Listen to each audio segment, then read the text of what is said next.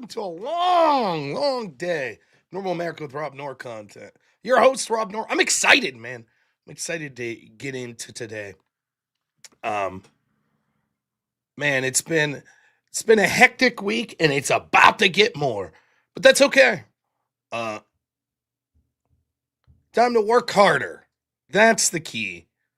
Always work harder. So we'll get into some how things are going with me, episodes that are coming up, etc. And then we'll jump into the call-in show at 3:30 p.m. Eastern time. I'll have about a 45-minute debate. Short. I wish it was longer, but it's going to be on Brian Shapiro's radio show. So I'll be calling in to do that. And yeah, it should be a lot of fun. It will be limited because my assumption is it's 45 minutes and it's on the radio. The way radio normally works, and this is no fault of Brian Shapiro, just to be clear, you have to do a lot of ads and stuff. So maybe it'll be a 30-minute debate and it's going to be limited to whatever Brian wants. I'm pretty sure he wants to talk about Trump bombing Venezuelan boats. So we could do that. No problem. But I made it clear to him, listen, whatever you think of Brian Shapiro, I certainly have my feelings on what happened with the debate with Andrew Wilson. I think that he did immensely poorly on the debate. He claims that that wasn't the topic that he intended to debate. The moderator, Jake Rattlesnake, seemed to put out some messaging that suggested that actually this was the topic that was agreed. Brian said that he talked to Jake after that text exchange that Jake put on the screen, and it seemed to illustrate that it was going to just be more in general about Trump. Okay, fine, great, grand. Won't have that problem today. He could literally choose to take the topic in any direction that he wants. It's his radio show. Now, unfortunate because by agreeing to do that, what I do is cede most of my offense on the position. For example, if I'm going to defend Trump as a president, there's a lot of things that I could talk about that I'm not really going to have the opportunity to talk about if we're just limited to talking to Venezuelan boat strikes. And to be fair, not even the biggest fan of these boat strikes. But the narrative that's been spun about the double tap and war crimes and stuff like that, it's all bullshit. That's all bullshit. So it should be fun. Also, I've decided that the tact I'm going to take is to try to be affable because I don't get to reach a radio audience much anymore. And my understanding of a radio audience is traditionally older people. When I did a radio show, that was certainly the case. And so who knows? Maybe I could chum in a few lefties and be like, yeah, wait a minute. This story isn't as it seemed. That's the point. So I'm not going to go in there with, plus it's radio. And I do take, one thing I take very seriously. I might sit here and yell at people that call into my show and this, that, and the other, but I do take terms of service very seriously. And you have a far different terms of service if you're being broadcast over public airwaves on the radio. So I'm going to try my best not to swear and, we'll see how it goes. But I'll reciprocate the energy. So, but yeah, I think I'll do just fine. So that's going to be at 3:30. Up until then, we're going to do an extra long call-in show. So a lot of times, the call-in show is very funny. I enjoy the call-in show immensely. But here's one of the quirky things that happen. I will get almost no call-ins for the first hour and a half of the show. There'll be one or two people. So I'll spend a lot of time with them, which is great. If only one person calls in, I'll spend 2 hours with them. What do I give a shit? As long as they have interesting stuff to say and the conversation's moving forward, right? But what happens every single call-in show is by about the halfway point, the call-ins fill up. And so then when I get to the last people on the list, they only have 2 or 3 minutes. Today, it's going to be an extra hour, the call-in show. Well, not quite an hour, probably an extra 45 minutes. Then I'll have to get ready for the Brian Shapiro debate. Not get ready in the sense that I'm going to prepare. Because what is there to prepare for? I mean, I could take a guess at the things he's going to talk about, but I mean, prepare like I got to get the StreamYard link worked out and all of that stuff. So uh, that's what's going. Then, of course, immediately following that, that should go till roughly 4:30. Then I'll end the stream, and you'll find me over at the Extravaganza on the Crucible's Rumble channel. So I'll be doing that from 5 to 6. So I'll be working straight through, streaming straight through till 6, and then I'll take a couple of hours off to go eat some dinner. And then we'll start the night show. Whoa! So we'll hit on that night show, you know. And then tomorrow's Wednesday. Normal. I might take off tomorrow during the day. I'll still do the night show, but I'll probably take off during the day. I need to get a haircut. Look at this scraggly ass beard. It's absurd. I know that the reason last night that the numbers were down, the viewership numbers, it wasn't because every one of my friends were streaming. It's because this damn beard. Because I know you guys don't know this, but like 30% of my audience is ladies, and they're like, we tune into this guy just because of how handsome his facial hair is. So I got to get it trimmed up. So we got to do that. And then there's a couple other things that I have to take care of tomorrow. So tomorrow will just be a normal nighttime stream. Thursday, we'll do both daytime and nighttime stream. And then, of course, Friday is going to be the big 24-hour stream. I'm trying to set up some debates, but not too hard. So,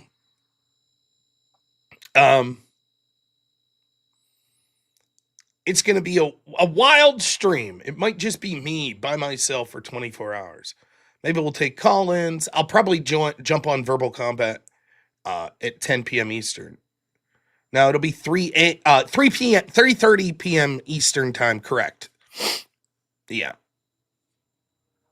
Am I still debating Brian at AmFest? No! I'm not debating Brian at AmFest. I think there were a couple things going on with it anyways. Like, I don't think it's actually AmFest. I think it's the venue next door. It's like the Unfuck America thing. I don't know. So I was skeptical if I was going to go anyways, because it's one thing to drive to Phoenix to go work with the Turning Point USA event. It's another thing to go work with a left-wing event. It would be worth to go to network and meet a bunch of people there, but if I not even at AmFest, is it worth getting the plane ticket and taking that many days off right around the holidays? I don't know.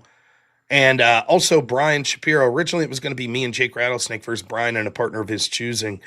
But I believe they've decided to go in a different direction. I think he's going to be debating Alex Stein. Now, before everyone gets all up in arms about that, smart move on Brian's point, because Brian was basically told, we want you to debate someone with a larger audience. And Alex Stein has a larger audience than me, so I don't have a problem with that whatsoever. It totally makes sense from the perspective of putting on a show. So, unless some other offer comes up to debate someone there, I will probably not be going to AmFest, which is fine by me. I do have a debate that I'm very excited for next Tuesday, and that's with Adam Kahn. And that's going to be on who would have been better, Kamala or Trump. That's going to be a modern day debate. And Adam is a tremendous debater. I debated him once on Jake Rattlesnake's show, and I had a great time. And I think he'll actually press me, and it's actually a debate that I could potentially lose, which I'm very excited for. So many times I debate people, and you just roll your eyes. You're like, what is going on here? Adam can actually string thoughts together. Seems like a thoughtful, intelligent guy. Wasn't a lot of like yelling and screaming over each other. I think we both had basically equal amounts of time to talk, and so I'm very excited about that. It will be that'll be a tremendous fun debate. So that's people don't understand. Like for me, it's one thing just to debate randos, right? I want to debate people that are good. That's what I want to debate. Even if that means losing a debate, that's okay. That's how you grow. That's how you learn to defend your ideas better. And that's how you learn to change your ideas. Now, I think I'll still smack him around. Don't get me wrong. I thought I did very well against him in the first debate, but it's fun.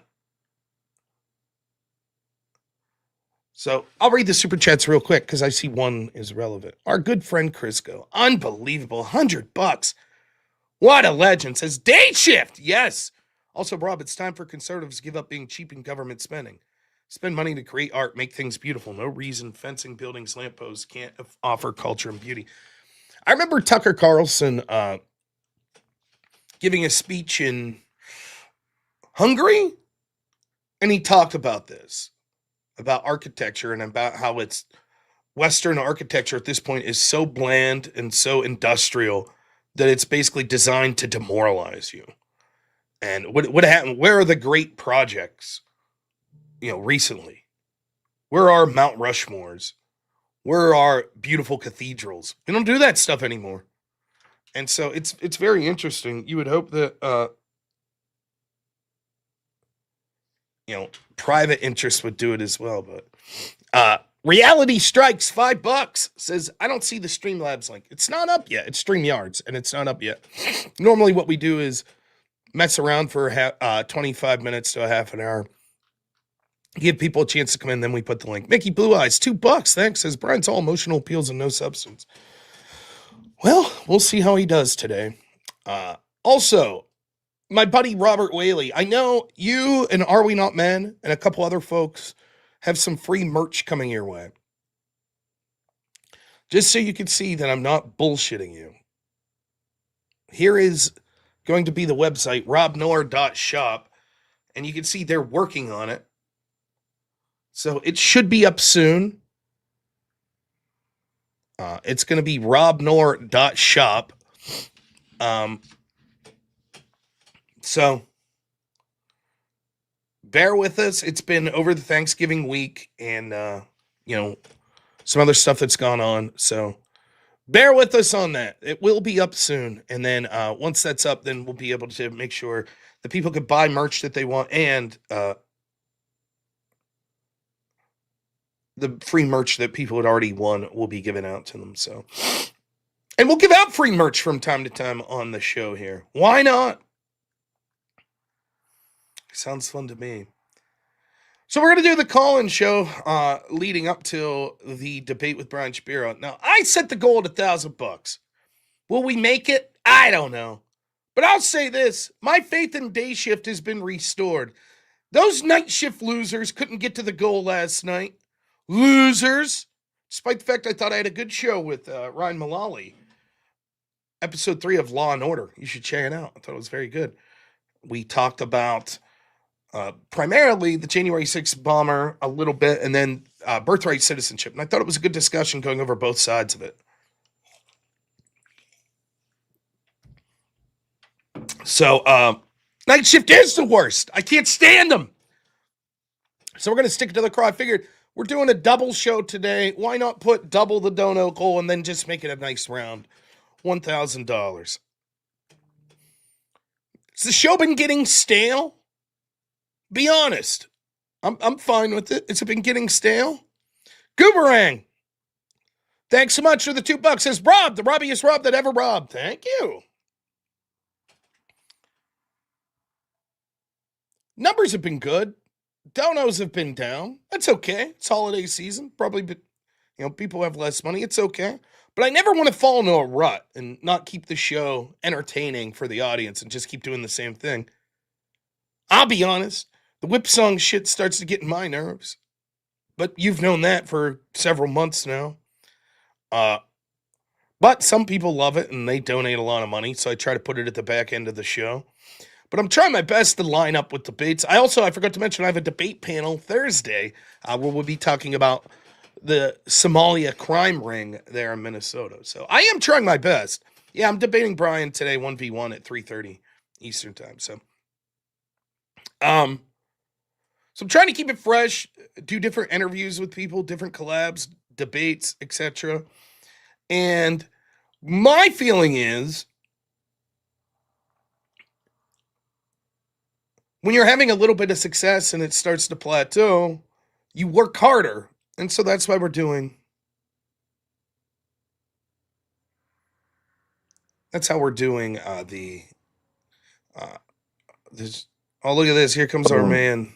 I Hey, heard what's song. up? Good morning. I heard whip songs. Did someone say Yeah, whip songs? yeah, I Did said they someone were say? annoying. Oh. I was Look at told you, whip man. songs. Sorry I missed your Look call at it. last night. I was sleeping. Look at this That's guy. fine. Look at him. He's wore out, Look man. at He had a him. big day. He's so beautiful. How's He's everything looking good at the hospital? fantastic. Now, I'll let everybody know so everybody's not like confused why I'm here so long and you guys can't play whip songs like you can or used to because you want Avarice, and I apologize. We're stuck here for 36 hours now because the reason is there's not really a complication. It's just that due to the water not fully breaking and it more trickled out, it was a longer process on antibiotics on the mother. So we're just in watch. But every test we've had is just fantastic. Good. So Good. Yeah, well, yeah. better safe. Yeah, that's perfectly reasonable. Playing with my Crucible dog tag. So Oh, he's sitting here nice. and so he's been sitting here playing with my Crucible dog tag. How have you been? Uh Have you slept at all? I am doing well. You can tell by my hair. That's how I've been. I've never seen Avarice in the morning, so there's Avarice in the morning hair. Yeah. I'm doing fantastic. I'm just happy. I love my child being on me at all times. And I get really ornery when they come in for a test that's like, I want to see his heartbeat. I'm like, what do you want to know? I've been sitting here counting his heartbeat for like an hour. What do you want? Is 120 over 80? What do you want to That's know? funny. That's funny. Oh man. What a handsome So man though. And how's the he wife? is She doing good? she is fantastic. So she's up and running around. She's eating and we're about ready to start feed, but I heard whip songs. Yeah. And I threw out my debate for the computer uh uh griftathon. Don't worry, I threw my hat in the ring so you guys can see Rob and Avarice go at it. Is cereal soup? And I'm gonna take the affirmative. Was my throwdown. Oh, okay. So for yes, that's perfectly reasonable. Cereal soup. Yeah, no problem. So yeah, I'm gonna try to line up like Collins. We're gonna try to limit it to people that want to debate me on something. So Yeah. I just figured if no one else shows for 24 hours, we can do cereal soup. yeah, for 24 hours, 24-hour debate. 20, 24 hour. Dude, so I just, me, in the I'll morning, set I up like to like a stir 4-hour shit. PowerPoint. Yeah, so me, I like to stir shit in the morning. So I was in a X Space this morning on is Nick Fuentes a good role model, right? And it's neither here nor there, and I don't want to talk about Nick Fuentes per se here, uh, you know, but I do want to talk about the people in this space. Now, a lot of these people in this space, one guy I know particular from the Foundry, um, they sit there, and the prompt was, "Is Nick Fuentes a good role model?" We never even got that topic.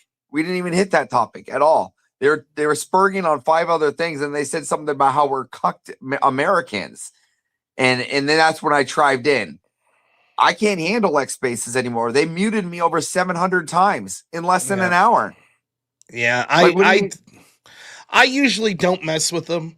Plus, when I used to do them on my phone, it makes me sound like I have a lisp for some reason, and so that was never good. But Oh yeah, so it's crazy. So, but just so you guys know, I am watching these donos. And if the bar does not hit at my satisfaction, I might have to minimize my enthusiasm into the Disney whip. All right. We don't want that to happen. yeah, we can't have that. So, well, Everett, we'll let you go. Yeah. Let me just say, I am so happy for you, and I'm glad you're going to be out in 36 hours and finally home. But yeah, what an incredible journey! Look at your man there. He's ready. Look, I know. he put in a full day's work. He's like, yeah, it's sleep time. Yeah. My little Eskimo. Yeah, what a cool guy. All right, man. Well, hey, tell everyone Yep. prayers are with them, and we're so proud of your wife. We're so proud of little Yep. Riddick.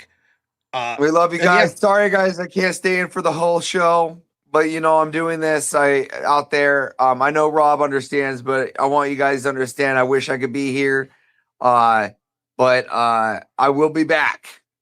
So we're just waiting for the day for Avarice to come back. Thanks, man. All right, you take it easy. Rest up. We'll talk soon. All right, love you, bud. Love you, man. We'll see you. All right, couple things I saw. Someone said $100 dono wasn't added. It was, though. You see, it's Canadian money. The dono bar is American money. So it automatically, you'll see that if someone donates from other denominations or it doesn't always add up 1-to-1. Australian money does the same. Unforced Ego, $42 says, I think the algo bones you on Law and Order. Didn't show up in my suggested, even though those usual shows always do. Also, Malali Rules, love those shows. Yeah, I really like talking to Ryan. It helps my understanding of the legal arguments for and against several of the things that are going on. So I'm glad you like the show. Thank you, Unforced Ego. Always appreciate it. Michael Ruiz says, get him, Rob. I'll get him here at 3:30. Don't worry. Christian Potts Guy, thanks so much, man. $5 says, hey, Robert, would love to work with you. I sent you an email to your business address, but also debate you for that. Yeah, Friday, if you want to debate, that's cool. I'll check my email. AJC, $10 says, in attendance for the day shift, W. Avarice, thank you. And then Christian again says, what do you think about this? One, connected migration should be allowed by blood marriage. And second, migrants that actually create jobs, not take them.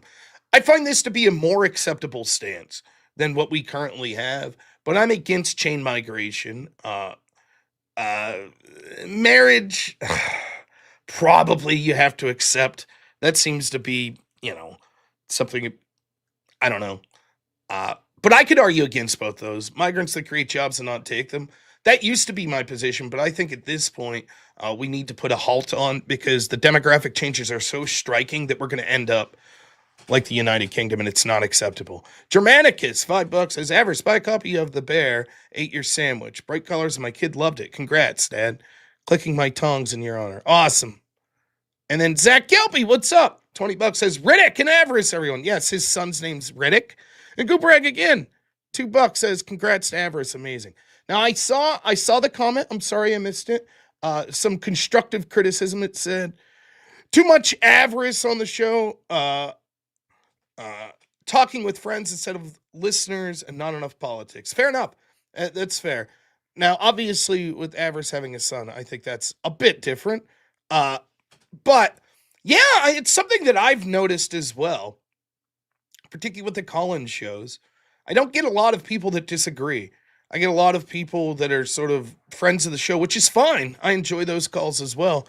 But from an outsider's perspective, it's like, dude, I want to hear this dude talk about politics and argue with people.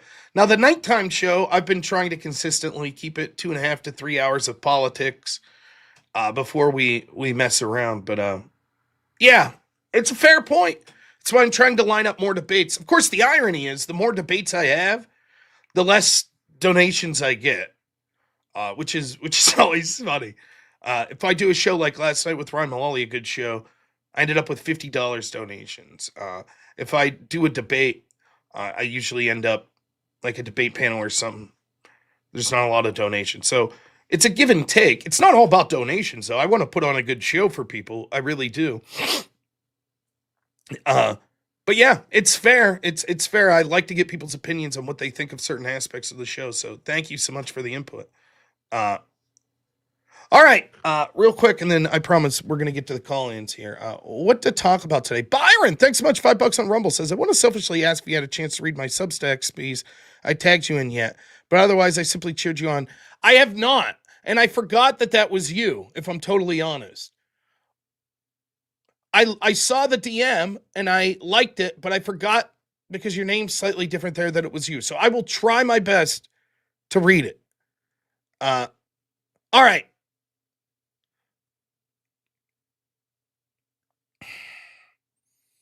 A lot of stories we could talk about today. I thought I would just share a couple of videos that I would like to comment on that could be interesting. Someone I do not like much at all, but at least he's willing to go out and talk to people that he disagrees with. Bill Maher, he's talking to Anna Kasparian, and I thought this was an interesting exchange. Now, there's two things to see here. One, the idea of people being unwilling to have a conversation and be forthright because they're trying to win an argument and how bad of a look that is. And second, the understanding that Anna understands the implications of the problems with Islam and she's just unwilling to talk about it because she's still stuck in this oppressor versus oppressed mindset.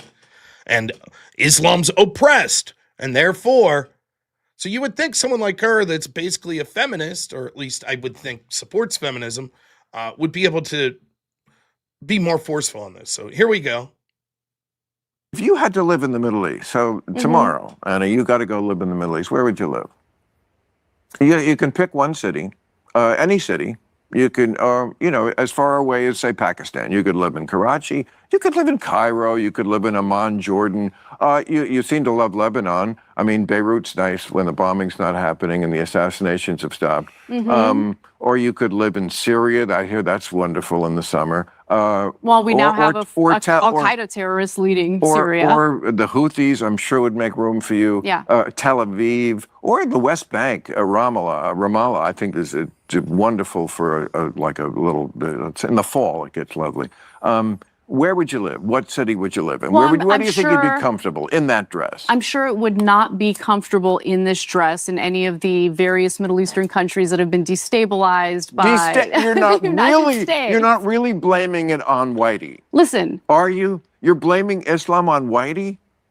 I'm not blaming Islam on Whitey. What you're saying is we destabilized. That's why you can't wear that dress? Did we not destabilize? Wait a second. We were funding terrorist organizations in Syria during the Syrian civil war, starting under the Obama administration. That's why did that not destabilize Syria? No, what's destabilized? There's a literal Al-Qaeda terrorist. We're talking about your dress. Oh, why? It looks good. I know it looks good. Good. You're saying you can't wear that dress in Syria because of Whitey destabilizing? I didn't say that. Okay, that's what it said. Okay, okay, great. But the United States did destabilize various Middle Eastern countries. Are you going to deny that? I asked about the dress, and you went right to destabilize. So is that why you couldn't wear that dress? Why couldn't you wear that dress? Why couldn't you walk down? You want me to talk about jihadism and Islam, but why won't you? Listen. Why won't you? I mean, Why? I don't believe in jihadism, which is why I'm furious that the United States just had a freaking Al-Qaeda terrorist in the White House. It's not just jihadism that is preventing you from wearing that dress. Are you saying every Muslim is a jihad? I don't think they are. Bill. Okay, why can't you wear that dress? Let's focus for a second. No, you won't answer this question. Now, it's so frustrating. Now, I get it. People don't like Bill Maher. Not a fan myself, right? But it doesn't mean that I can't look at debates and arguments and see, and get value out of it. It's so absurd and nonsensical, the hoops that people will jump through to avoid criticizing groups that they feel are oppressed. We all know the reason that she couldn't wear that dress in the Middle East. We know it. And it has nothing to do with, because the United States is destabilized. Maybe you could say, back in the day when we overthrew the Shah in Iran, I don't know, but I've seen pictures that strongly suggest that prior to that in Iran, women were dressed sort of like Westerners. But the truth is, the more Islam gets involved politically in a country, the less that women would have freedom to do something like this. Hell, they brag about it. If you watched Andrew Wilson debate David Hakikachu, that's exactly the point he's making. Now, you could say, okay, based. Fine, whatever.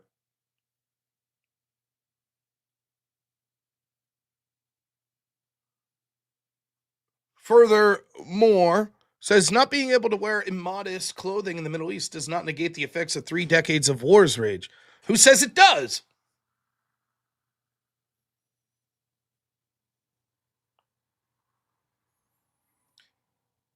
Why don't you like the French fries at Burger King? Oh, you think it's a good thing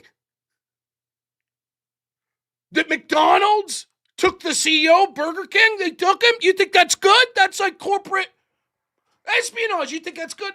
No, man, I just asked why you don't like the French fries. Oh, so you don't have any comment. See how she's trying to change the narrative? See how that works? Incapable of answering the question because she can't have even the smallest criticism of this religion or these countries. That's the truth. Do I like the fact that wars have been raging? No. Has U.S. interests sometimes been involved in that? Of course. Do I heavily push back? Yes. Do I respect the fact that Anna probably more on my side than that in the pushing back? Of course. Is the U.S. solely responsible? No. Would that place be a terrible shithole without the United States being there? Probably.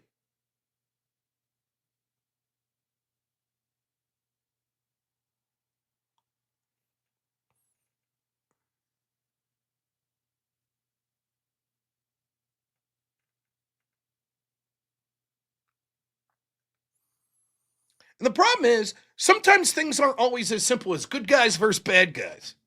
Sometimes it's more complicated, and she can't admit that.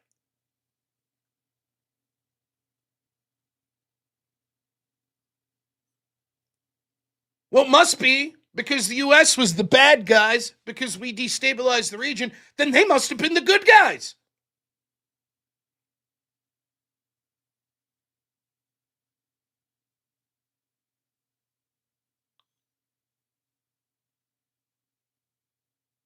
How is that a deflection?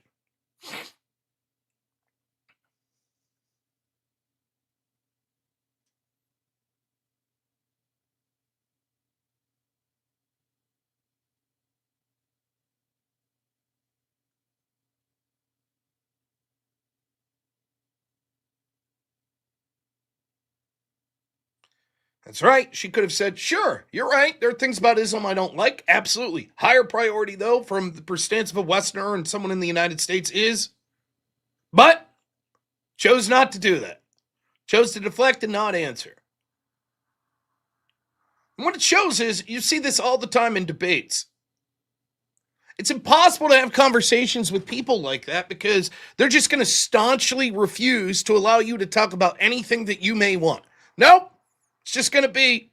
Now, if you use that as a bar to entry, now I'm not interested.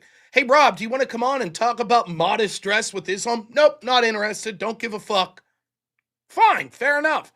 But if you're coming on a show to just have a general conversation, and it's something Bill Maher obviously talks about a lot, about how Islam is dangerous.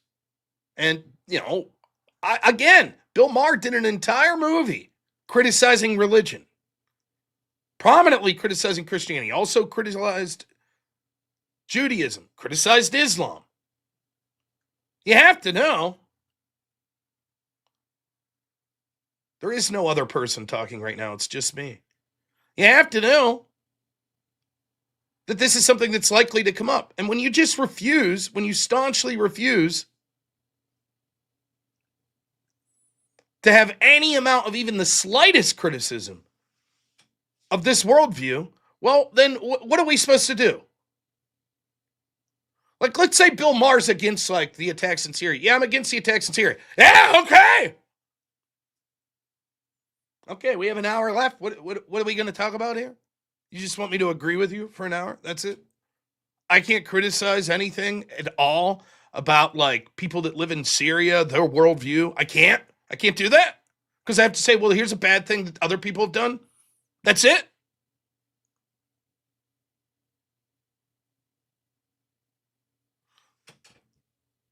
Furthermore, says, that's not what Anna's saying. She does criticize Islam where warranted. Really? Did she criticize him when it was asked specifically why she couldn't wear that dress there? No, she didn't. She deflected. And it says, Maher's conflating a social aspect to subversely condoning Israel's brutality and the use of us as an ATM machine.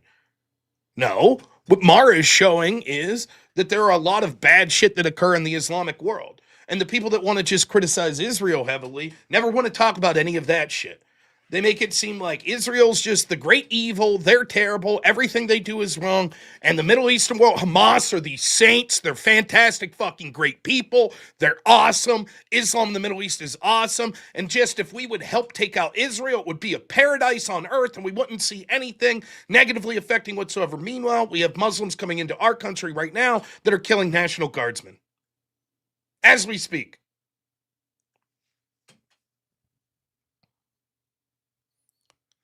Zach Gelpy, $20 says, there's one place that she could wear that dress in the Middle East, the same place she's been railing against for the last 2 years. Abu Dhabi.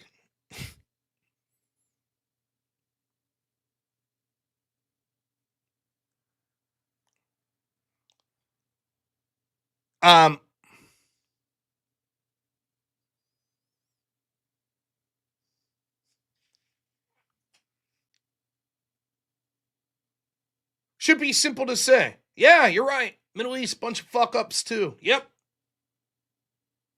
But I also don't like Israel. I think they have too much influence. Okay, fair.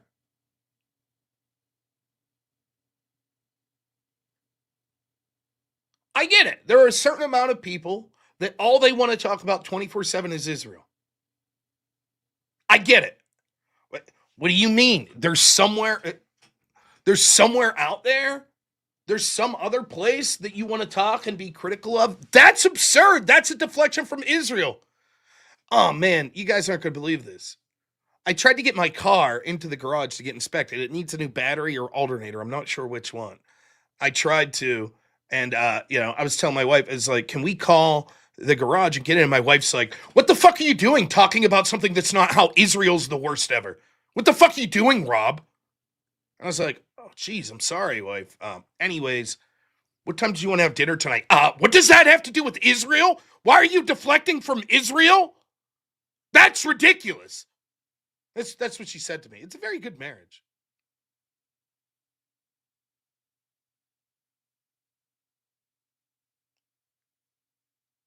Like, at some point, you got to be like, look, it's not acceptable to pretend that no criticism is warranted of any of these countries or the actions they take because you hate Israel so much.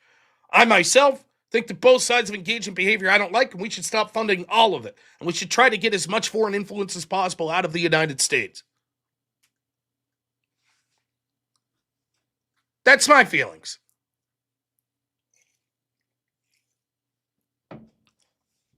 Anyways, one other video that we could talk about possibly, and then we're going to move on to the call-ins.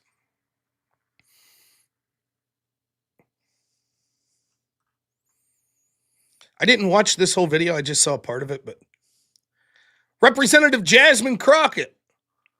Just this past week, I saw, I don't remember which celebrity, but it was actually a celebrity, and I was like, I don't know that that's not necessarily a bad idea, but I'd have to think through it a lot. One of the things that they propose is black folk not have to pay taxes for a certain amount of time, because then again, that puts money back in your pocket. But at the same time, it may not be as objectionable to some people about actually giving out dollars. But obviously then you start dealing with the different tax brackets and things like that. And that's one of the reasons that, we argue the reparations make sense, because so many black folk, not only do you owe for the labor that was stolen and killed and all the other things, right? But the fact is, like, we end up being so far behind, right? And so it's like, how do you bring forth people? Exactly. And so it's like, if you do the no tax thing for people that are already, say, struggling and aren't really paying taxes in the first place, it doesn't really, exactly. They may want those checks like they got during COVID. Exactly.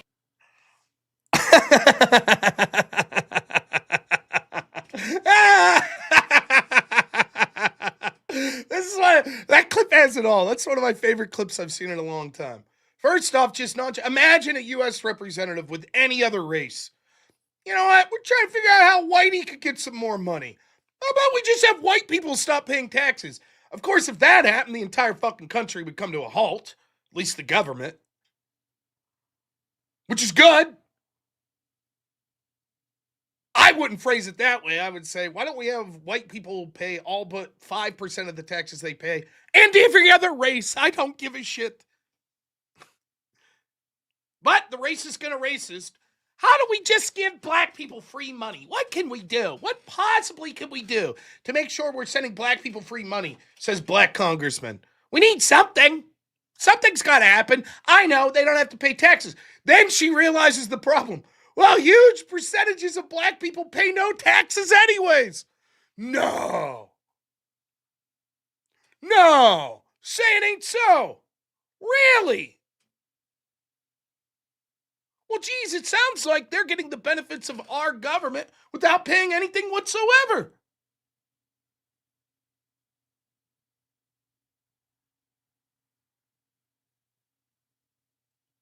My goodness.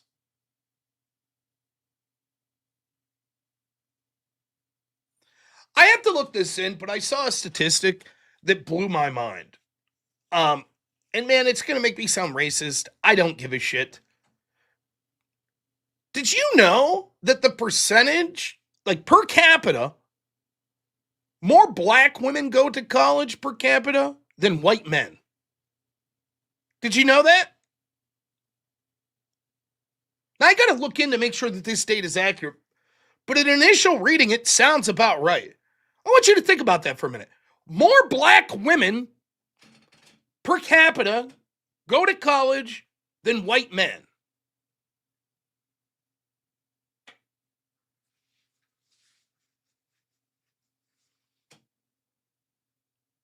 Why?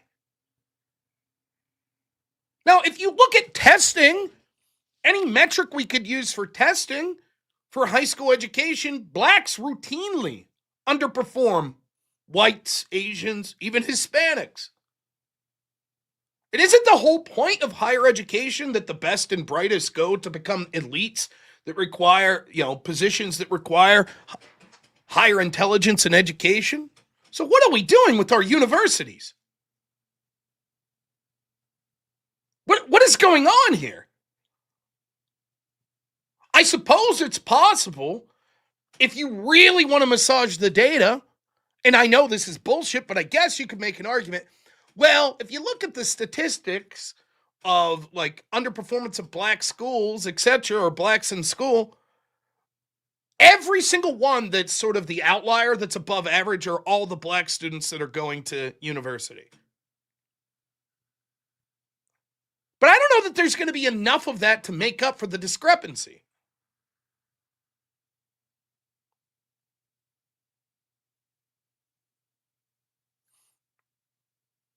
Yeah, we've encouraged minorities to go to college, and we've encouraged women to go to college. Again, with all of the shit that you heard about the gender pay cap, this, that, and the other, women in general are going to college much more and graduating much more than men. Okay? Is that a problem? Are the feminists about to rush in and say, wait a minute, this isn't equal? Are we going to have men's only schools? We're going to have men's only issues? Is that what we're going to do for university? Of course not. It's not a problem. You see, feminism has a lot to tell you about all of these projects. It's not about equality of opportunity. It's not even about equity, is which they claim. Equity is equality of outcome. Now that's stupid and dangerous. For example, equity might say something like this. If 13% of the country is black, then in any major job or corporation, that should be the percentage of employees that are black. Equity. The outcomes are the same. Now that's stupid because you might say, well, in that particular field, perhaps there aren't enough black people interested or qualified to make them 13% of that particular job. Doesn't matter. Has to be equitable. But here's the truth. They're not interested in equity either. The example everyone always uses is a reasonable one. Okay, equity, NBA, only 13% blacks, right? Well, that's different. The blacks there are uniquely qualified. Great. I don't want to see people playing basketball that are inferior. I don't give a fuck what your color is. You're the best player. Get out in the court. That's who I want to watch. Spoiler alert, I don't watch much basketball, but you get the point. But why is it different all of a sudden if we're talking about engineers? I also want the best engineer. I don't want a racial quota. But they don't give a shit. Equity to them, all diversity means is we hate white people. That's it. All you got to do is start talking to them and you can see it. The last time I debated this guy radical, I don't know the last time, one of the times I debated this guy radical coder, we went through this.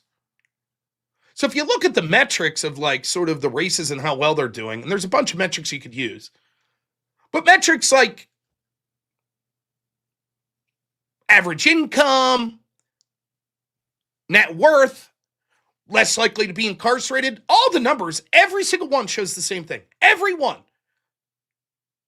You have a bunch of groups on the top, like Asians, Jewish people.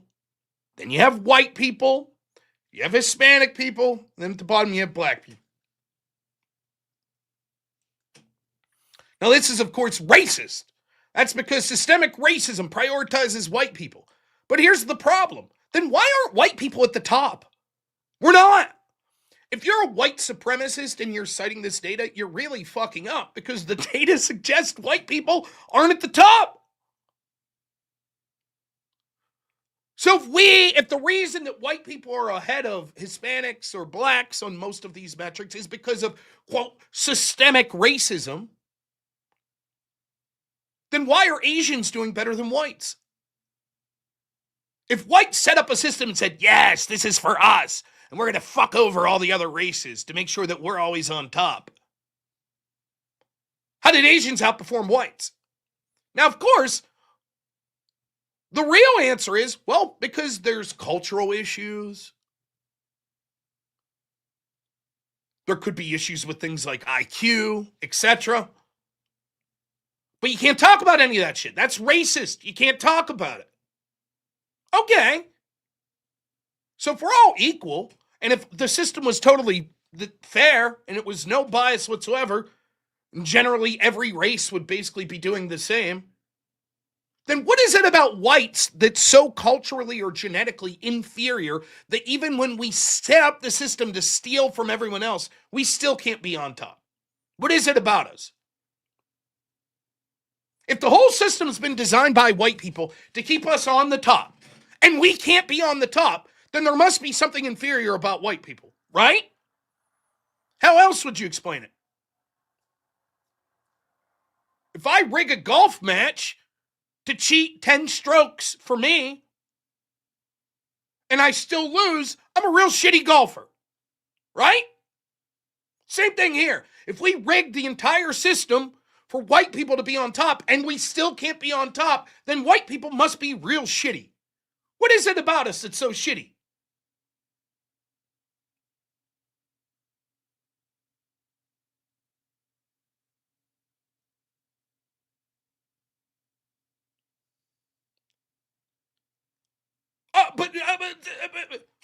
Because they know they can't say, well, some races are inferior through culture, or they're different through culture, or they're different through biology. They can't say that.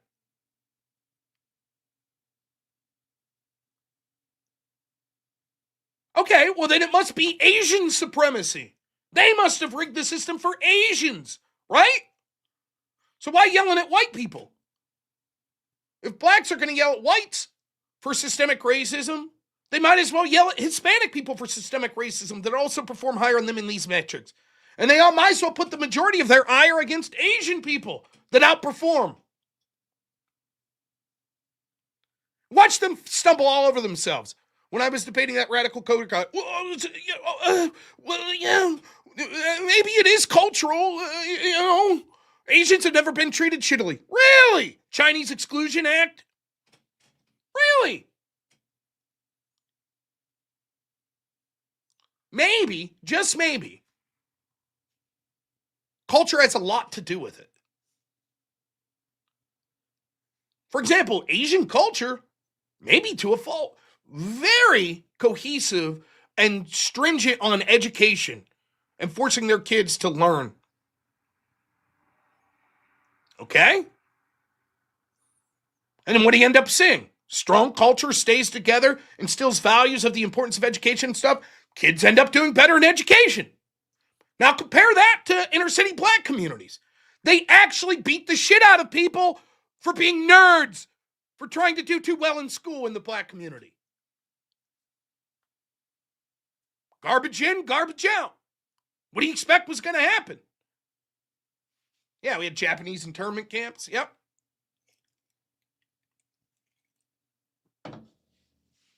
So, anyways, always fun to listen to someone like Jasmine Crockett. We gotta send money to black folks. That's what we gotta do. What a load of shit. By the way, if you're black and you're listening, I absolutely don't take this the wrong way. I don't dislike people because of their race or anything of that. Nor am I saying that based on this, you must be a stupid person. I'm not saying any such thing.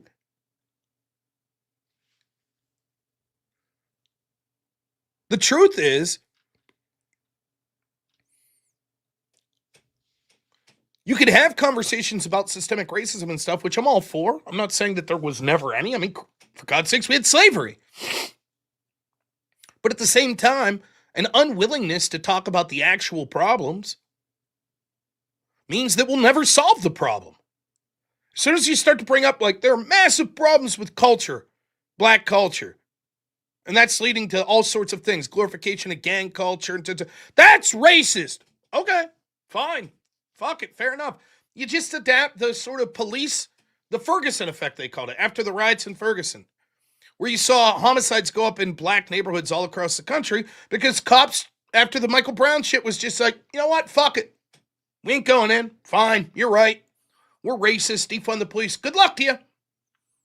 If you were a cop on the beat, would you go into a black neighborhood that you knew was going to be violent? I wouldn't. I'd be like, okay, you're right. You guys will take care of it. Good luck. That's how I feel now. All right, if I'm racist for trying to talk about, if I'm racist because, and this truly happened, when Black Lives Matter had all these riots going on with George Floyd, most of the riots were occurring in inner city neighborhoods where blacks happen to live. It wasn't my Dunham Sports that was being looted and all the shoes being taken out of it. My Dunhams did just fine. No, it was the ones in the inner city. It was their stores being looted, their communities being looted. And I was like, yeah, this is fucked up. We should stop this. And people were like, you're racist. Okay, never mind. Keep rioting in black neighborhoods. You're right. Me saying it was a bad idea, that was racist. My bad. I won't make that mistake again. Go ahead. And then afterwards, they're like, how come we don't have any stores? I don't know. I don't give a shit. I'd try to address the point, but you'll just call me racist, so fuck it. Good luck. But we ain't send you fucking reparations. Fuck that. You're on your own. And it is true. Blacks are going to be less likely to listen to someone like me from an outside as they were blacks that come up within the young community. But let's not act like there aren't a lot of awesome ones. Clarence Thomas, one of the greatest Supreme Court justices in history, and just an awe-inspiring story. You had people like Ben Carson. You had people like Thomas Sowell. There's a lot of great leaders in the black community that are like, whoa, what the fuck's going on here? So I guess it's going to be up to them because I guess they can at least talk about this shit, though they get called Uncle Toms and racist and shit. And so, yeah, this gets us to the last story, the Piers Morgan, Nick Fuentes thing. Look, it's a bad look for Piers. I understand that there was some people that didn't like the Tucker Carlson interview with Nick Fuentes. They thought he softballed too much. Fair enough. Fair. I thought that Steven Crowder was a little better, but Piers went the opposite direction. It seemed to me, and I can't play any of the clips, I hesitate to, because I'm trying not to get Nick Fuentes clips on my show because YouTube and blah, blah, blah. Anyways, you know, if you watch it, it's basically, and someone tell me if they think that I'm wrong about this, it's basically 2 hours of Piers Morgan playing clips of Nick Fuentes and things he said, been like, how about that?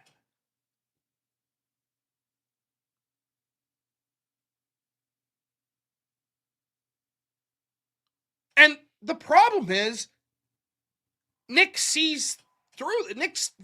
Whatever you think of Nick Fuentes, you might hate him. You might think he's the fucking worst, that he's a racist, that he's a horrible person. That's fine. But he is smart. And he sees right through this.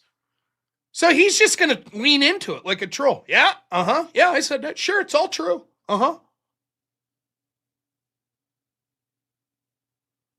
the problem is, Piers thinks that, like, the gotcha is going to be like, oh, but you're a racist. And Nick's like, yeah. Okay.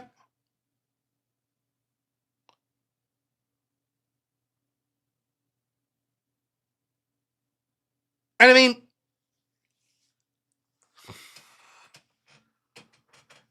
I don't know what to say. Like, it's coming to, this is what people need to understand. I'm not saying it's going to be Nick Fuentes. I'm not saying that. But Trump's the moderate voice. That's what you need to understand. Did you see that clip the other day in Ireland where you had these people in masks holding weapons in front of an Irish flag? I forget what they called themselves, but they're basically like, listen, our country's been stolen by the leaders. All of you are legitimate targets for violence now. It's very bad. I'm against it. But that's inevitably what'll happen. That's what's going to happen in the UK. You push and push and push and push and push and push and push and push and push and push and push and push. And eventually people are going to go, we don't give a fuck anymore.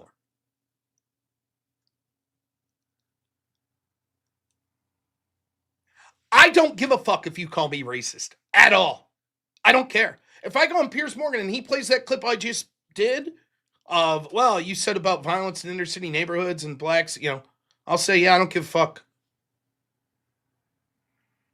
All of the power is that you're supposed to shirk away and be fearful of being called these words. And when you have someone like Nick that's not, Piers doesn't get it. Yeah, but it looks like you're racist. And Nick's like, okay, but here's another clip. Doesn't this look like you're racist? Sure. Yeah, but doesn't that appall you that now people know you're racist? No. But aren't you a little bit embarrassed? No. And it's going to get worse. Nick's not going to be the most extreme person. When your entire message is basically civilizational collapse and taking out of a group of people, in this case, people of European descent that are white, eventually the people of those groups are going to be like, go fuck yourself. Every other group's allowed to play this game. Why can't we? Every other group's allowed to have pride in their group and want to have countries for their group and want to, that's perfectly fine for every other group, but not our group. So fuck you. And whites didn't want that. That's evident from the fact that they had the most inclusive countries of any in the world, welcoming people that disagreed with them. But we had that suicidal empathy.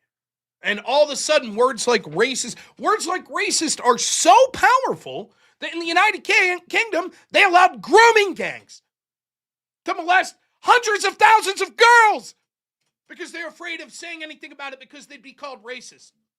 Imagine the power that wields. No word more powerful. You can stop someone dead in their fucking tracks. I think you're racist. Oh, no. I'm not racist. Oh my goodness, no.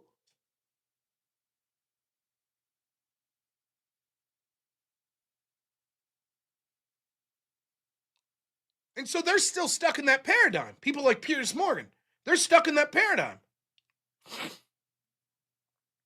Piers, let me explain to you in a way that maybe you'll understand why this attack won't work on Nick Fuentes or his followers. You ready? Piers is someone who's spoken up in a good way against sort of trans athletes and men in female sports. If someone said to Piers Morgan, you're a bigot against trans people because this, how do you think Piers would feel about that? He'd say, I don't give a fuck what you call me. No, I'm not. No, I'm not. Yes, but you're a bigot. You're a bigot because we define that as you want women to have their own spaces. You don't want biological men in there. That's bigotry against trans people. Piers would be like, fine, you can call it that. I don't give a fuck. It means nothing to me. Now, of course, Piers wouldn't do that. Piers would say, no, I'm not a bigot. I'm not. But hopefully that would help illustrate the point to him.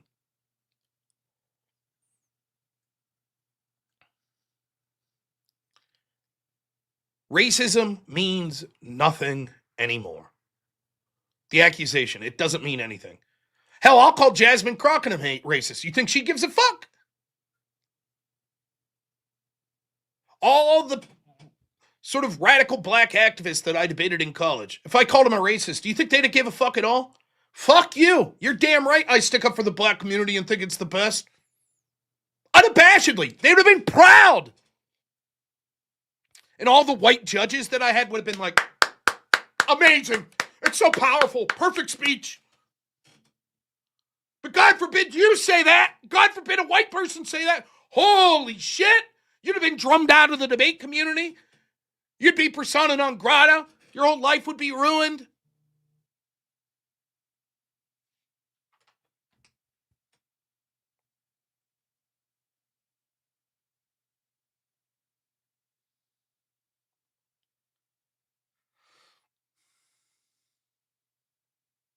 Hey, I'm not doing the extravaganza today. So I can stay with you later after the debate with Brian Shapiro.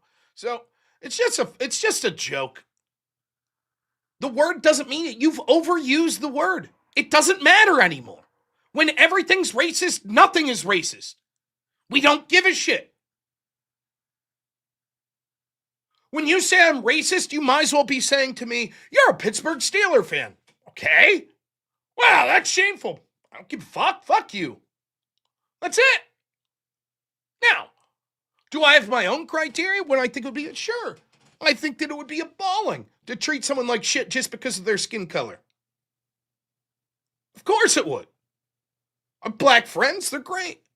But I'm not going to sit here and bullshit you and say that I don't look at group patterns and notice things. I'm telling you right now, if I find myself in an inner city black neighborhood, and you know the ones, you know when you don't feel welcomed. You fucking know. You know the high propensity for criminality in those communities. You fucking know it. And I'm tired of pretending. Oh, no. It's bullshit. Meanwhile, on the opposite, I could take you to some shitty fucking methed up white neighborhoods. I could. They exist. And I wouldn't feel comfortable there. And everybody would be perfectly fine saying, oh no, something's wrong here. Everyone, no one would feel bad. But when it comes to black neighborhoods or black people that are involved with that stuff, it's like we have to be like, no, I won't engage in stereotypes. People lose their lives over those things.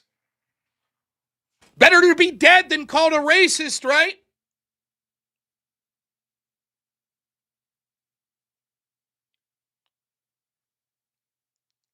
Yeah, the too soon clip was very... You can't make jokes about the Holocaust. Why too soon? It's very funny. It was. Now, if I'm Jewish, I'm like, fuck you. But it is funny, but fuck you.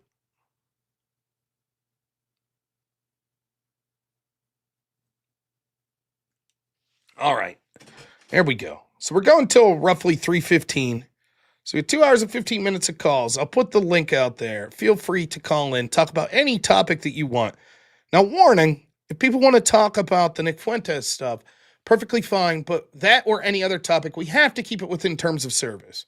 So no racial slurs, no calls to violence, anything of that nature. We're not going to piss around. I don't care if you're a longtime supporter of the show. Can't do it. A couple other things. Oh, no. That's wrong. I have a goal. I forgot. I wanted to lead the show with this, and I forgot.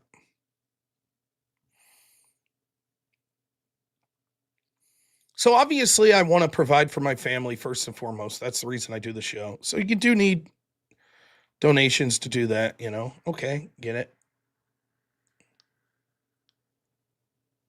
And I want to affect political change in a positive way. Yeah, all good. All good. However, here's a goal that I've set for myself. And I think it's achievable, but it's going to be a lot of hard work. I like to watch YouTube videos that aren't politically related. A lot of them that I like watching are reviews of movies that I know I'll never get around to playing, or reviews of video games that I have played or that I've beaten, or never intend to play. One of the videos I found myself watching, it just came in my feed, was about the series of games which I really enjoy called Metal Gear. I don't know if you've ever played the Metal Gear games, but I remember I had Metal Gear on a Nintendo Entertainment System back in the day, NES. The original Metal Gear I had. Brutally hard. The call-in link is pinned to the top. You just click it. It's a StreamYard link. Click it, and then it'll ask you to set up a microphone, and then you can come in. Right? So, and then I enjoyed Metal Gear games I played. I played Metal Gear Solid, Metal Gear Solid 2, Metal Gear 3, Solid 3, I beat that. I beat 4. I never really played 5 much, and there's a lot of like offshoot games that I didn't play. Nonetheless, I enjoyed the games. Anyways, why am I bringing this up? Because here is my new goal. I couldn't believe this when I saw this. Are you ready for this video that showed up in my feed? You should check this video out. It is called The Ultimate Metal Gear Retrospective. Now, can you see the number there? I have never seen this on a YouTube video. That is not 1 hour, 15 minutes, 23 seconds, and 39 tenths of seconds. That is 1 day, 15 hours, 23 minutes. That guy has a video that's fucking over 40 something hours. Just reviewing the Metal Gear games. 1 day. I couldn't believe it. That's how they could. My goodness. So now my goal is to eventually have a YouTube video, even if it's a live stream, that's over 1 day. I want to beat that guy. I want to do a video that's 2 days, 48 hours. That's a goal I've set for myself. I was inspired. I was like, holy shit. Now, in fairness, that video is a collaboration, or is a bunch of videos that guy's done over the years mashed up into one. But still, 40-something hour video. I'm very impressed. I was like, oh. So you should give that guy, go give him, I mean, even if you're never going to watch the video, go give him a thumbs up. My goodness. That's a lot of work, man. Think of all the hours that went in to creating a 40-something hour video. I was very impressed. I was like, yes, very good. I think he's British, too. Because I watched him review the first game. I'm like 2 hours into the video. So, there you have it. I don't think that I'll be doing much video game streaming, but 40-hour vid for his 40th birthday. Oh, shit. I'm 41. I'll be 42, so I'd have to do a 42-hour video. I could do it. Have I heard of Mahler? I think I have heard of him. But there you go. So check it out. I was very impressed with that. And so far, so good. Like, I actually enjoyed. He's talking about the story of the game and the gameplay, and he talks a little about the creation of the game. Now, I imagine, as you would figure, the early games, the story and everything, there's going to be less to talk about. Then once you get into the later games, I mean, the story gets far more in depth and there's more production. And so there's probably more to talk about on that. So, there you go. So anyways, they're a little goal I've set for myself. So we're going to go in order of the callers here today. Remember, any topic that you want. I will have about a hard out at about 3:15 so that I can set up my StreamYard and everything to debate Brian Shapiro. That debate's going to be at 3:30 p.m. Eastern, so that gives us about 2.5 hours. Last thing, please consider getting the super chats. I know the goal is high today of $1,000. I was ambitious, damn it. So let's try our best to get there. A couple super chats that I missed. AJC, $10 says some rich black Americans get in trouble for tax evasion, as is MC Hammer, Mike Tyson, I believe, etc. Jordan Lofgren, $5 says black culture loves to argue that lack of money makes people immoral, but they also argue that people are only wealthy by doing things immorally. Red Fox, $20 says, Rob, you're literally the best debate Shapiro on this topic. I'm excited. He has no prescriptions because he has no coherent worldview. He has only talking points. Take it to him, not one step back. I'm at a disadvantage in the debate because it's his radio show and I've allowed him to talk about whatever topic he wants. And my feeling is that there'll be a lot of jumping around and I'll be trying to like whack-a-mole, hit the topics that he's talking about. But that's fine. I'm prepared for that. Actually, Religious, $5 says, has anyone seen the quote from Piers after the Fuentes interview? I have. It is sad. And Vita says, $2, did I ever play Splinter Cell? I never did. I was aware of it, but I never played Splinter Cell. OGN or OG2, thanks so much for the gifted membership. Thank you. Keep getting those super chats in. Let's get to our first caller. Bow, what's happening, man? Good afternoon, Rob. First of all, I just would like to give a congratulations to Avarice. I didn't even know he was expecting. It's kind of like when you're a dad and like your daughter's pregnant all of a sudden. I kind of feel that way a little bit. Like not. Yeah. How do you not know something? But yeah. Yeah. And so I called in. Well, first of all, I hope you're doing all right. I'm very good. I called in wanting to talk about the pipe bomber. But you just mentioned so many just gold mines to talk about that it's just like it'll be a minute before I get there. So first of all, I want to just comment on that video. It's like that's especially funny for me because I used to watch a lot of videos and it's just a joke that the creators the Jasmine Crockett video. Insane, no, the whatchamacallit. I'm so sorry. The Metal Gear Solid video. Yes, yeah. Yeah, and it's like I'm gonna be honest though. Like whenever I kind of not only that, but I heard you say he has a British accent. Like that's just like another knock. Like I'm saying this like half jokingly, but if you're British, like stop making videos about games and like go to jail for speaking the truth. You know what I mean? Right. But maybe they're subtly maybe like at hour like 20, he'll be like, by the way, screw the British government. Like I have a bunch of stuff to say. I just threw in the middle of this 40-hour video. But I'm a sucker for the British accent though. I'm one of these morons. My buddy Jake Rattlesnake's been convincing me that like, no, Rob, just because someone has a British accent doesn't mean they're smart. I'm like, oh, okay. Clearly the case. Yeah.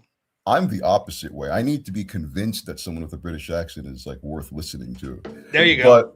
But yeah, so you brought up Bill Maher, and I'm so glad I have an excuse to talk about him because Bill Maher is especially annoying because he'll articulate like a right-wing idea better than a lot of right-wingers can. I remember when he was arguing with Bakari Sellers, who was Bakari Sellers was making the point that being black gives you like this unique perspective. So like nobody who's not black can say anything about racism. And then Bill Maher was like, I've got to be honest, I never even thought of this. He's like, maybe you're a little too close to it. Maybe it's kind of like it's the same concept of why you wouldn't want to represent yourself in like a legal case. Correct. But the reason there's something, and for that clip in particular, like that's not really that surprising to me. Well, when we're talking about Bill Maher, because Bill Maher has always been consistent on like the Islam question. So it's like the fact that he's able to push back on any Kasparian about that isn't really that impressive to me. Also, it's it's not that uncommon to find someone in the entertainment industry who is who will take the Israel side. I'll put it that way. And but what broke. There's two things there's two things especially about Bill Maher that just really aggravate me. Two moments. Do you remember when it was that shooting at that baseball event, I believe, where we didn't know the perpetrator, and Ann Coulter was invited on Bill Maher's show, And and culture basically like made the insinuation like we don't know who they're not telling us who he is. We know who he is. And you have Bill Maher, who's supposed to be this like moderate, this magical moderate. And culture. Are you a psychic? What are you talking about? Like clear, like giving a wink to the audience. Like here's just and culture being a kooky racist. And it's that kind of bullshit that just drives me insane. The other thing is shortly after the Charlie Kirk assassination, he had Ben Shapiro on, and you had Bill Maher trying to just absolutely giving Ben Shapiro the third degree about the idea that the person who shot Charlie Kirk could possibly not be a MAGA Republican. And it's just that kind of nonsense that's just like I have zero tolerance for this guy. And then there's also his like weak bullshit on Trump.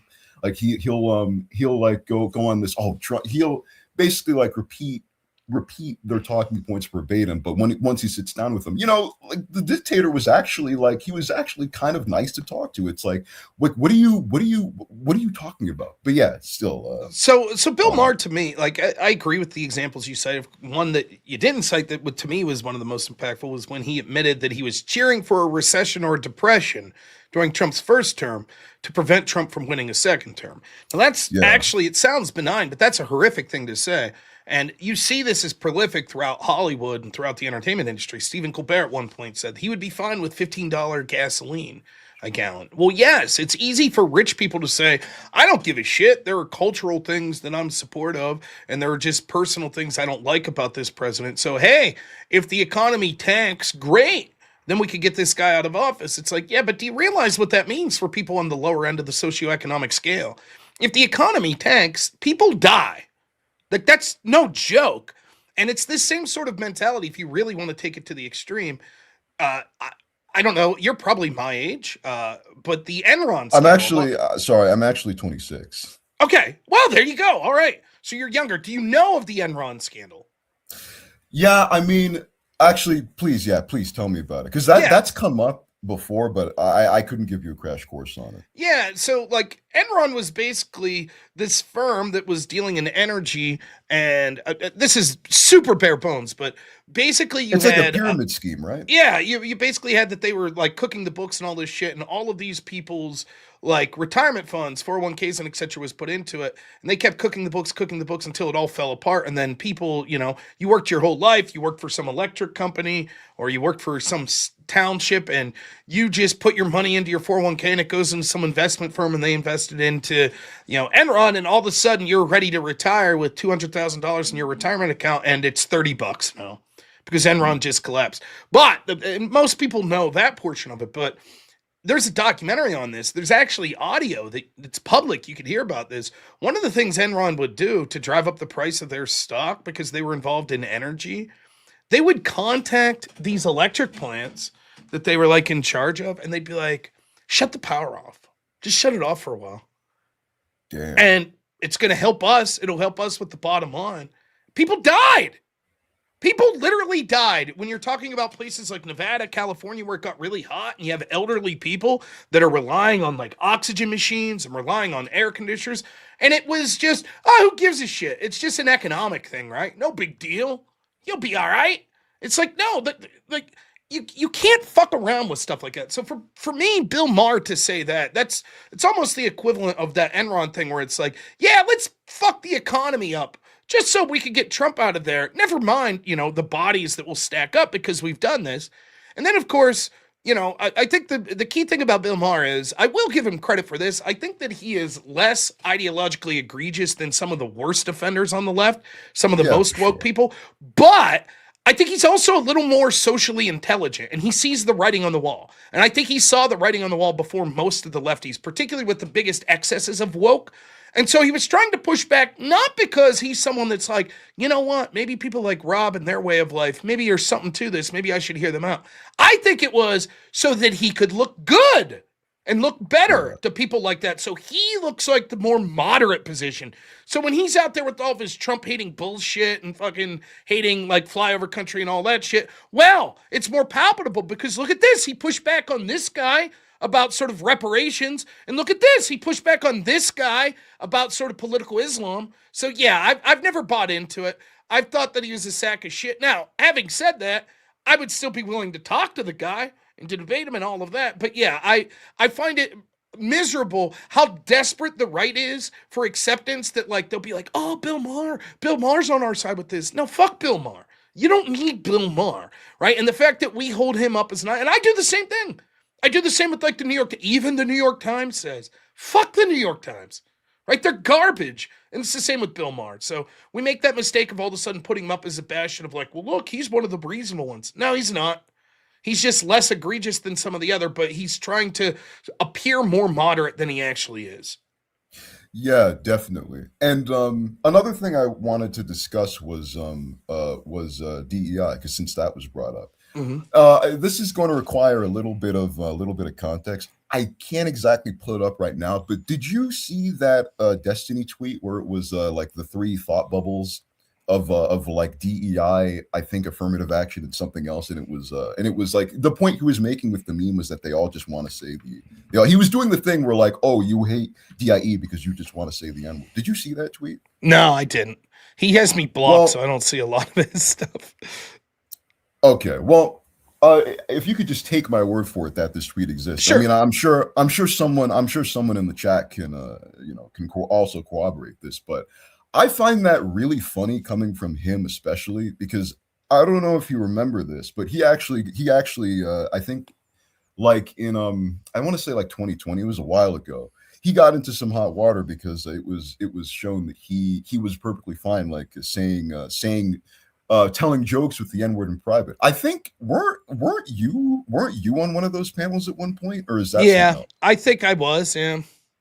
Yeah, and so and there's that aspect, and then it's I've specifically, maybe you've heard Destiny say this too, but he's been grilled a lot of like about a lot of like the sort of like explicitly anti-white rhetoric that comes from the left a lot of the time, and his response I've clocked it as the sort of like, it's the market just wants anti-whiteness, you'll get more anti-whiteness, which is especially interesting because like this is what we're dealing with right here. So if we're getting this straight, the market just hates white people so much it just wants all this anti-white rhetoric, yet you need DIE. It makes no sense.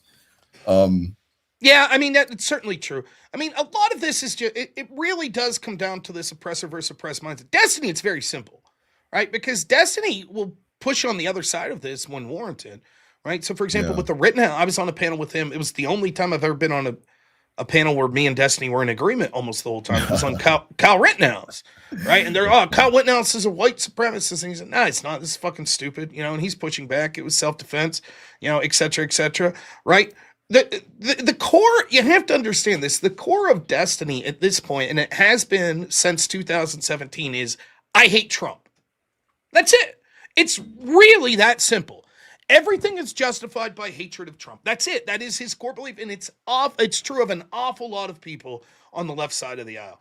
And so I'm not saying that Destiny doesn't have beliefs and these are rights that he believes, and this is how he thinks governance should work, et cetera, et cetera. But all of that's secondary to I hate Trump. That's it. And so that's how you're going to be able to Trump's against DEI. Well, then DEI must be good. That's it. If Trump would have came out and said, actually, I support DEI, Destiny would have been out there been like, what do you think of that, Trump voters? He's a racist. It wouldn't have mattered. It would not have mattered. Like, that's literally who Destiny is. So I've thought long ago, right, there's no sense in trying to parse out, like, logic behind this. It doesn't matter. No. It really does come from sort of like a postmodernist tradition. I'm not saying he's a postmodernist, but this idea of, like, that truth doesn't exist, right? So capital T truth doesn't exist. It's all subjective. Truth is just what you as an individual make of it. And if you ever wonder, like, a layman's way of understanding this, listen very carefully when you hear people talk and they say things like our truth or my truth. Yeah, right? Exactly. I remember that kind of speech. Yeah, when the Kavanaugh hearings, when they were trying to sabotage that dude, right, with Christine Blasey Ford, etc., they kept saying over and over, her truth is. No, there's no her truth. Either this event happened or it didn't. It's not, it didn't happen, but she feels it does. And so, no, fuck all that. And there were people that actually said this. Well, regardless of whether or not Kavanaugh did this, he's treating her poorly now. Really? So if someone accuses you of the most heinous types of sexual assault in order to basically take down your entire career and smear your name in front of the entire world so that even your children have to see it, you should be like, oh, I totally get it. I get where you're coming from, even though this didn't happen. No, fuck you. Like, I think he didn't go after her hard enough, if I'm quite honest, if he's innocent. So you hear terms like that. That's basically what's going on. It doesn't matter. Destiny could completely switch on a topic in a moment. It wouldn't matter. Like January 6th, he says in real time, this clearly wasn't an insurrection. It wasn't a coup. It was just a riot that got slightly out of control. And now that's part and parcel to everything he believes. It's an insurrection. It's one of the worst days in the history of the country. Destiny says political violence is the other side of the same coin to voting. And yet he'll clutch his pearls if the right engages in any sort of political violence. He'll say that Trump's rhetoric is bad and extreme, and yet he himself will say things like every Republican should fear for their life to go in public. It doesn't matter. It doesn't have to make sense. Once you realize that, this dude understands that his brand's hating Trump and that he'll suffer no consequence from saying even the most hyperbolic shit, he's going to keep saying more and more hyperbolic shit. He doesn't care. It's just about hating Trump. And as long as he does that, he's going to continue to have a huge audience of people that tune into him. The question is, what happens after Trump? Don't worry. Same question that the Democrats are asking. Trust me, whoever comes along next is going to be worse than Trump to them. J.D. Vance, he's like Trump, except even worse. Ron DeSantis, like Trump, but even worse. Doesn't matter. So that's, when it comes, so if I look at I haven't seen this post of Destiny, but I can imagine the types of things he's saying about DEI. Also, it really comes down to, Trump supporters, bad, they're shit, and so DEI good. Trump's against DEI, Trump supporters against DEI, so DEI good. That's what it's about. So I think it's that simple with him. I really do. Yeah, and it definitely makes sense when you lay it out like that. Moving on to Jasmine Crockett. I mean, it's just I feel like I've said all I really need to say about her. I'm just really glad that there's like a 90 to 95% chance that she just ended her career by running for Senate in Texas. So I mean, very soon we're probably not going to be hearing any more out of her. Yeah. So also, I wanted to make a point about. Well, I'll move on to the. Real quick, last point, because there's like 8 people lined up to call, so I do have a lot of callers on. Yeah, and I said I'd discuss the whatchamacallit, the Pike bomber, and say, like, come on, like, Jake, we gotta cut Jake Tapper some slack. I mean, if you listened to how he was described, I mean, he was a guy who walked his dog in Crocs with shorts on in the middle of the winter. I mean, anybody could have called this guy white just based off that description. But like, I mean, I'm obviously kidding. I stole that joke from Greg Foreman, Black. It's funny. It's good. but yeah, it's like, it's just so beyond me that if this is actually a false flag, it's just insane that they thought that they could just let out like that. They would just allow this guy to exist and like nobody's gonna look into it. Like, no social media. Like, I'm seriously beginning to get pissed about this. Is that we have these people, like, literally everybody's connected online, and yet the people who go out and do these things just happen to never have social media. But at the same time, maybe that's like a selection bias of people who are like, don't want to post online. But it's still, regardless, it's still really, really odd to me. Yeah, I mean, there's a lot of weird circumstances behind this guy. I think that what we know and can confirm so far is that there was data that was there that could have led to this guy's arrest if he's the actual bomber during the Biden administration, and basically almost no priority was put on this, it seems. Because January 6th committee didn't really give a shit about it. Chris Wray and his team were saying, the cell phone data is corrupted. There's nothing we could do. And it turns out that wasn't necessarily. Didn't one of the investigators or whatever, like, presiding over this, and like literally needed to be asked about the Pike bomber, didn't have an answer ready? Like, you'd think that one of the investigators? I know Benny Thompson was asked specifically, but I think one of the FBI people as well. And they'll just default to what's an ongoing investigation. That's basically what they did. But they did make the claim that the cell phone data was corrupted. Real quick, though, about the Jake Tapper, if people don't realize what you're saying, Jake Tapper came out and said the bomber was white, that this guy was white. Yeah, as he's showing a picture of the guy. Right. Now, let me defend Jake here for a moment.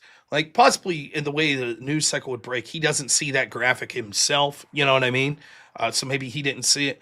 And we all, if I could bear with me for a second, the truth of the matter is, when we hear an event, when you hear of someone, like, at least me, maybe I'm fucking different than most people, but I get an image in my head. So, like, well, I have an image of what you might look like. It might be totally wrong, but I have an image, right? Or if you were to tell me, like, hey man, I was walking down the street the other day and I saw this guy and he just looked like he was dressed to the nines, man. He must have been like a rapper or something. I get an image of what that guy looks like.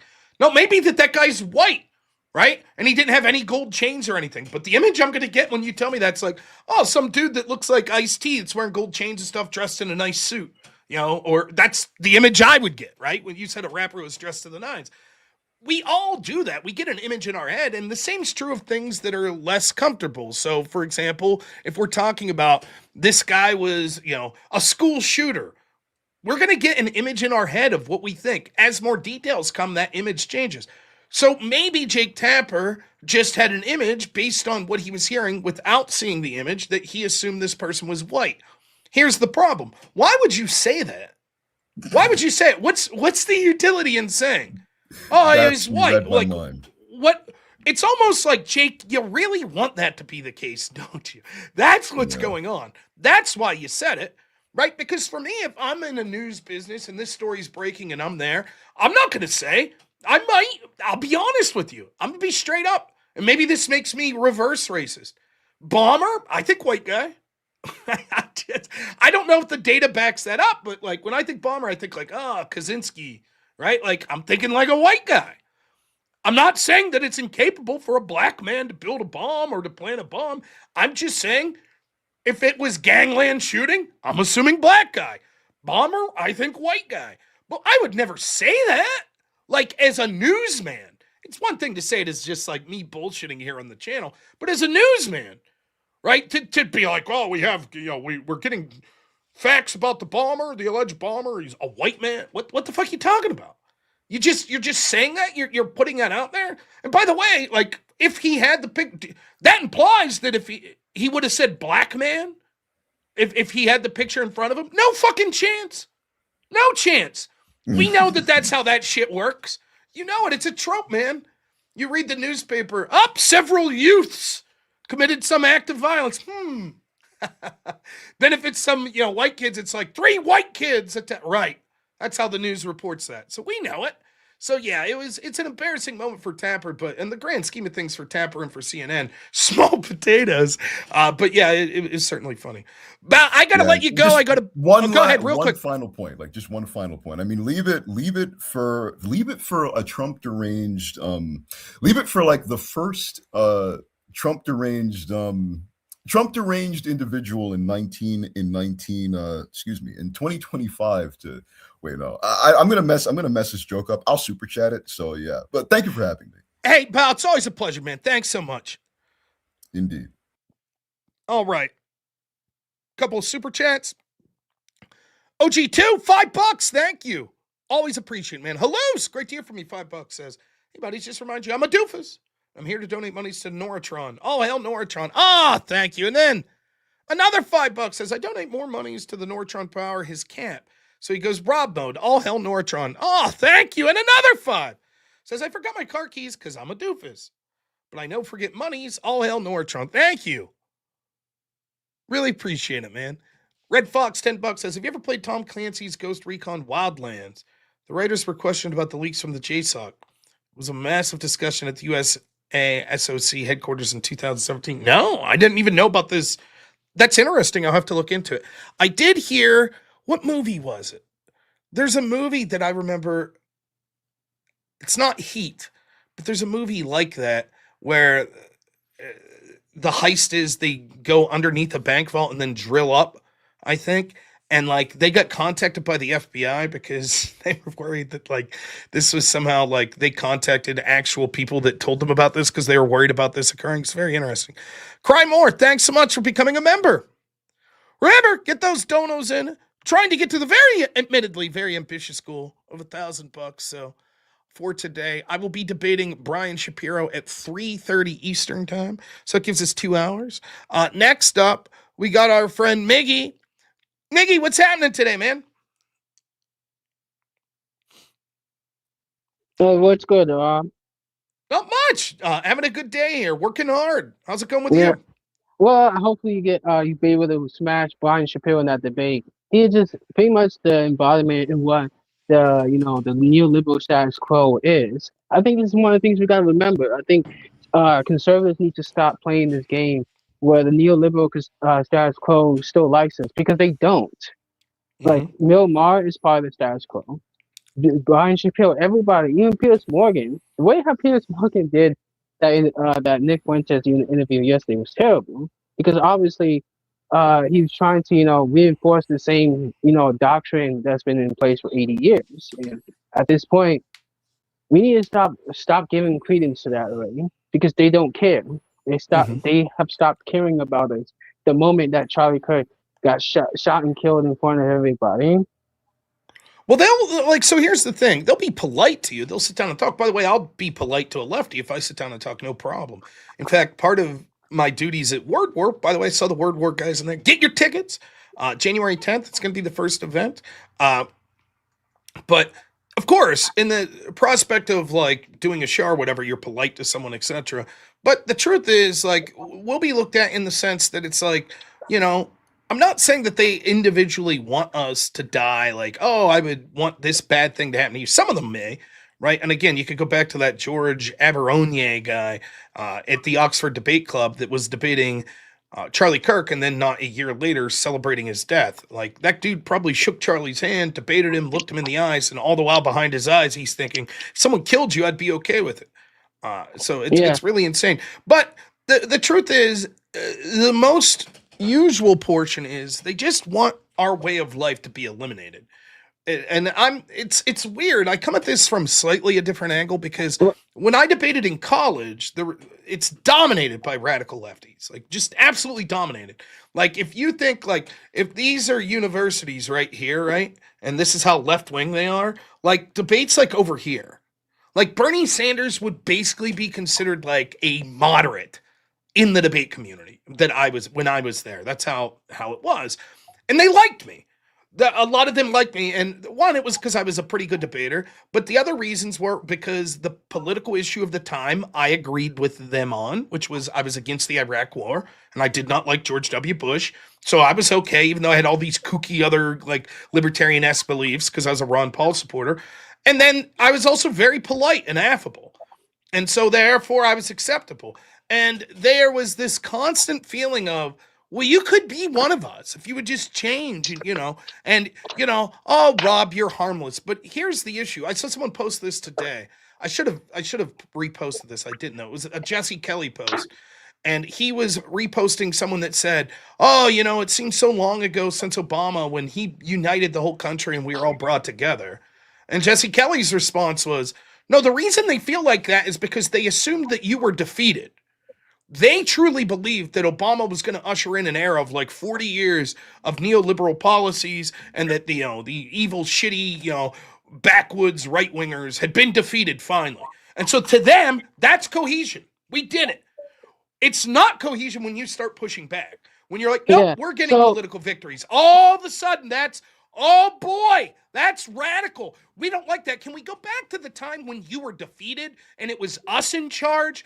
That was unity. And so that's what they mean by unity. Yeah, so basically, to add on top of that, that's basically part of the open society doctrine from Karl Popper, because his vision was to have a globalist slot where everybody's under this rule, this consensus rule, and he wants to eliminate nationalism, religion, and any kind of traces of European culture. He wants to get rid of all of that. And of course, it's been injected into the global consensus along with the Marxism. Also got sneaked in. And a bit of the New Deal stuff from Delano Roosevelt. It's a combination of all three of them. That's what we need to understand. And because if you don't understand that, we're always going to be losing. This is why honestly, I feel black pilled, because with the right feels, it seems like the right is split and everybody's at each other's throats, and I seen with the whole thing about Tim Pool looking like he might, shut down his show, or at least his IRL show.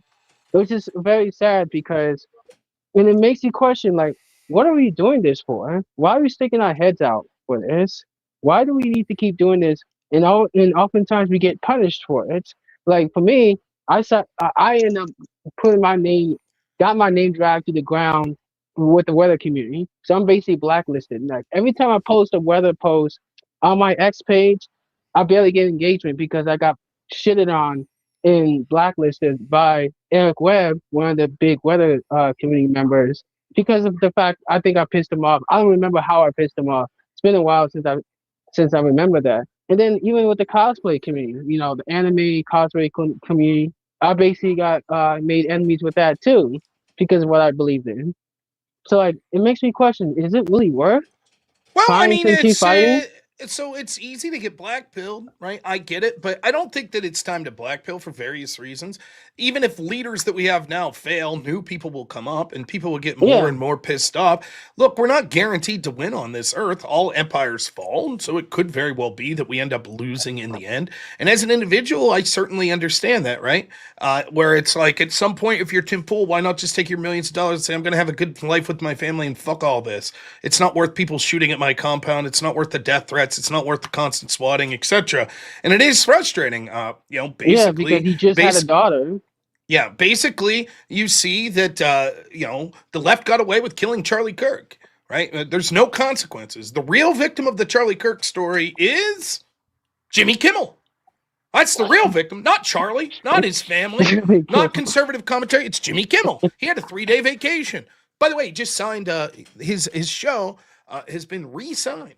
And so that's it is easy to be like, well, why do I give a fuck if the others don't? Why am I keep putting myself out there? Well, the truth is you do it because it's the right thing to do. And at the end of the day, we're all going to be dust, right? No one's going to remember you 100 years after you're dead. Maybe, if you're extremely lucky, one of two things could happen. You happen to have some excellent children and grandchildren and great-grandchildren and great-great-grandchildren that tend to go to your grave and remember you. My guess is that won't happen. I have never been to my great-great-grandfather's grave, so, or you are one of the unique people that do something that your name is etched in the history books in the most benign of ways. Right. So, for example, I remember McKinley in that he's one of the presidents that I had to remember. I couldn't really tell you shit all much about him other than that, but we're all going to be gone. So the point is, what at the end of days, what is your mark? What have you really left? And you're going to have to judge yourself. You got your God, that you're going to have to answer to God. You're going to have to answer to yourself and your family, your close loved ones. And so for me, it's like you can lie to everyone else, but you can't lie to yourself. So when you're there and you're at the end of days, you'll say, did I try to do the right thing? And if you did, that's good. And so part of trying to do the right thing is sometimes you do things that, the consequences of them aren't going to be the best for you. Sometimes you say, you know what, I'm going to walk out. I'll tell you a quick story. I had a friend, great dude, lefty, but he was almost got his doctorate.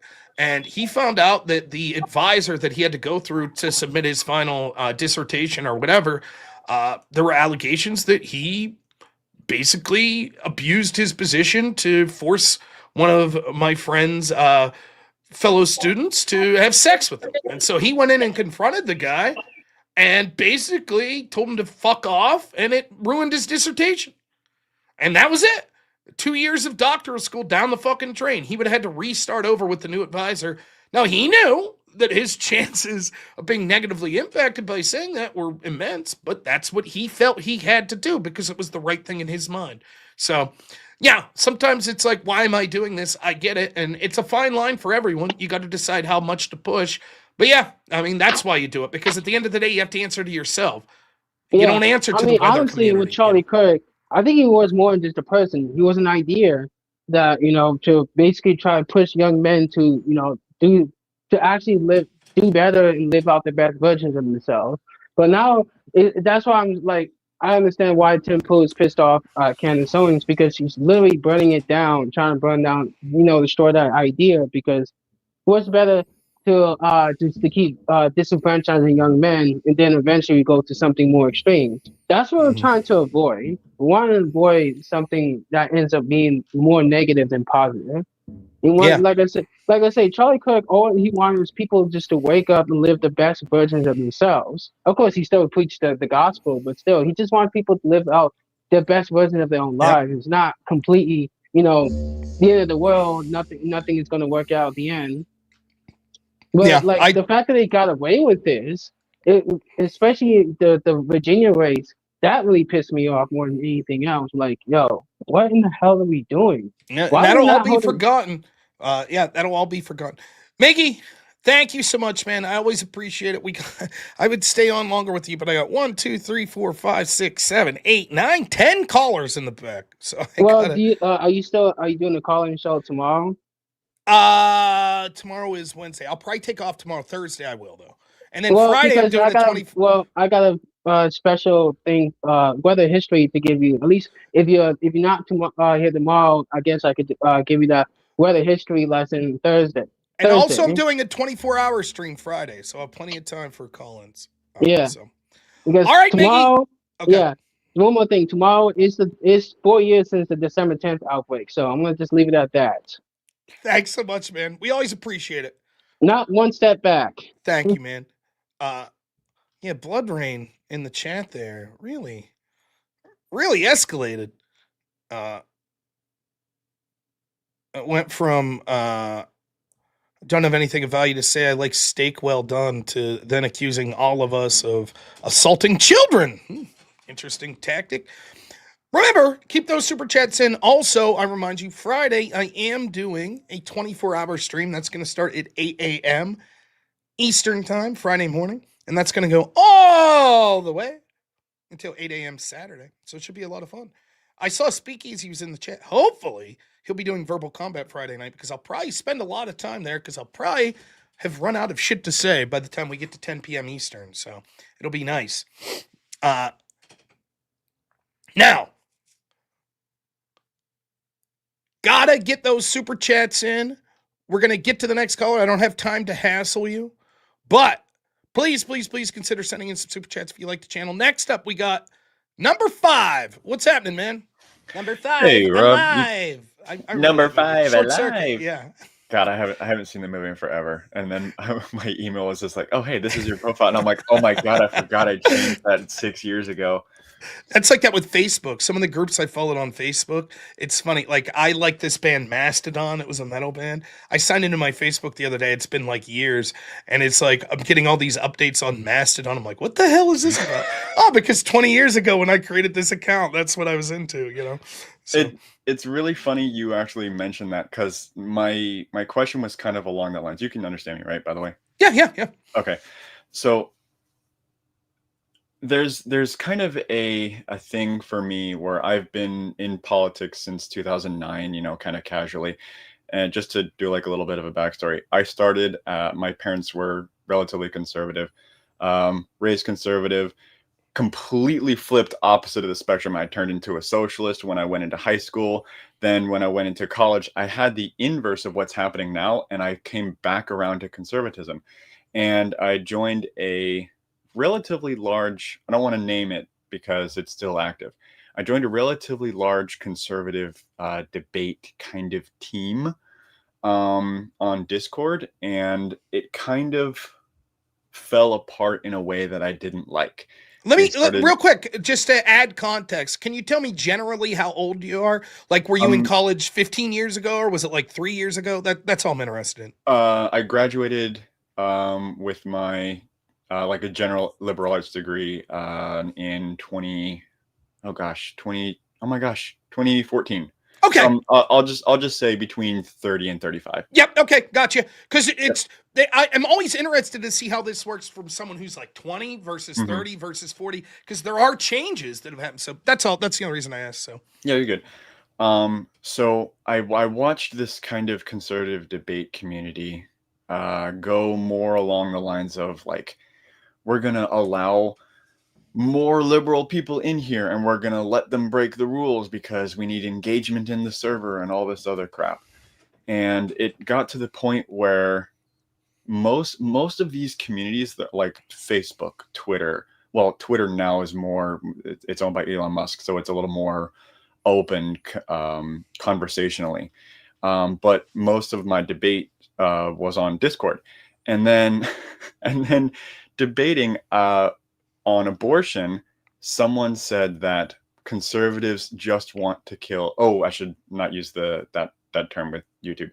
That's all right. I don't care. Okay, conservatives just want to get rid of black people, and it's just like, how can conservatives want to get rid of black people if they want to ban abortion, which harms more black people in the process?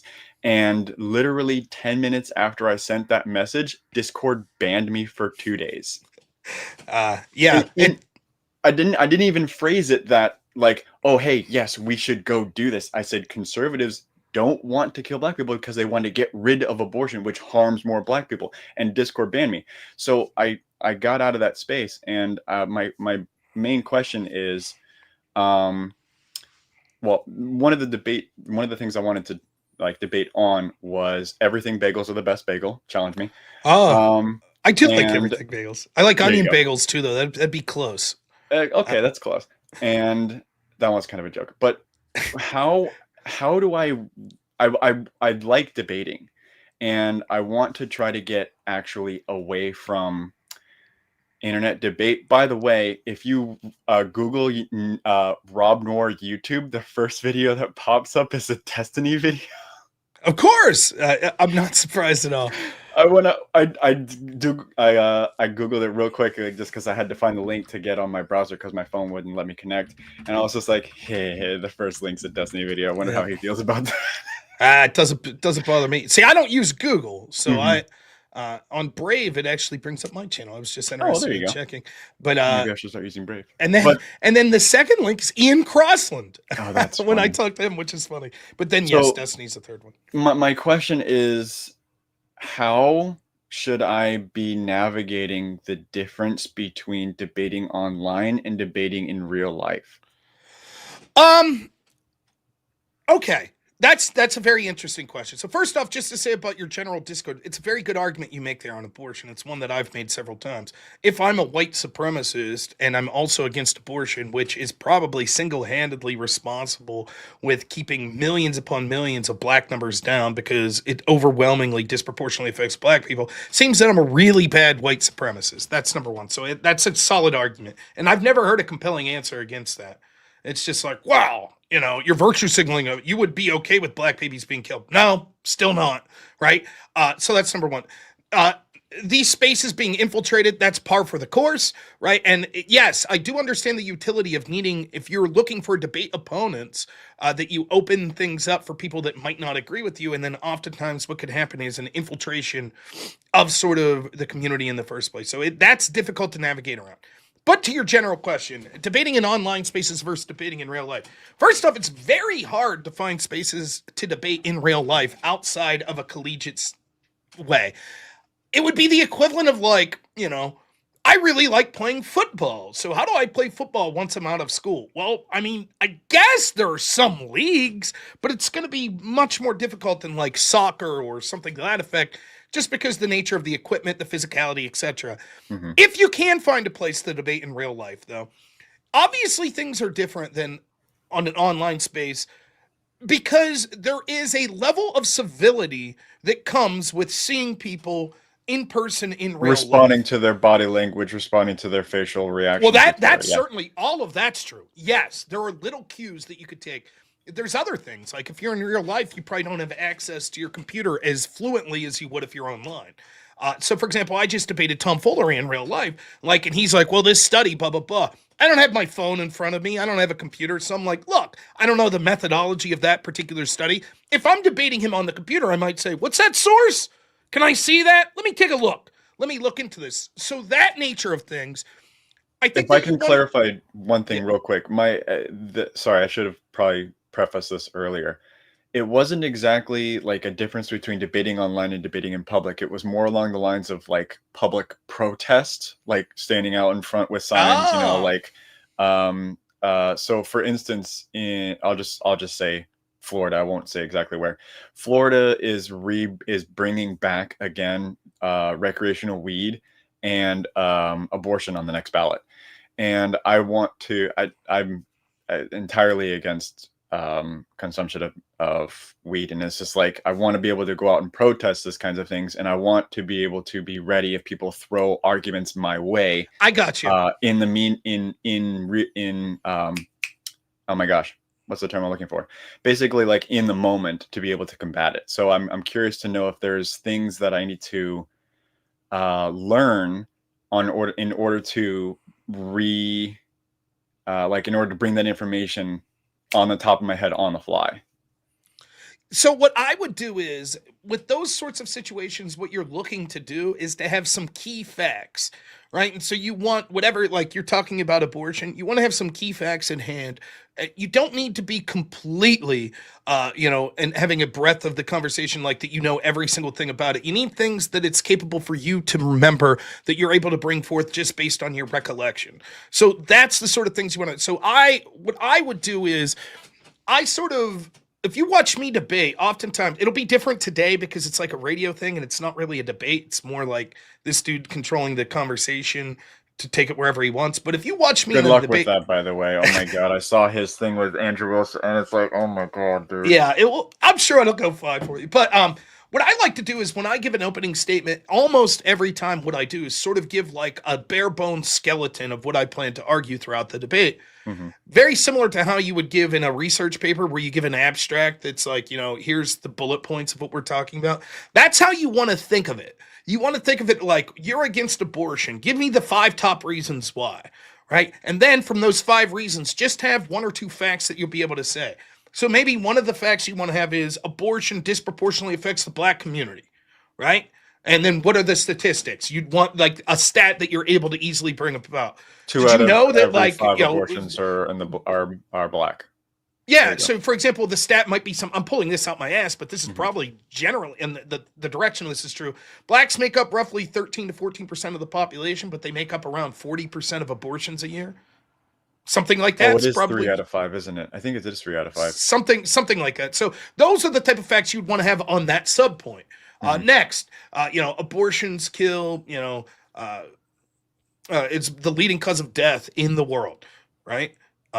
For people under the age of 18. And then you want to have the statistics on how many abortions occur worldwide, how many abortions occur in the United States. Next might be that, life begins at conception or life begins at this point. Have some but in other words, the point is you want to have 3 or 4 general topics, the high points of why you have your position, and then just a couple of thoughts. What you don't want to do is overexpose yourself. You don't want to make it so complicated that all of a sudden you're arguing in the weeds, because this is conversations you're going to have with people on the fly. It's going to be like 3 or 4 minute conversations, right? That they're going to be coming up to you while you're right. So you want to be able to have a command. You got like a 30 seconds to make your point. Here's my point. Here's the data. That's it. And so that's the sort of things that I would focus on with it. That's markedly different and sort of the opposite approach than if you're having a 2-hour debate with a person, whether it be online or in real life. So that's my recommendation. Just have high points. It's not about the depth of the argument at that point. You don't want to bury the lead. Put your best argument forward and have data to back it up. Not just data, but arguments to back it up as well. Right? So basically you want a quick counter claim to counter something that they have as rote memory, as like sloganeering, and then Correct. You want 1 or 2 statistics to quickly back that up. Yes. And it's look, it's shitty, but here's the thing, right? Like for me, I'm the type of guy that wants an in-depth debate. Like that's what I like watching as well. But there's a reason that sloganeering is effective. There's a reason so many people do it, because it's effective. It's catchy, it's punchy, it gets in people's head. They remember that. Right? Little phrases, little data points, that's shit that people remember. And so if you're talking about like on the street type shit, that's where your focus needs to be, right? The closest I've came to sort of coaching people, that's a loose word, to advising people, let's put it that way. Advising people is when I was doing some advising of people that were running for office and they were going to be on the debate stage with like 14 other people, right? My advice is, if you really break it down, maybe you're talking about a 2-hour debate, 10 to 14 people on stage. How much speaking time do you really think you're going to get? 3 minutes? 4 minutes. So it's like, you got to have 1 point. 1 point. And, one of the things and it's got to grab enough attention to either keep them talking to you to continue challenging their worldview, or you have to say something not necessarily aggressive, but something so like earth-shattering against their claim that they have to pause and go, "What did you just say?" Yeah, I mean, that's different with what you're doing. With these people that are running for election, my advice is, if you ever find yourself running for an election and you're on a debate or something with a host of people, you need to make 1 point. You have to have one. You want people to walk out of there thinking, oh yeah, I know that guy. This is his issue. So maybe your issue is abortion. The guy I was talking to recently that was running for governor, his big issue was energy in Pennsylvania. Energy, energy, energy. Drill, baby, drill. So I was like, here's what you do. Every single question they ask you, you answer the question honestly in like 1 or 2 sentences, and then you bring it back to energy. Right? So, what do you think about, recent reports that came out that there might be racism in some of the police departments in Philadelphia?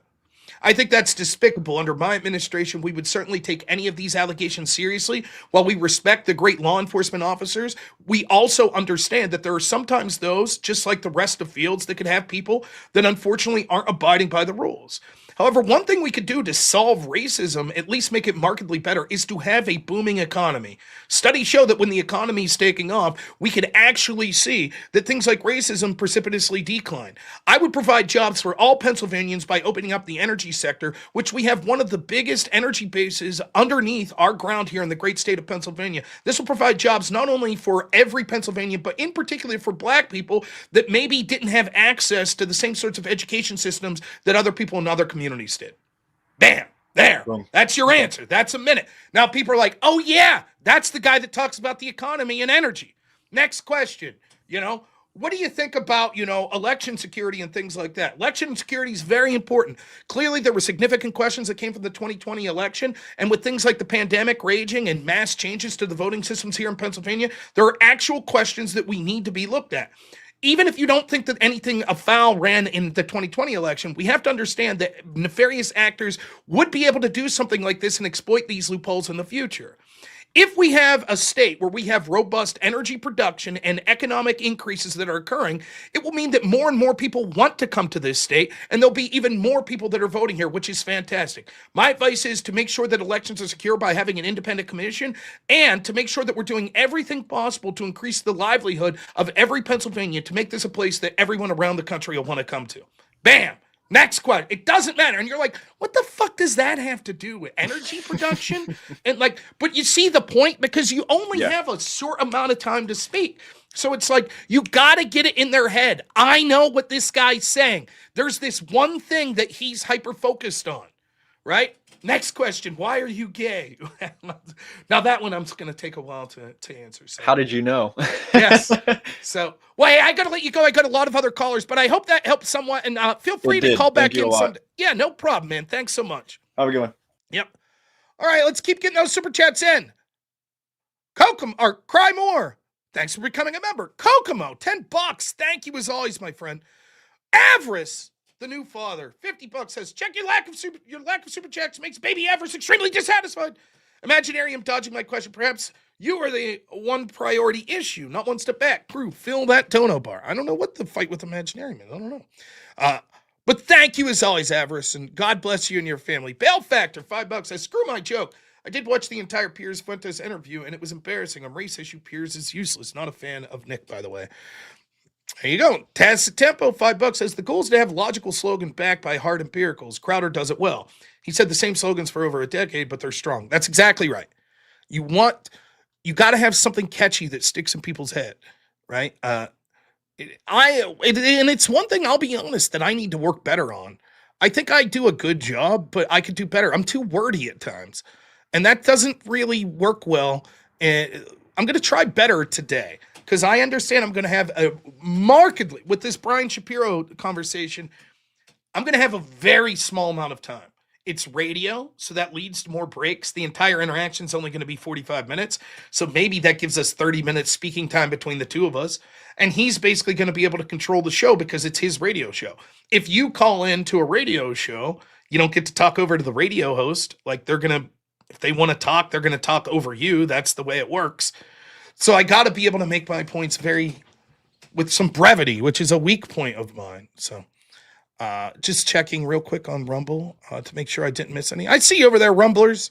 Thanks so much for supporting me over there as well. All right, next caller. I got to be a little quicker with the calls. It's none of your faults. It's my fault. Again, I talk too much, so apologies for that. But next up, we got Premonition-based Grandma. How you doing this fine day? Good morning, dear heart. I'm going to blow through this very quickly so I won't take up much time to leave time for the others. So just let me go like I usually do. Firstly, I'm going to focus on you for a sec. Then we're going to move to Avarice really quick. You are worth the money that you are asking now. So I hope that we start getting everybody to do their best to get you up to what you're asking. Thank you. Your debate will be on your here. Yeah, you'll be able to watch it here. It's going to be through StreamYard on my end, so it'll look just the same as anything else. I don't know if he'll have a cam set up because he's doing radio, but nonetheless, you'll be able to hear him through here. It's fine. I just want to make sure because I get so angry when I miss debates. Also, I am really enjoying. If people haven't gone, the verbal combat, that's a blast. Anybody who hasn't gone to that, you guys should, when you're done with Rob, go and check that out. That's really a lot of fun. Yeah, okay. We'll put his head. That's my friend Speakeasy. That's his channel. Yeah. So I'll put the link up as you're talking here. But he does verbal combat every Fridays. Sometimes he does daytime shows, but normally they start at 10 p.m. Eastern. Also, debate reminder. Yes, just keep watching here. We're going to go straight through it. 3:30 p.m. Eastern, right here where you're watching. I will be debating Brian Shapiro on his radio show. So yes, please go check out Speakeasy's channel. I'm really a fan of Speakeasy, and I think verbal combat's one of the funnest debate panels I've ever done. It's not just, there are serious topics, but it's also like a lot of fun, and I think the community there has a great time. So it's mayhem. That it's viewing and interacting with mayhem. Anyway, so I want to move on to Avarice, and I'm going to step very lightly here. I'm not sure because I followed Avarice from you over one time over to another thing about a week ago, and he had mentioned combat. I don't want to step on toes. Did he see combat? Yes. Okay, that's all I need to know. I know how that goes in. Thank you for your service, Avarice. I love the baby name. That baby born a badass. And I was telling Avarice last night that the baby has 21,000 godparents.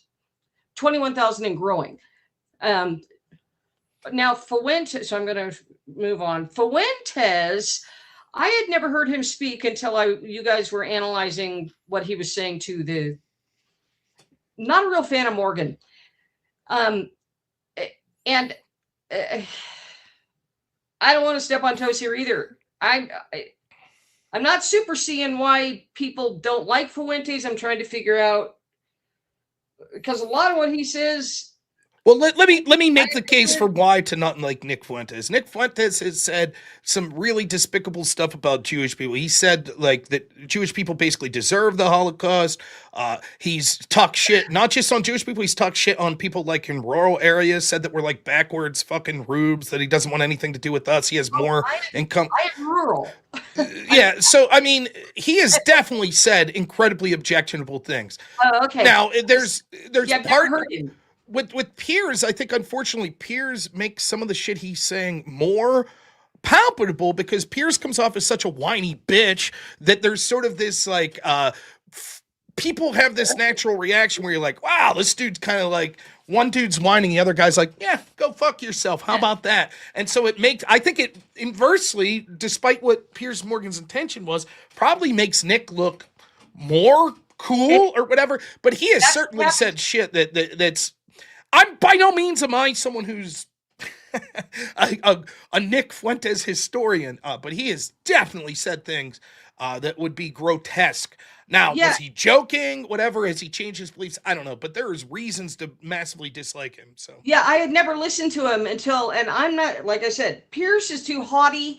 You know, I come from a solidly middle class family, and my entire family, all of us, are just our family group, not extended family.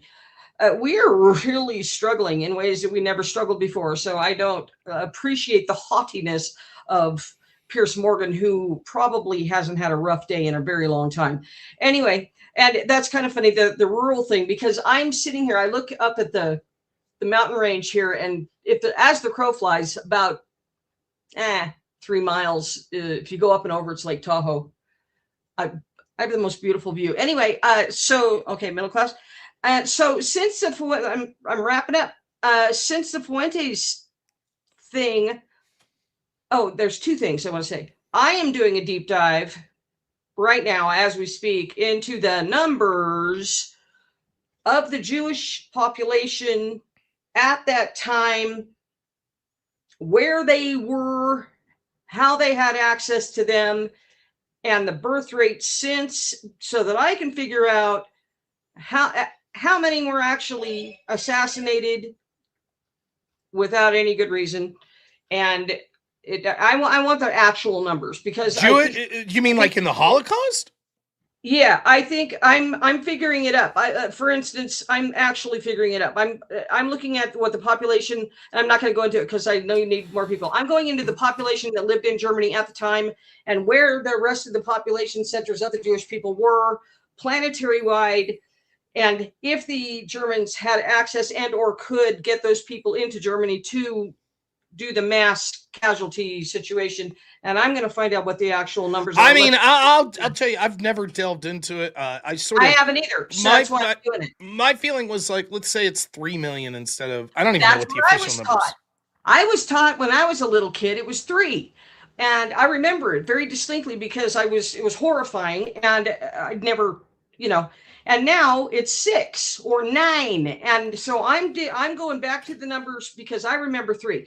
And the last thing I'm going to say is, when you guys, if you ever, I was gifted with a very high IQ that got me nowhere, absolutely nowhere, and a lot of eccentricity. I am good at thinking outside of the box. If you guys in your group that you're building that's going to go worldwide, if you guys ever need somebody to think outside of the box, let me know. Well, thank you. I appreciate that. I have a gift. Well, thank you. In that. Anyway, congratulations, Aversh. Oh, by the way, his baby does look just like him with a full fluffy head of hair. Yes, yes. Yeah. Okay. Alrighty. On to the next. All right. Thanks so much, Premonition. Always appreciate it. Okay. Yeah, let me be clear with the numbers of people that died in the Holocaust. I guess I don't give a shit. Obviously, let's assume that the numbers would have been inflated. Okay, let's assume that. You understand that there's a reason to want to inflate it, because you make a historical claim for like abuse that then you'd be like, see, it's been treated poorly. But let's assume it was like, what if it was, instead of 6 million, it was 1 million? Okay, it's not fucking horrific in its own right. And then beyond that, I mean, although I understand the point that we need historical accuracy, that's absolutely true. Because I know right now what's happening. People are like, oh, Rob's making excuses for Jews. I'll say it the other way. I really don't give a shit. And that's horrible to say, but I just mean, when it comes to what to act today, like, do I evaluate policies that we should have today based on slavery and say, oh, the historical precedent? No, not so much. And similarly, that's sort of how I feel when it comes with how many Jewish people died during the Holocaust. It's like, it was grotesque, whatever the amount is. I just never really cared, because to me, the end result's always going to be like a fucking horrific event. And what do I do with that today? Now what? Now what do I do? Do I say, oh, and then never mind, then we need to perpetually be at war with Iran because of that? No. So it's just like, I never really found an interest in delving into the shit. And I think that one thing I will recommend is, oftentimes what happens is there's like a sort of contrarian feeling, like, and I get it, like, we've been lied to in real time of events that'll be historical. COVID comes to mind, Russiagate, a bunch of shit like that, right? So I understand, like, why should I believe anything in history? Totally get it. But I think that sometimes there's an impulse to be contrarian to the point where you go too far the other direction. So absolutely, I don't think it makes you a shitty person at all to want to look into the Holocaust and see how many people died and want to get to the truth of it. Perfectly reasonable, right? But I think that there's people that'll just be like, oh, and therefore, it's all fucking bullshit, and it was, no one really died, or it was such a small handful of people. And I think that's probably going too far. I think that that's probably a bit ridiculous. And if you have any questions about this, look at how some of the people that question some of these official numbers and shit, look at the things they're saying contemporaneously in real time, right? Like, well, the Jews killed Charlie Kirk with Turning Point USA. Okay, where's your proof? Well, by the way, I saw something interesting. Ian Carroll, who I'm not very knowledgeable on, but Ian Carroll's one of these people that talks a lot about Israel, I believe. And I saw a person that I've interacted with who I think is very smart, JF Gary Epi. JF's a fucking, very high IQ person. Very difficult person to debate. But I enjoyed my debate with JF. JF did a whole post where he was analyzing, mathematically, the caliber of bullet that, I'm so sorry, I'm forgetting the piece of shit that allegedly shot Charlie Kirk, his name, Robinson? Is that it? Tyler Robinson? So the big thing is, Tyler Robinson couldn't have acted alone because the shot's impossible based on the damage it did to his cheek. And JF says no. And JF's someone who heavily criticizes Israel, etc. And he's looking at this saying, no, actually, the math adds up. That it looks like that this could have just been, as we're told, a single shot from a 30-06. So a lot of it is if I'm watching someone in real time, right, make these boisterous claims here, this is it, see? And I'm like, well, where's your evidence? And then those same people are telling me, and oh, by the way, the Holocaust is a lie. It's like, wouldn't I put the same, well, okay.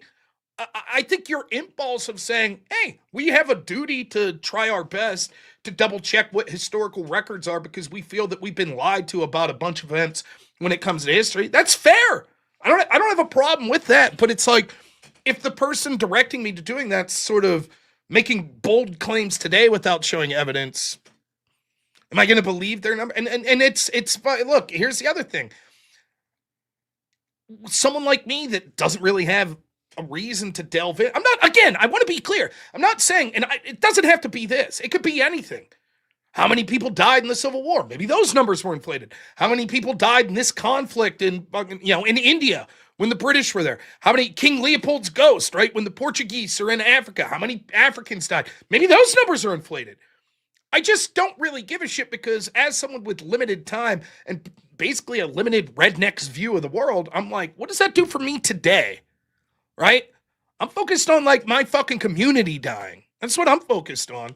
So is it possible that, when I read King Leopold's Ghost in high school, that those numbers were grotesquely inflated of how many Africans died? Sure.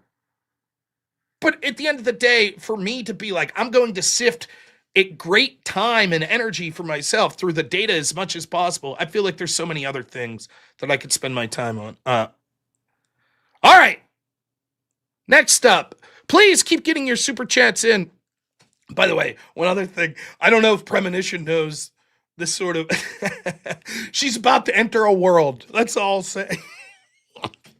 That's, once you go down that path, Naughty Charm, $5. Thank you, man. Always appreciate it.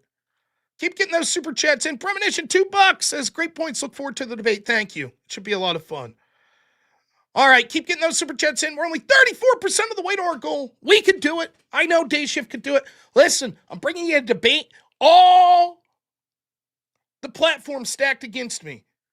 Doing someone's radio show where they get to completely control the topic, where they're going to have a mute button. And I'm still going to do it and kick ass for you all. So if you appreciate this kind of content, please, please, please, please consider. Zorkmed says, if I donate 10 Canada bucks, is there a tariff you need to pay on it? Let me check. Tariff? Oh, shit. It's all right. It's still worth paying the tariff, so. All right, next up, we got Fight Sport Talk. What's happening today, man? What's up, brother? Thanks for having me on. I can add one thing to what you just said because I was going to, for as long as as I can be on, I want to ask you about stuff I brought up last time about the economy. Because just to quickly clarify again, I've got very strong views on foreign policy because one, I want America to do well, and I've just recently come out of this 8 years of roughly of being a Ron Paul isolationist. But ultimately, I want the economy to do well, which is why, as an American, you're the best guy to ask. And, not to kiss ass here, but you're a realist. And that's why you're succeeding. So, but on the Fuentes stuff, I mean, I've never believed Fuentes at all. Like, I don't think he's real. And what you just mentioned about the difference between being a sensationalist, somebody who over-exaggerates the revisionist history to be a contrarian, it's so difficult to find, especially in this day and age of social media, it's so difficult to distinguish what's real revisionist and honest revisionist compared to the sensationalist Alex Jones. I put Fuentes in that category. I love Alex, though. Now listen, I get exactly what you're saying. I do. But, Alex, I really like. Fuentes, I have not interacted. So, but sure, I get what you're saying. I do get what you're saying. Sure, and just to be clear, like I see the pros and cons with everything. I've got some very strong views about Alex Jones, which that's for another day. But I will say this: during the scamdemic, he gave airtime to whistleblowers from my country, and he was extremely New Zealand, correct? New Zealand. We're so small you could miss it on the map. Most people do. And but you had that, what's her name? Jacinda Ardern. What a fucking ghoul she was. Yeah. That was running the country. My goodness. Oh my God. Well, trust me, Matt. Hopefully maybe we can collab someday and this is something I'd love to go into because I was extremely blackpilled during that time because I knew who she was before she got into power. And my life didn't change that bad because I found out that, we can push through this tyranny. But yeah, that was you brought that up, so I just had to mention. So Alex Jones gave airtime to whistleblowers from my country and he didn't talk over them. He was very honest, so I appreciate him for that. But, we've moved on and, but moving on to, Are you trying to tell me that you're a supporter of gay frogs and that's why you hate Alex? Is that what's going on here? I get it. Like, no, it's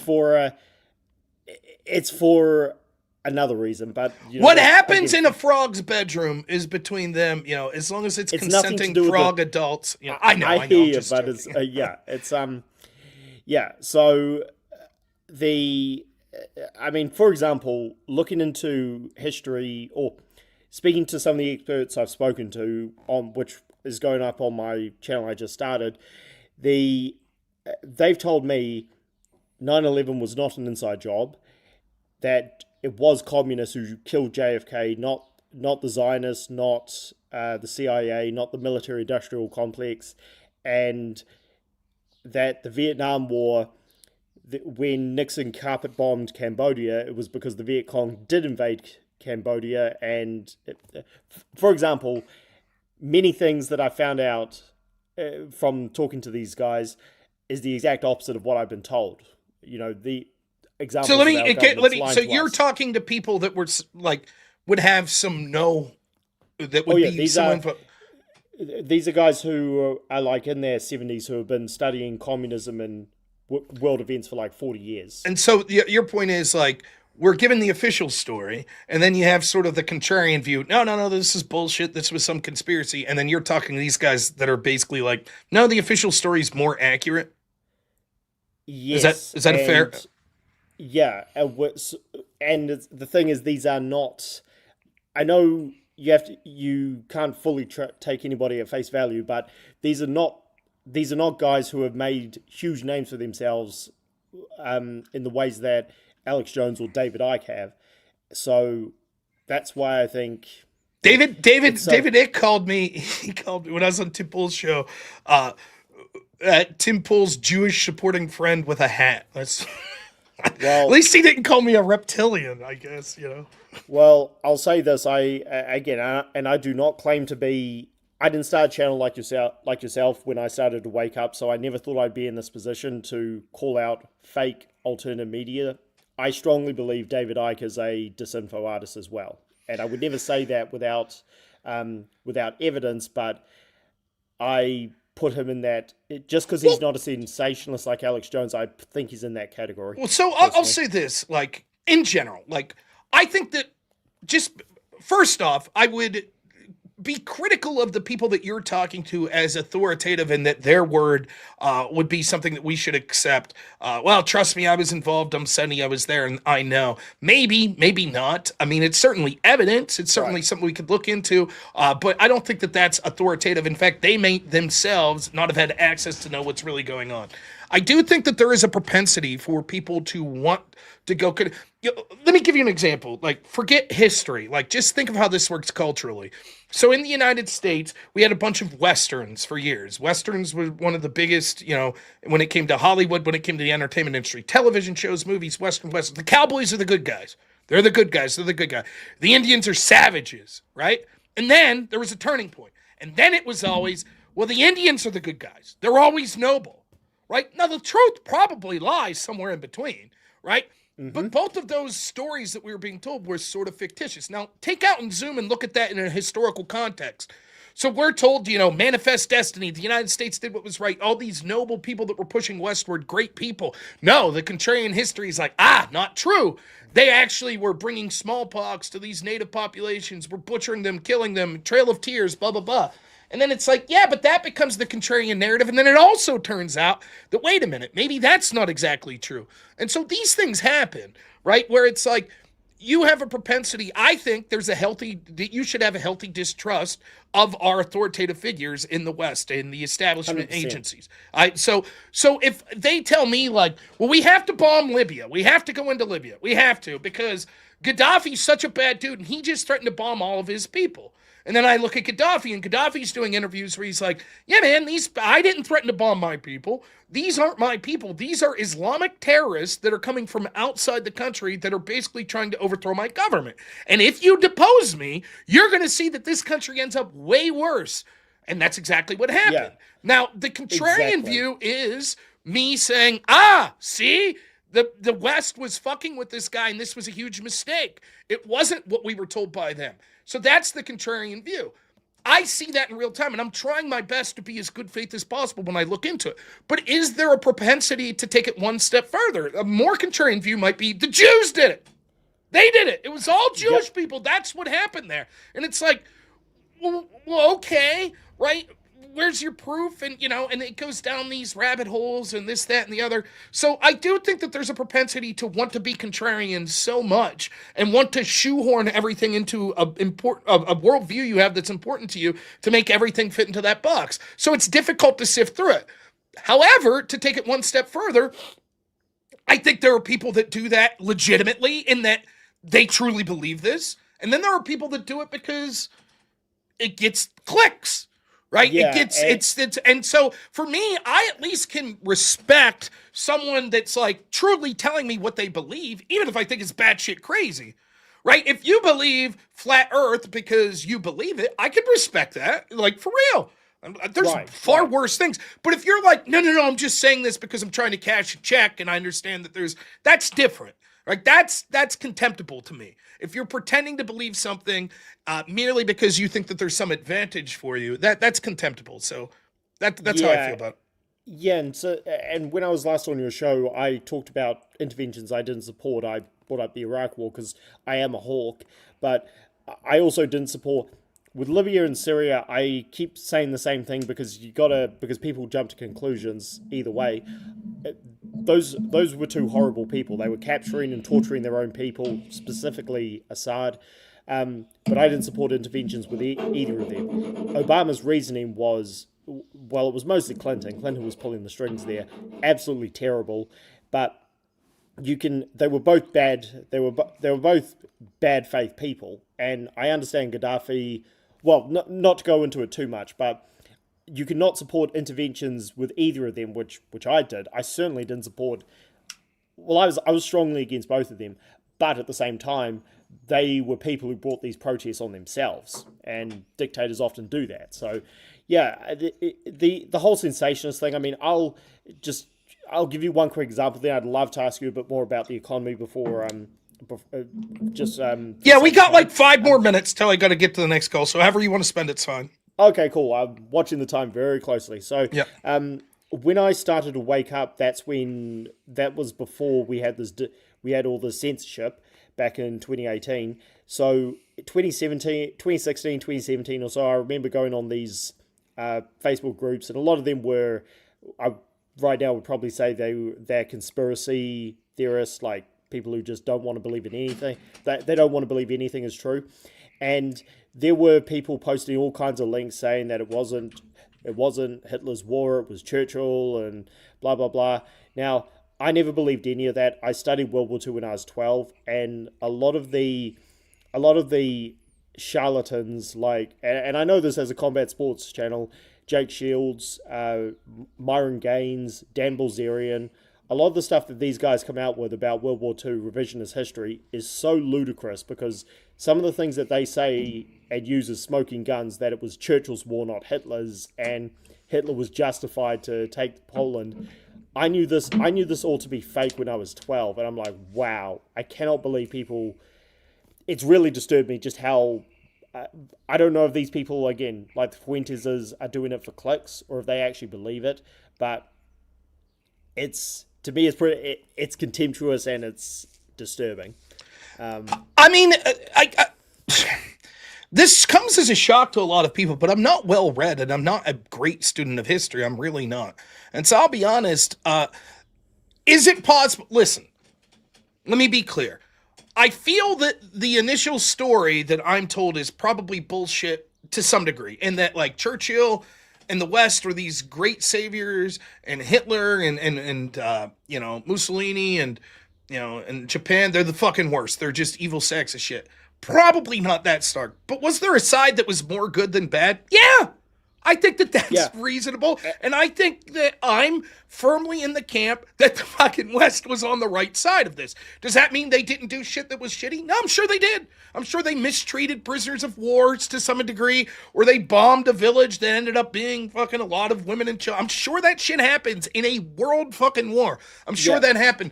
But, I do think that, like, there's a propensity to be like, actually the guy that you were told is a good guy is really the shittiest guy, and the guy you were told is a bad guy is really the really good guy. And there's like, I get it. There's people that there's something appealing in that. There's something appealing in being like, I know this fact. Like, you've been lied to in a complete 180. You've been lied to, and there's something to it. I don't think Hitler was a good guy. Now, I say this, and someone that's watching might say, but Rob, you haven't looked at this, this, and this, and you should open your eyes. And it's like, yeah, maybe you're right. Maybe I should look further into it before I make bold statements like, I don't think Hitler was a good guy. However, what I will say is this. With the grand scheme of things, I just don't let that to other voices. I am an individual that has a certain set of interests and a certain set of skills and things I like to do, and this isn't one of them. To dive into these sort of alternate histories and to find out what was correct, etc. I do look at history on certain things. For example, I could tell you about the history of the Federal Reserve. I could tell you about the things the founding fathers thought, with the creation of the Constitution. But even then, I would say that I'm not much better than the average person. Maybe I know a little more than the average. I'm no scholar. I wouldn't put myself to that degree. So yes, on one hand, it's like the people that are listening right now that are going to be like, Rob, no, you got World War II all wrong. You've been fed a line of shit. Maybe you're right.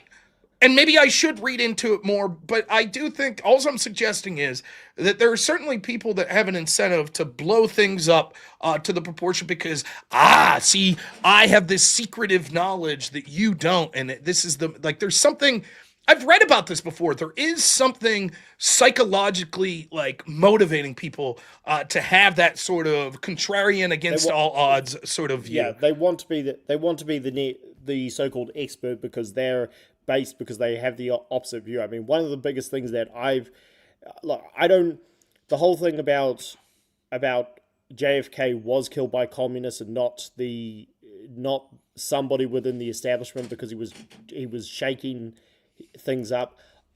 I'm not 100% sure if I believe that, particularly with the CIA and the.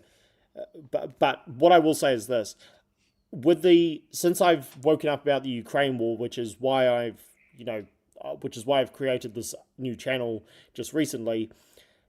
The narratives that I've had to debate and debunk, particularly regarding this 2014 coup narrative, are so ludicrous because there's literally nothing there when it comes to this coup. So, I would debate you. I think you're absolutely wrong about that. Oh, right. Well, I think that. Let me just. You mean like the Maidan revolution? Yeah, 100%. It was a revolution, not a coup. This is not a shot at you, by the way. Well, no. But let's say that's true. I can concede that, even if I do. I don't. I think that there was probably U.S. State Department involvement and NGO involvement. But fine, let's say I concede that. Would you at least acknowledge that in the immediate aftermath of that, the United States got involved in promoting the politicians that they wanted to see come to the forefront? 100%. But you're asking. This is a good faith debate, so I'll just say this: yes, there was meddling from the US. However, fully justified. I support everything. I despise Obama and his cabinet with a passion. I support what they did there because, and just for the sake of time, I'm just going to say this, and I'm sure we'll maybe pick this up in the future, if you'll have me on. Sure. The interference from the Russians. This is not conspiracy. I'm saying is fully true. 10 times worse.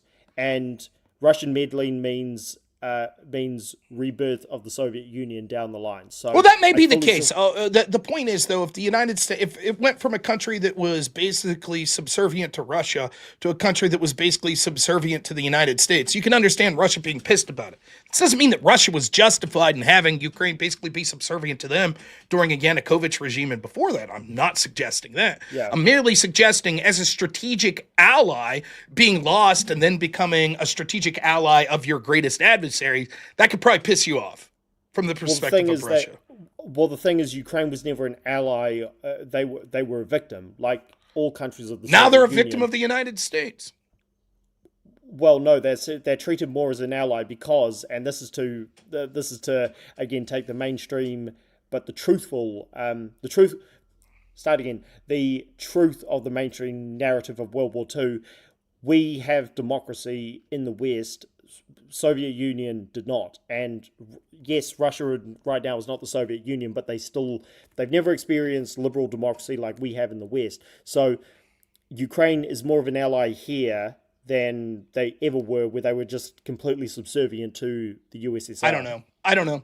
Like having been told that you can't prosecute certain people or your head and that we have to force your head prosecutors out or we'll stop funding you. I don't know.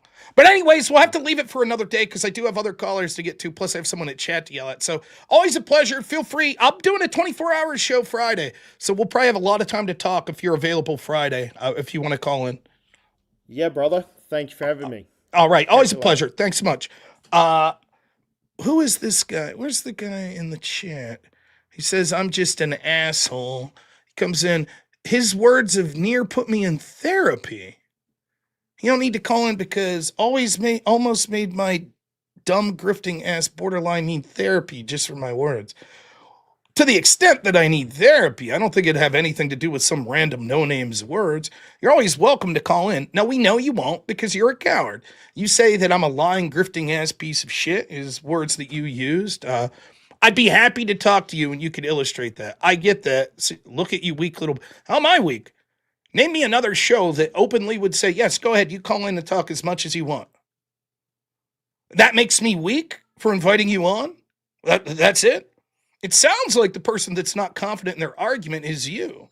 That's what it sounds like. Sounds like you want to come in and start hurling a bunch of inflammatory insults and then be like, yeah, ban me because I came in and said you're all a bunch of lying piece of shit, asshole fucking grifters. Oh, then they banned me to sort of prove my point. We haven't been banned yet. You've been proffered an invite despite your poor attitude to come in and talk. You choose not to because you can't back up your argument. That's the truth. That's what's going on. If I entered your show with that sort of language, I'd be banned immediately. And yet you were allowed to come in and say it, and then you're proffered an invite to call in. Link's pinned at the top. Why don't you call in? You make up bullshit claims that your words have damn near put me in therapy. No one even knows who the fuck you are. And if your behavior here is anything indicative of the arguments that you made in the past that you think somehow was devastating to me to the point where you thought that I had to be in therapy, my guess is that you're grossly inflating how successful you were in arguing anything. I think you probably fucking suck. I think you probably don't have an argument. Yeah, see? And just what you'll see with these trolls is probably a bot, to be honest. They just keep repeating the point. Not responsive whatsoever. Rob and Shapiro are lying grifters.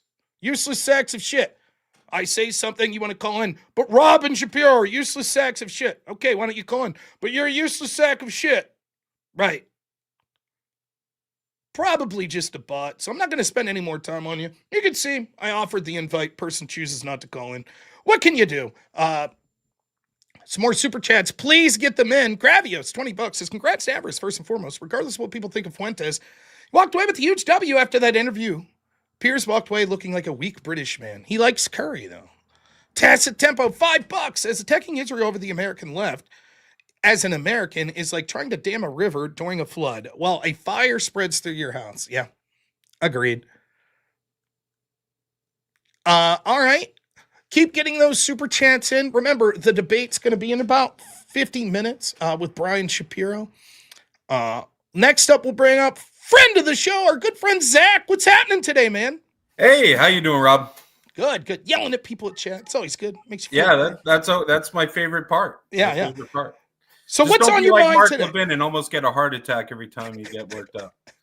Yeah, people do say that to me. Hey, I'm eating better. I'm trying to lose some weight, so hopefully we're lowering the risk of heart attack, even though I get fired up. So, well, speaking, I had one at 34. It's not fun. No shit. So, yeah. Yeah, I've been. You know what? I was born with asthma, right? And I definitely have to watch my fucking blood sugar and stuff like that. But I'm actually, despite my fat out of shapeness, pretty healthy as far as being 41, and I haven't had any major medical. Shit that's came up in my life. So far, so good. Here's praying that we can continue with that. So, yeah. Knock on wood. Yeah. Well, there's a couple things. As many of you in the chat, and you certainly, Rob, know I'm not a fan of Nick, but he did come off very sympathetic during that interview. To me. Yeah. Who doesn't like him? So that really if says someone is neutral, I can only imagine. Yeah. And that doesn't, the way Crowder's tactic versus Pierce's, it was night and day different. Totally agree. Nick looks worse with Crowder. I don't think he looked terrible with Crowder, but he looks worse because Crowder took him well, let's take your argument seriously. Let's take your position seriously and see if it kind of holds up. That's different than just being like, well, we're just going to call you racist. That's the argument. You're racist. And it's like, that's just not going to fly anymore. Right. Yeah. No, it isn't. And yeah, it's unfortunate that Pierce, did it that way. But again, his whole modus operandi is, being as bombastic of a channel as possible to get clicks. And that's what it showed there. He didn't want to actually get into the crux of Nick's arguments at all. So, but yeah, in terms of whether 6 million of my folks were killed or not, I mean it's pretty well documented. Not only just the Jays documenting that, but world countries documenting how many they had in the census and how many, weren't there anymore. And there was at one point in 1939, I just did a quick Google search, so I don't know how much one really needs to search this stuff. But there was, let's see. So there was about 16 million worldwide in 1939, 16.6. By 1945, it dramatically drops. Roughly, it says around roughly 9 million, representing 57% of the total were in Europe at the time, and globally, it fell to about 11 million. So I don't know. Just doing the math there, it seems like if it wasn't 6, it was 5 something. Well, let's assume, let's lowball it. Let's say it's 250,000, right? Those are about the lowest estimates I've seen. And let's say that the Jewish population of the world was 15 million, right? That you're still talking about like a huge percentage of Jewish people, even in those taking the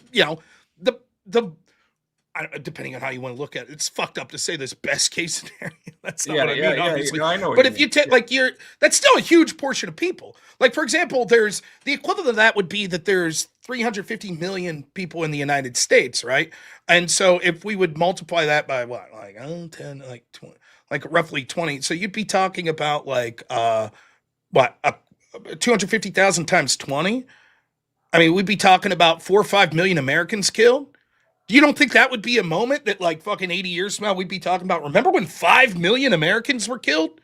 And that's the low estimate, right? Yeah. And so for me, it's always been this thing. I understand it, right?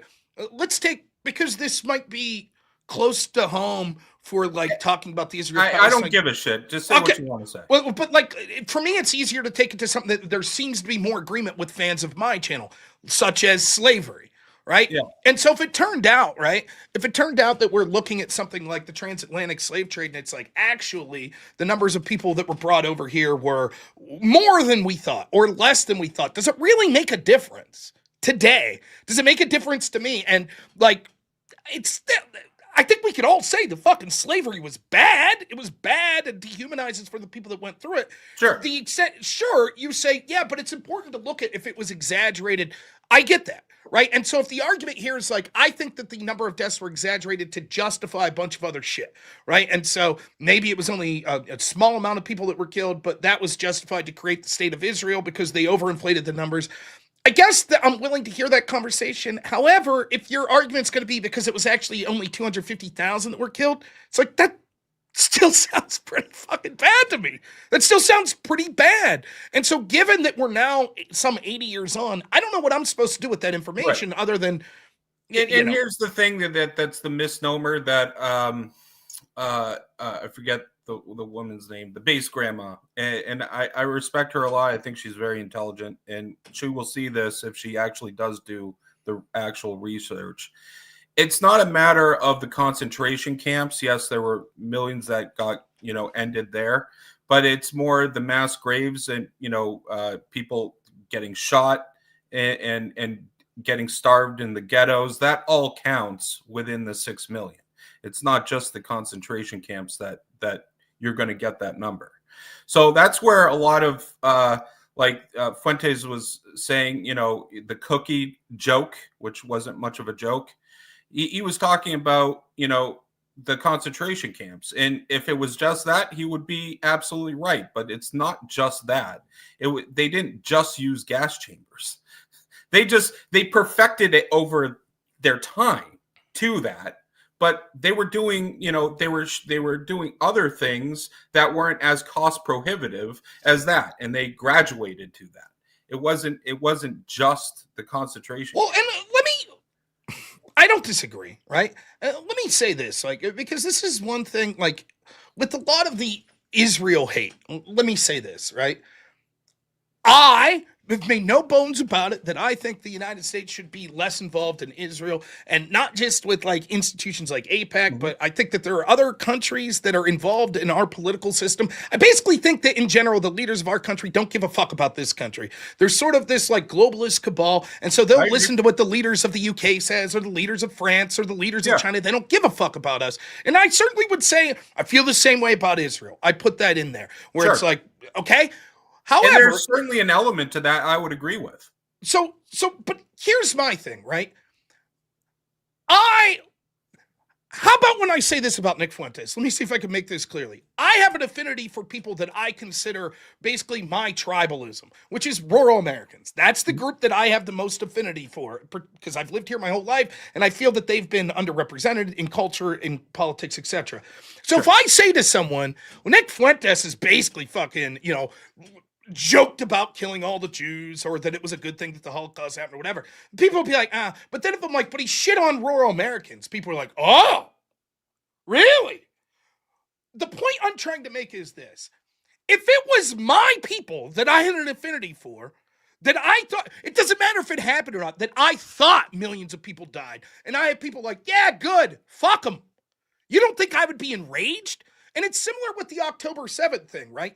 If we're looking at it from outside, I'm not pro-Israel, I'm not pro-fucking Palestine. I'm just, somehow I wasn't even from the planet this time. I'm looking back on it 500 years in the future. So I have no connections to either side. It'd be very similar to like me looking back to the War of the Roses. It's like, I don't give a fuck, I'm not taking a side. What do I care? I'm just trying to dispassionately look at this. Would it be possible to say, maybe some of Israel's actions went too far? Maybe it was a disproportion. Maybe that's the case. But if it was my family, I'll tell you this much. If someone personally harmed my child the most heinous of ways, the word disproportionate would be one that never entered my vernacular. What I would do in retribution would be biblical, right? And people might say, holy shit, that went too far. And maybe you're right. Objectively, it would have went too far. But for me, the individual who suffered that, I would say, go fuck yourself. I'm going to do whatever's possible. Well, let's just look at this country. 3,000 Americans got killed on 9/11, right? What did we do? Yeah. How many people did we kill due to that? Were they all Taliban? Of course not.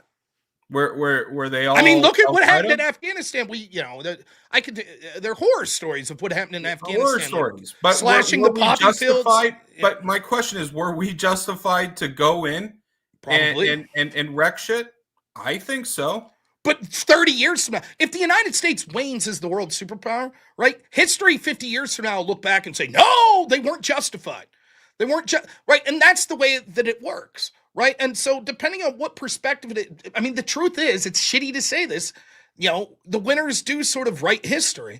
And so right now we see this battle where it's going to be like, I'm not here to make a judgment on it. It's an issue that it's so complicated in the sense that there are nuances to it. I get that. What I will say is this.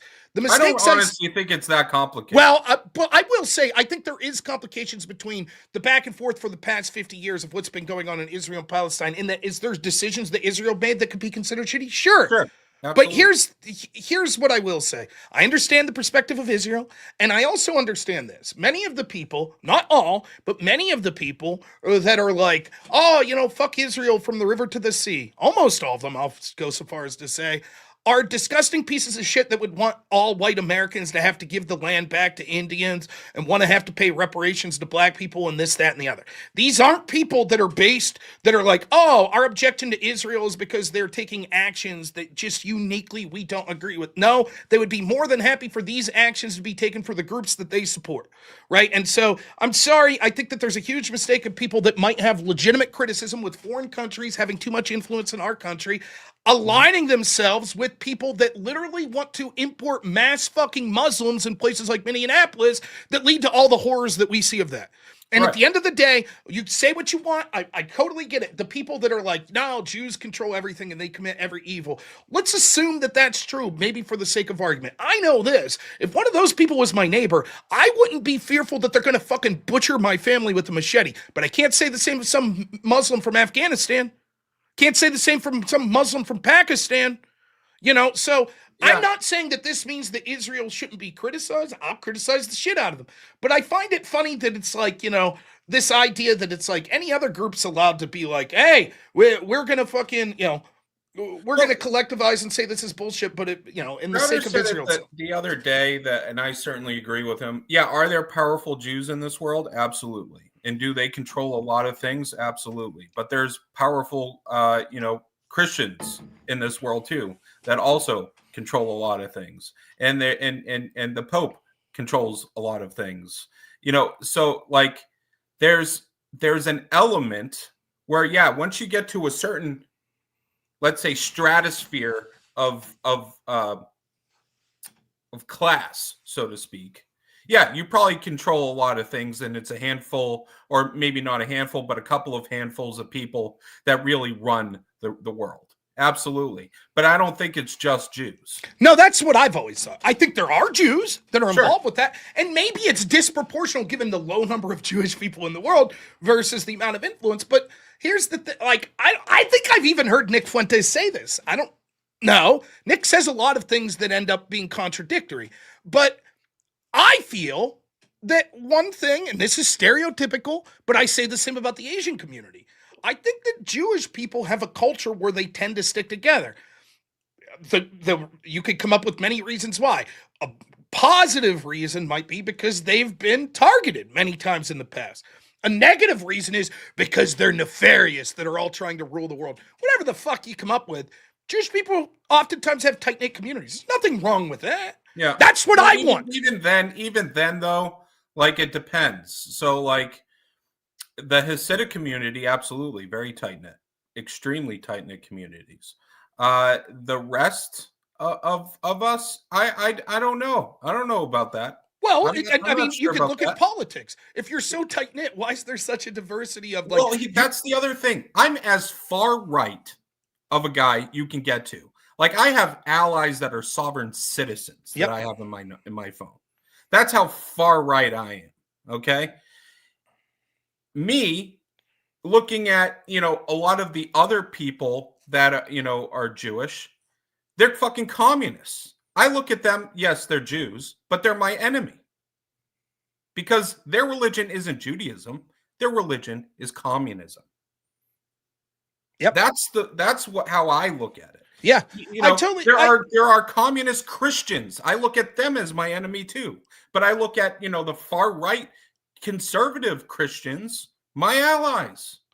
Let's say for a second that Jewish people would be tight-knit for the sake of argument. And so, like, I've seen complaint, like, here's a complaint I saw. I forget who it was. One of the famous rappers, Ice Cube or something, makes this point. He's like, look, all these rappers, like, they come up and they're working through these labels, and it's like Jewish people that are running these labels, and we're doing all the work, and this is bullshit, and like, they're controlling this industry. Okay, let's say that's true, that Jewish people disproportionately control the entertainment industry, right? It's like, okay, so what's the argument here? Like, that's somehow unethical for a businessman that was Jewish. Now, you might say they're promoting bad shit. Fair enough. But are they doing that because they're Jewish? Or are they doing that because it's like, we're wealthy and powerful and we want to shove our fucking agenda into shit? I just think that it's such an oversimplified answer, right? That it's like, I tend to think, listen, and as much as I don't give a fuck, I'll just say it straight up. Yeah, there are racial differences in things like IQ. Yes, there are some cultures that promote things when it comes to ethnicity and shit that makes you more likely to be wealthy or more likely to avoid jail. There's a couple things. Sorry, Rob. I just have to, in this chat. I've done more for the right, the conservative movement in this country than any of you that's hiding behind a fake screen name has ever done. So, I've how many pieces of significant legislation have you pushed or get solid conservatives elected? How many of those have you guys done? How many sleepless nights, 100-hour weeks have you guys done? Excuse me. In election cycles? How many? No, you just hide behind a fucking keyboard. How many death threats have you guys gotten from people that know how to do it, like union bosses? How many? Will you answer the question? This one guy wants you. If the United States went to war with Israel, which side would you choose? It depends on what it is. If the United States says, I want to kill all the Jews, well, it's an easy thing. Now, if it has to do with, Israel attacking the United States and wants to, annihilate the United States, well, I'm an American. I'm not Israeli. I don't have an Israeli citizenship. I'm an American, and I've been fighting for America. Right. And my answer would be very similar to, like, if the United States went to war with let's say the United States went to war with Poland. Which side would I choose? Well, 95% I'm choosing the United States. But why? Is it because Kamala Harris gets elected and they're like, we find the Polish government to be too right-wing and it won't accept refugees, so now we're going to war with them? Wouldn't me be like, whoa, what the fuck? This radical left-wing government's now declaring war on right-wing countries because they won't allow mass migration? Would people say that makes me a bad American? I'm not Polish to my knowledge. Maybe I am part Polish. I don't know. I mean, question: how many of you in chat supported the Iraq War? If not you me. Didn't support it, if you didn't support that war, are you not American now? Yeah. So I mean, I get it. Like I understand, right? I get. I do think that people have a healthy, like, wait a minute. Are people like, do they love America first? I get it. But it's just like the idea that it's like, it just always seems overboard to me where it's like, you're Jewish, so therefore you must care more about the country of Israel than the United States. That's the same argument people use against Catholics. Yeah, with the election of JFK, this was something that was their argument, that he was going to be like, more of the papacy than he would be for the American people. Right. Was JFK run by the papacy? I don't think so. Maybe. I don't know. I have no idea. I haven't really looked into it, but he seemed to be very much America first in a lot of ways, to the point where there's arguments that that's what got him killed. Yeah. I mean, it's always a contentious topic, and I get it. For me, look, it all stems back to, like, well, it doesn't all stem back, but like this all comes from us talking about Nick Fuentes. And here's the thing. One thing I think you could say about Nick is I think he is masterful at understanding how to promote a media message, right? He started up, he went from something that basically got banned everywhere, and that's sort of the mother of innovation. This is why banning in the first place, if you're from the perspective of you don't like Nick, this is why banning was never the approach. Because what happened is it drove people to him because, it's like the forbidden fruit. Oh, he's banned for a reason. There must be some truth there. And I think that he is incredibly intelligent, at least when it comes to sort of a social intelligence of understanding how to craft a message that'll keep him in the news cycle. And I'll give you another example of someone that's like this on sort of a different end would be AOC. Everybody makes fun of AOC for being stupid. And yes, IQ-wise, she might not be like book smart, but she understands. She absolutely understands like how to put a message out there and how to use the media and sort of the social messaging to ways that are a benefit. And I think that what you're going to see is if you have that instinct, but you're polished like a Mamdani, I think that could make you someone that could be very effective for your cause, a cause that I despise, mind you. So I'm not saying this as fans of AOC or fans of Mamdani. No, you got to acknowledge the intelligence of who you're dealing with. And I think Nick has certainly agree with that. Nick is an extremely charismatic and extremely intelligent individual. Anyone who says otherwise, you're retarded. Yeah, and I thought, now I haven't watched it in a while, and I only saw clips of it, but did you watch when Dinesh D'Souza talked to him? I've never seen that. I thought Dinesh did pretty well. I could be wrong. I'd have to go back and rewatch it. But, I don't know. It's always, this topic, it's always like, because I know, and a good friend of mine told me this the other day. He's like, have you noticed that the left has kind of been a little silent on like the Nick Fuentes, Candace Owens? They're not that vocal right now. And he's like, you know why? Because they're going to wait until 3 months before the election. And they're going to say, see? There's also the aspect when you see your enemy shooting himself in the foot, you don't stop him from doing so. Yeah. Yeah. I mean, so I think that that's what's going to happen. This will become a talking point going in. But all right, Zach, I got to let you go. Have a good one. It's always a pleasure, man. Thank you so much.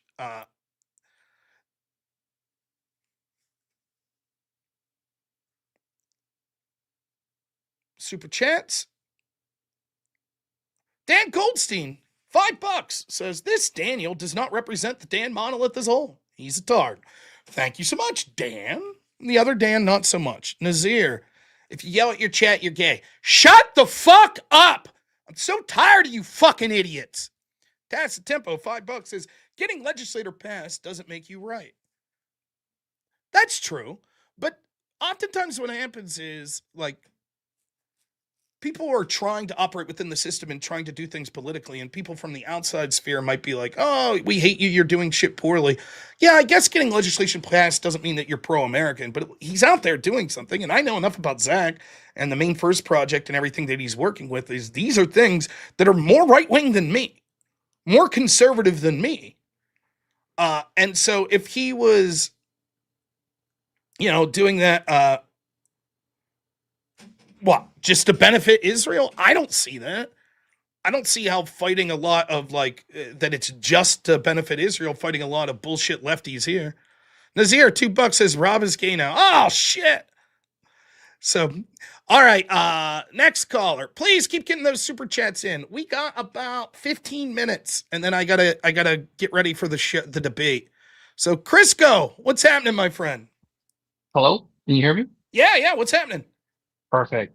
Nothing much. Just cleaning the house bit. So, anyways, I was listening to all those great topics that some people brought up, and now, so the main point is I just want to keep going off So in Canada, we have what's called red Toryism, and the way people hear it now is oh, it's liberal, but so anyways, it's social conservatism, but with a more fiscal interventionism, more welfare, and that's basically kind of what I'd classify myself as.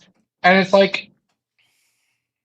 it goes hand in hand with what I mean with my super chat earlier. We need more beautiful works of art because we've seen what more American style conservatism does lately in Canada. It creates blue Tories who basically have abandoned culture. And if you look at our last elections for the last 10 years, the Conservatives won nothing on economics, for instance. Literally no economic arguments made. And any economic arguments made were stolen by the Liberals, for instance.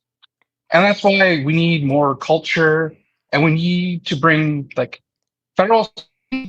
Who cares? You know what the number one thing in Canadian budget is? Indigenous affairs. Yeah.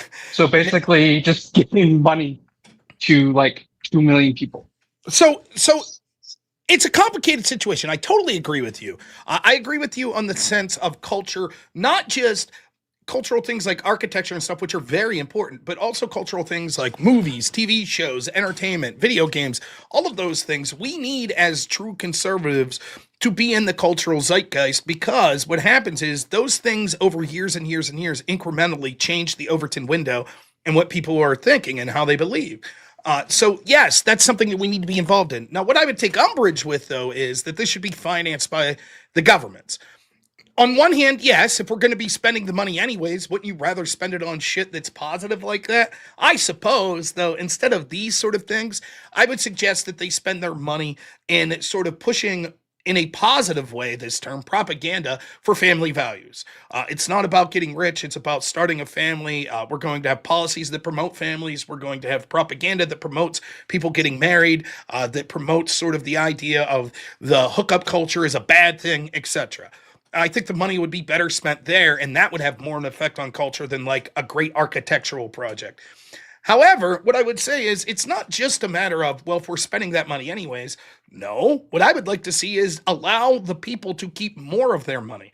And many of these great works of art should come from people outside of politics. We as individuals, instead of forcing through taxpayer dollars to fund this stuff, should come together and promote and support things that are cultural, that are done by conservatives.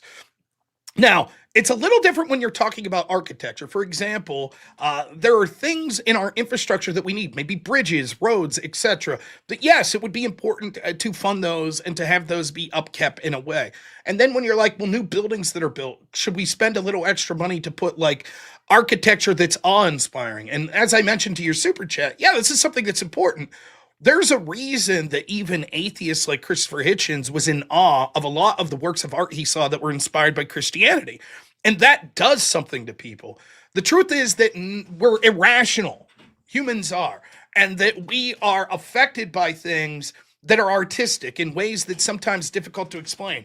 It's why many times some layman like me will be able to articulate my point better by saying, look at this character in this movie, or in this video game, or in this book. Right? We know it's fictional, but there's something about that that's inspiring. It's why if you hear a certain song or a certain atmosphere of certain songs, that causes this feeling in you. And we know this. We know this when it comes to advertising. We know it when it comes to the entertainment industry. You could completely change the tone of a scene based on the sound effects, etc. So great works of art, whether it be music, whether it be movies, whether it be architecture, all of this can be inspiring. And perhaps our government should be back in the business of building those things. I just think that right now, though, I have more of a priority on stopping the insane amount of spending. But if I had to choose between, should we be sending millions of dollars to Afghanistan to teach gender study shit to the Taliban, or should we be using that for projects back home? Yes, clearly I would choose the latter. I just think the better response is stop spending the money in the first place.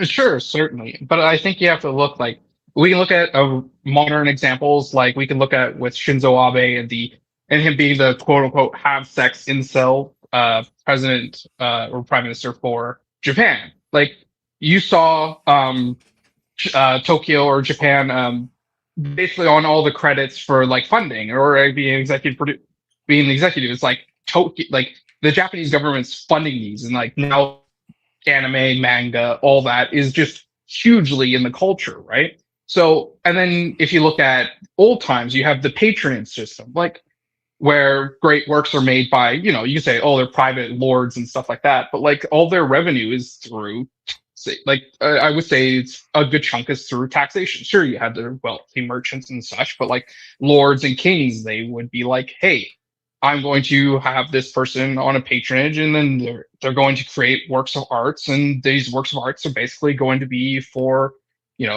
not public consumption. You're going to have your balls and your concerts and stuff like that. Sure. So, and then you just said your balls. Oh. No, and then there's, for instance, nobody this partially came about because of the Asmongold video that he reacted to, where this gentleman's going through London. He's looking at the lampposts, and the lampposts are elaborate. There was design contests, so they got the public involved. Yeah. And it's these are elaborate lampposts. They're not just a pole and a square box. It's people remember this. And then you go to the old wastewater facility, and it's this is an elaborate design. It's beautiful. It's hey, this is the culture at one point. It's a snapshot of history. It's something to remember. It's what you said earlier. No one's going to remember anyone from, you and I, we're not going to be remembered in 100 years, 120 years. But, these lampposts have been there for 140 years. I think it was the 1880 something he said that they were there in London. It's they're still there. There's this testament. There's a little monument to the gentleman. And it's these are still remembered. Nobody remembers his name. I just watched the video last week, and it's I don't remember the guy's name, but you know what? It's I remember the lampposts being having elaborate designs. It's yeah. This is the culture. You should check out Tucker Carlson. Had an excellent speech, I believe in Hungary. I could be wrong about where it was, where he talked about the importance of architecture and stuff. I got to let you go because I'm running short on time here, even though we went an hour late. And I got one more caller to get to. I got 3 minutes with him, and then I got to get ready for this debate. But Crisco, thanks so much for your support. And I think you're on to something. I absolutely do. And regardless of the slight disagreement on whether or not we should have individuals promoting this or government promoting it, you're absolutely right that it's very important that we promote culture, including things like architecture, because it is something that shows the pride and it uplifts the culture at the time. So, yeah, so real quick, yeah, any conservative that supports massive spending in the arts and culture and forcing it down conservative routes, I would instantly vote for, even if they would ignore large swaths. It's just at this point now we can't win with economics because no one cares. It's a fair point. All right, man. Thanks so much. Right. We'll let you go. The other caller dipped out. I got to go to the restroom real quick, so I'll give you a chair. Then I'm going to come back, read super chats, and then that's going to be it for callers. And I will get ready for this debate, tell you what to expect. Enjoy the chair here for a minute. I'll be right back.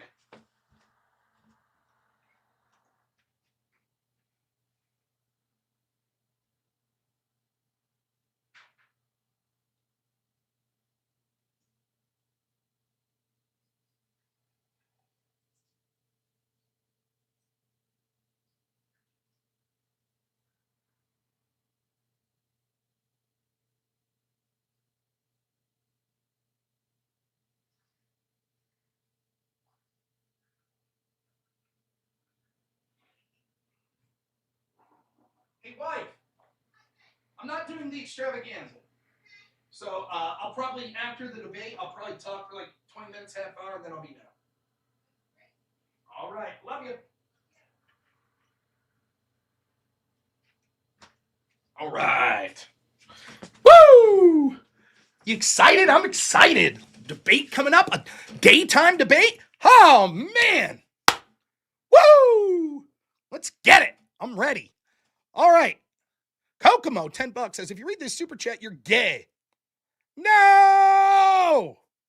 AJC, $50 says, for an early W with Shapiro. Thank you, AJC. Absolute legend. Always appreciate it, man. And then Nicholas Lewis, $20 says, here's hoping you can get Brian to concede anything during your debate at 3:30, or at least back up a single point with actual facts. It's going to be tough. I'll explain why here in a second. Now, your job is, as an audience, keep getting those super chats in. I thoroughly appreciate the super chats. I really do. Trying to line up more and more of these debates. This was impromptu. First question, am I debating Brian Shapiro at America Fest? It does not look like that's the case.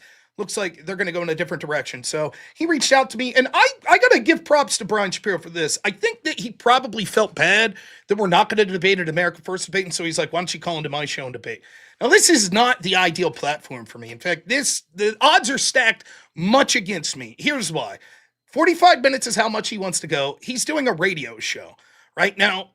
I haven't asked, but my guess is that means there will be ad breaks. And if you've ever listened to radio, it's one of the things that's difficult, where it's like you talk 3 minutes and it's like, okay, we got to run a commercial. But that's outside of Brian's control, would be my guess.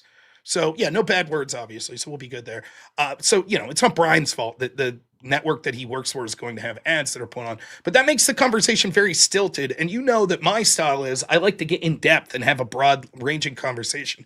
So the fact that we only have 45 minutes and there's probably going to be commercial breaks for radio means, oh, he doesn't run ads. Oh, that's great. Still only 45 minutes. So you get the point. So that's the first thing.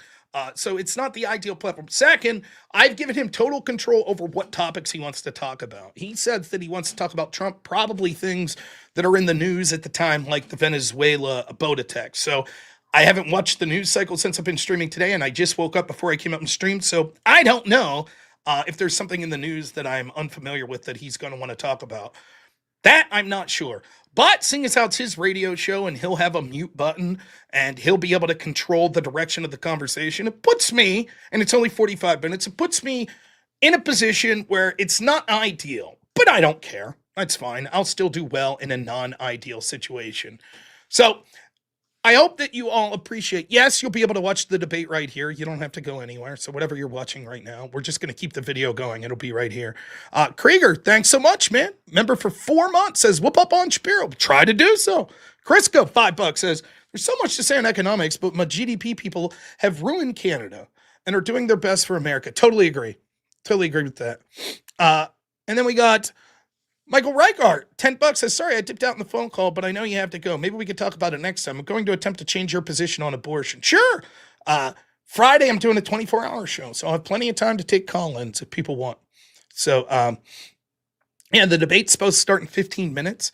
So, Fuel My Fire, $5, thank you. Says on behalf of Tacit Tempo, $5, thank you. Thank you, Tacit Tempo.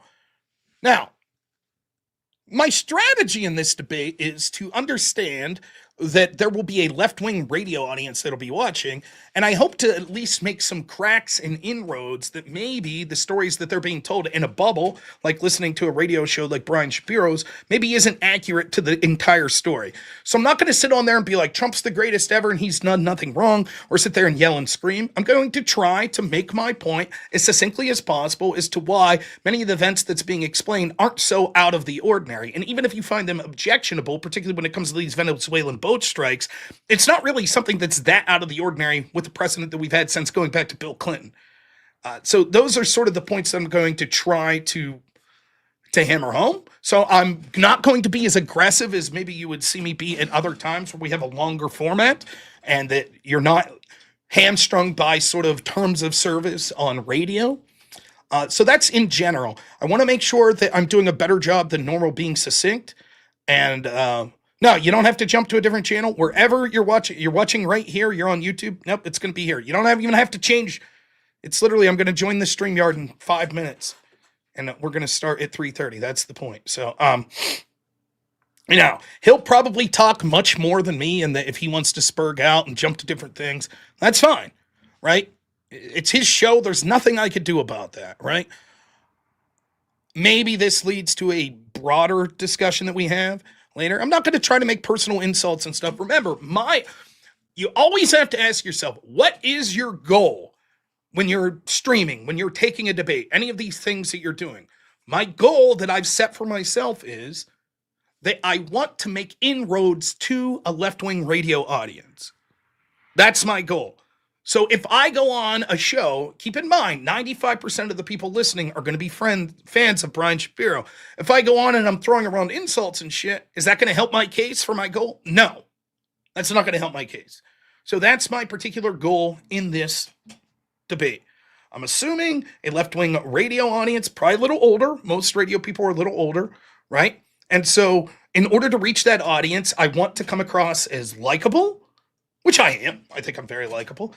And I have to be succinct because I am constrained by the time formats of this. So there will not be conversations about ethics and things like that. I made sure that he knew that I was not going to come on and start talking about philosophy and morality and ethical systems. So it's going to be a normative style debate. He could do lame Trump jokes and things of that nature. I could reciprocate. So I'm perfectly fine. I think that it'll be fun. And I'm prepared to do this sort of debate. So I hope that you all appreciate it. And I hope you'll show that appreciation through liking the video. That would be nice. And send in some super chats if you think I did a good job. You can hold off on the super chats if you like. Probably I'll stick around 10 to 20 minutes after the debate and just give my thoughts on it briefly. I thought I was going to have to run to do the extravaganza, but the great Jake Rattlesnake is actually going to make it to the extravaganza today, so I don't have to fill in for him. So for those of you that are fans of the Crucible and the Extravaganza show, don't worry. You're going to have your original host that will be there tonight. The show will still go on. Of course, I'll be back at 10 o'clock tonight, and we'll be doing the normal show that I do at 10 tonight. So should be fun. No, I'm looking forward to this debate. The only real concern I have is I hope that my shitty computer doesn't shit the bed. Because a lot of times when I'm using StreamYard through StreamYard, it's crashed my computer. So I hope that's not the case. If so, I'll call in with my phone. But obviously that would mean that you're not going to be able to hear me on my channel. You'd have to go over to Brian's channel to hear that. So I hope that doesn't occur. But that's the reason that my good friend Avarice is building me a computer to hopefully avoid these sort of issues in the future. So we're going to try to get that computer, and have it up and rolling by the end of January so that it's something. So in one last thing, I'll say promotion-wise for me, Friday is going to be a 24-hour stream. I'm going to set a goal of $5,000. Now, that's more money than the computer's worth, but nonetheless, that's the goal that I'm going to set for a 24-hour stream. So I don't even know about specs. Ask Avarice. He's the one that's putting it together for me. So we're going to be doing a 24-hour stream on Friday, so I hope you'll tune in. And I'm going to try to line up a bunch of people, a bunch of people that would disagree with me in certain issues, but there'll certainly be people that'll call in that agree. And I'll certainly be talking myself as well, so it should be fun. So I hope that you'll tune in for that stream. Check it out at some point Friday. Come in, drop some money. That would be nice. We're trying to get to $5,000. Yeah, that's right, EOD. YouTube takes a cut. The tax man takes a cut. Yes. So all 40 listeners, my 40 listeners? Or his 40 listeners. I don't know. I don't know how big his audience is, nor do I care. Even if I reach one person, I think it's worthwhile. And hopefully I'll do you all proud in your worldview. That's always something that I have as a priority when I'm debating. Should I just do the debate like Stephen Hawking? Should I do it with like a ridiculous accent? Like, oi, governor. Oi, here to talk about Donald Trump. Crikey. I can't do accents. I can do Cookie Monster. Cookie, Donald Trump like cookie. Cookie wants some cookie for self. Donald Trump take cookie. No, I couldn't, Oh! but I'm excited. I was looking forward to debating this guy. So we'll see where it goes. But just to be clear, the one other thing that I'll say is because I've given him carte blanche to take the debate anywhere he wants, it takes away a lot of my offense because he's actually going to be talking about things that I'm not thinking are Trump's strong points. Right? So he's going to be like Epstein files. He's going to be like Trump bombings Venezuelan boats. And we're not going to talk about things like real wage growth under Donald Trump, or, the border being secure under Donald Trump, or sort of investigations into corrupt actors under Donald Trump. Like, those are probably things that we're not going to get into much, which is fine. I've given him, it's his radio show, that's fine. I don't mind that. But obviously, if it was a debate, I would have more offensive positions. I'm sort of going to be in a position where it's going to be hard to argue offense, and it's going to be more me playing defense because of the nature of allowing him to control the topics. But I'm not too worried about it. I think that it'll still go fine. Where is... There we go.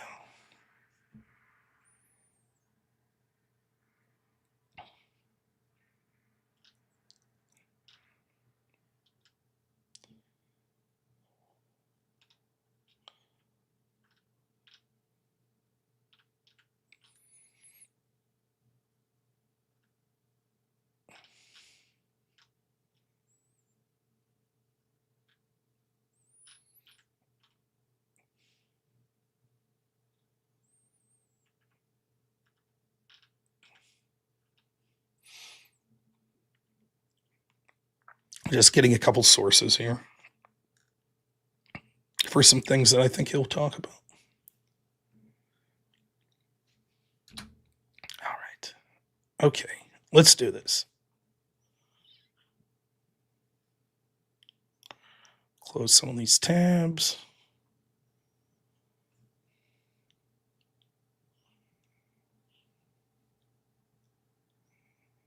Don't need that. Don't need that. It's over here. Check, check, check.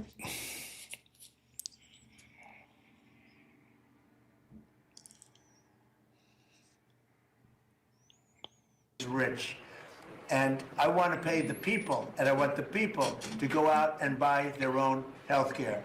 And that's what we want to do, and that's what the Republicans want to do, because Obamacare is a disaster. And I said it 5 years ago, 4 years ago, 3 years ago.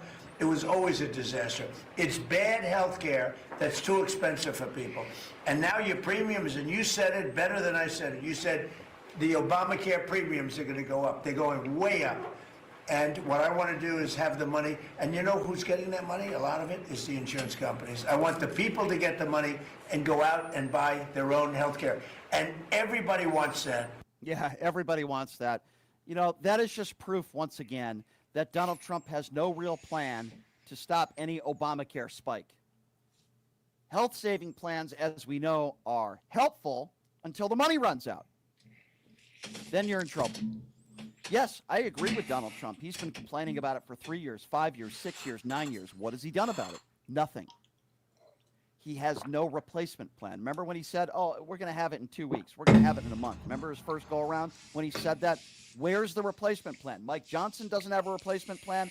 Donald Trump doesn't have a replacement plan. Nobody in the Republican Party has a replacement plan. But what do we keep hearing? Oh, we're working on it. You've had 9 years.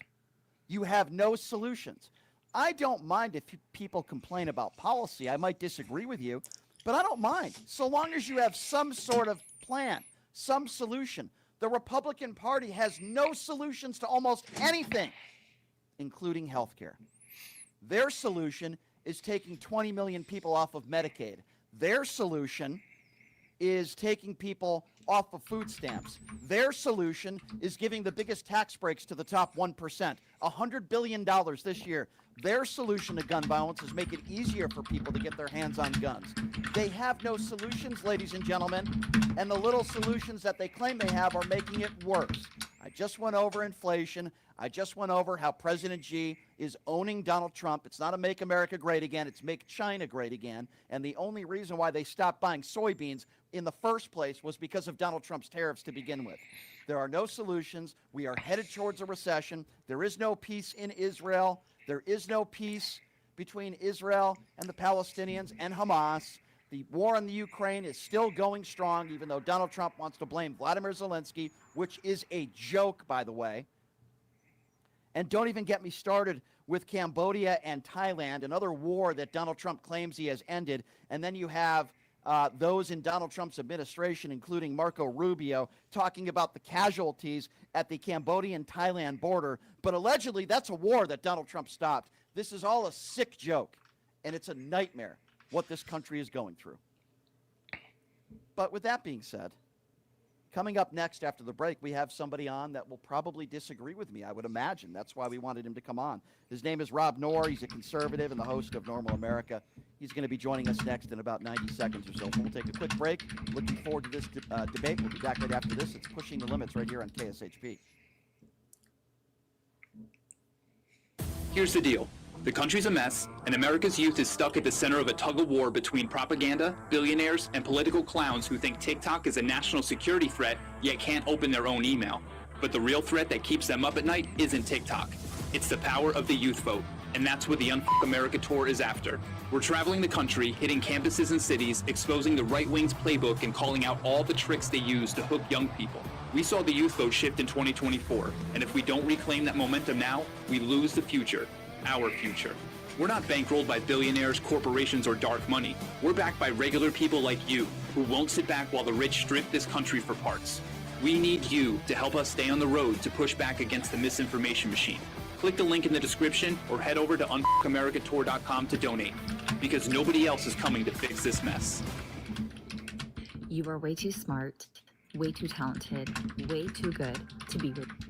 You are meant to be making way more money, feel way hotter in your body, and having way more fun. Hi, I'm Nicole Mitchell, and I'm a life coach.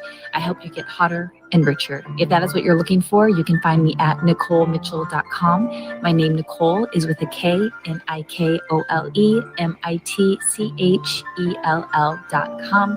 You can reach out to me on my website or on Instagram, and I will be happy to be in touch and figure out what you're looking for and how I can support you in getting there.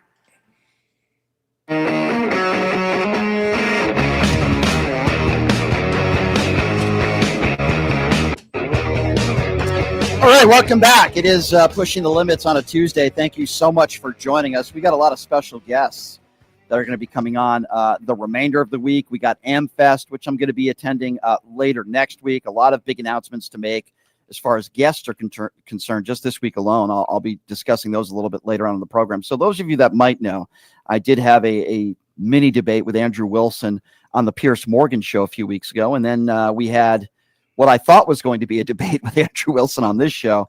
And then it just turned into 2 hours of where do you get your ethics from? Where do you get your ethics from? And then it was about abortion and that everything that I brought up. So it wasn't much of a debate. We're trying to get another debate going with Andrew Wilson, which I would be happy to do under the right circumstances. So if you recall, I played some audio of a show last week where I called into a conservative show, and then Andrew called in, which unexpectedly, and we kind of tried to at least make amends and have another debate. The host of that show, his name is robnoerr. He calls himself a populist conservative, and he is the host of Normal America, and he has agreed to come on the show and have a good discussion with me. Rob, I do appreciate you coming on. How are you? Thanks so much. I'm doing great, and it's a pleasure to have for you to have me on. So appreciate it. Yeah, you know, I called into your show, and you treated me with respect, and I appreciated that. So I figured out let's try to have a good discussion today. So I appreciate you coming on, Rob. Boy, there's so much to get to because obviously the topic, which we did discuss, was going to be about Donald Trump. And I don't think you're going to be talking to me about ethics, and I don't think you're going to be talking to me too much about abortion. But, you know, I asked this question to a lot of conservatives that are Trump supporters to start, and I'm sure you've been asked this question before. And then I want to get to what's going on today in the news, and we'll get to all that stuff. But I go back to January 6th. Donald Trump is the only president in American history that has not conceded an election. He's the only president. He still says the election was rigged. Then we had something called January 6th. What was it about that day that made you say to yourself that wasn't enough to have me not support him? That's the part that I'm confused by that. Help me understand that. January 6th was a riot that got out of control. I watched the opposite party, the Democrat Party, ignore or celebrate, including the VP Kamala Harris, who then became the frontrunner as presidential candidate for the Democrats, promote a bail fund that encouraged, while the rest of us were locked down primarily due to policies Democrats endorsed under the fear-mongering of COVID, they actually allowed Black Lives Matter with impunity to go out and hold on, Rob, that's not fair. You're sure. I'm happy to talk to you about Black Lives Matter. Sure. Happy to talk to you about that. But the question wasn't about Black Lives Matter, and it wasn't about a bail fund, and it wasn't about Democrats. Does January 6th happen if Donald Trump doesn't lie about the 2020 election? Yeah, I think that even if first off, you're poisoning the well by saying lying, right? He doesn't think that it was a lie. He doesn't think that it was a lie. And we may find out in the future that the evidence shows that there were things that occurred that were unusual. For example, did you know did you know that in Pennsylvania, the Pennsylvania Superior Court, after the 2020 election, ruled that mail-in ballots were against the Pennsylvania Constitution? Doesn't change the outcome of the 2020 election. In fact, there's no evidence that has been proven that anybody that's come forward could have changed the outcome of the election. Yes, I do believe Donald Trump knows he lost the election. I do believe he's lying. He's admitted that to certain people in conservative media and even people on the left like Bill Maher and others.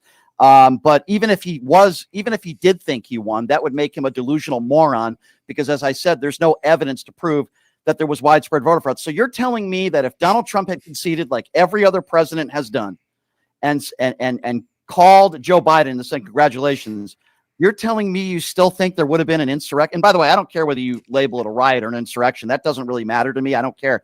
Violent riot, insurrection, it doesn't matter to me. The people that were there because they believed the election was stolen and they tried to overthrow a free and fair election. You're saying that still happens, you believe? I think there would have absolutely been a host of people that would have still been outraged and thought the election was stolen, even if Donald Trump had conceded. If Donald Trump affirmatively came out and said, trust me, this election was above the books, it was the most secure ever, as people on the Democratic Party tried to gaslight us into believing, then maybe that would have tamped it down.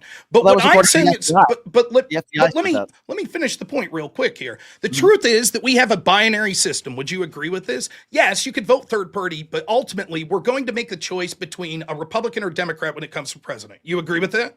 Well, for the most part, yeah, of course. I mean, obviously independents can run, but yeah, I agree. Sure. So if I look at January 6th and that riot that got out of control versus the Democrats that were supporting riots that occurred all over this country while which Democrat supported violence? Kamala Harris promoted a bail fund for people that burned down a police precinct. So that's not promoting violence. There's a difference. What she did was she allocated funds to help people to defend themselves in a court of law. She didn't ask for them to get pardons like Donald Trump did on January 6th. She also didn't call people who committed violent acts on Black Lives Matter protests patriots and hostages. That's what the guy who you supported did. So there's a difference between allocating funds to raise money to help people defend themselves in a court of law or pardoning somebody and calling them patriots and hostages. The two do not align. And Kamala Harris has never said once that she supported violence. So that is blatantly not true, what you're saying. Can you name me another Democrat that has condoned violence? Sure, I could get there, but I would like to stay on this point. So two things on this. One, if Donald Trump would have promoted a bail fund in the day immediately after January 6th,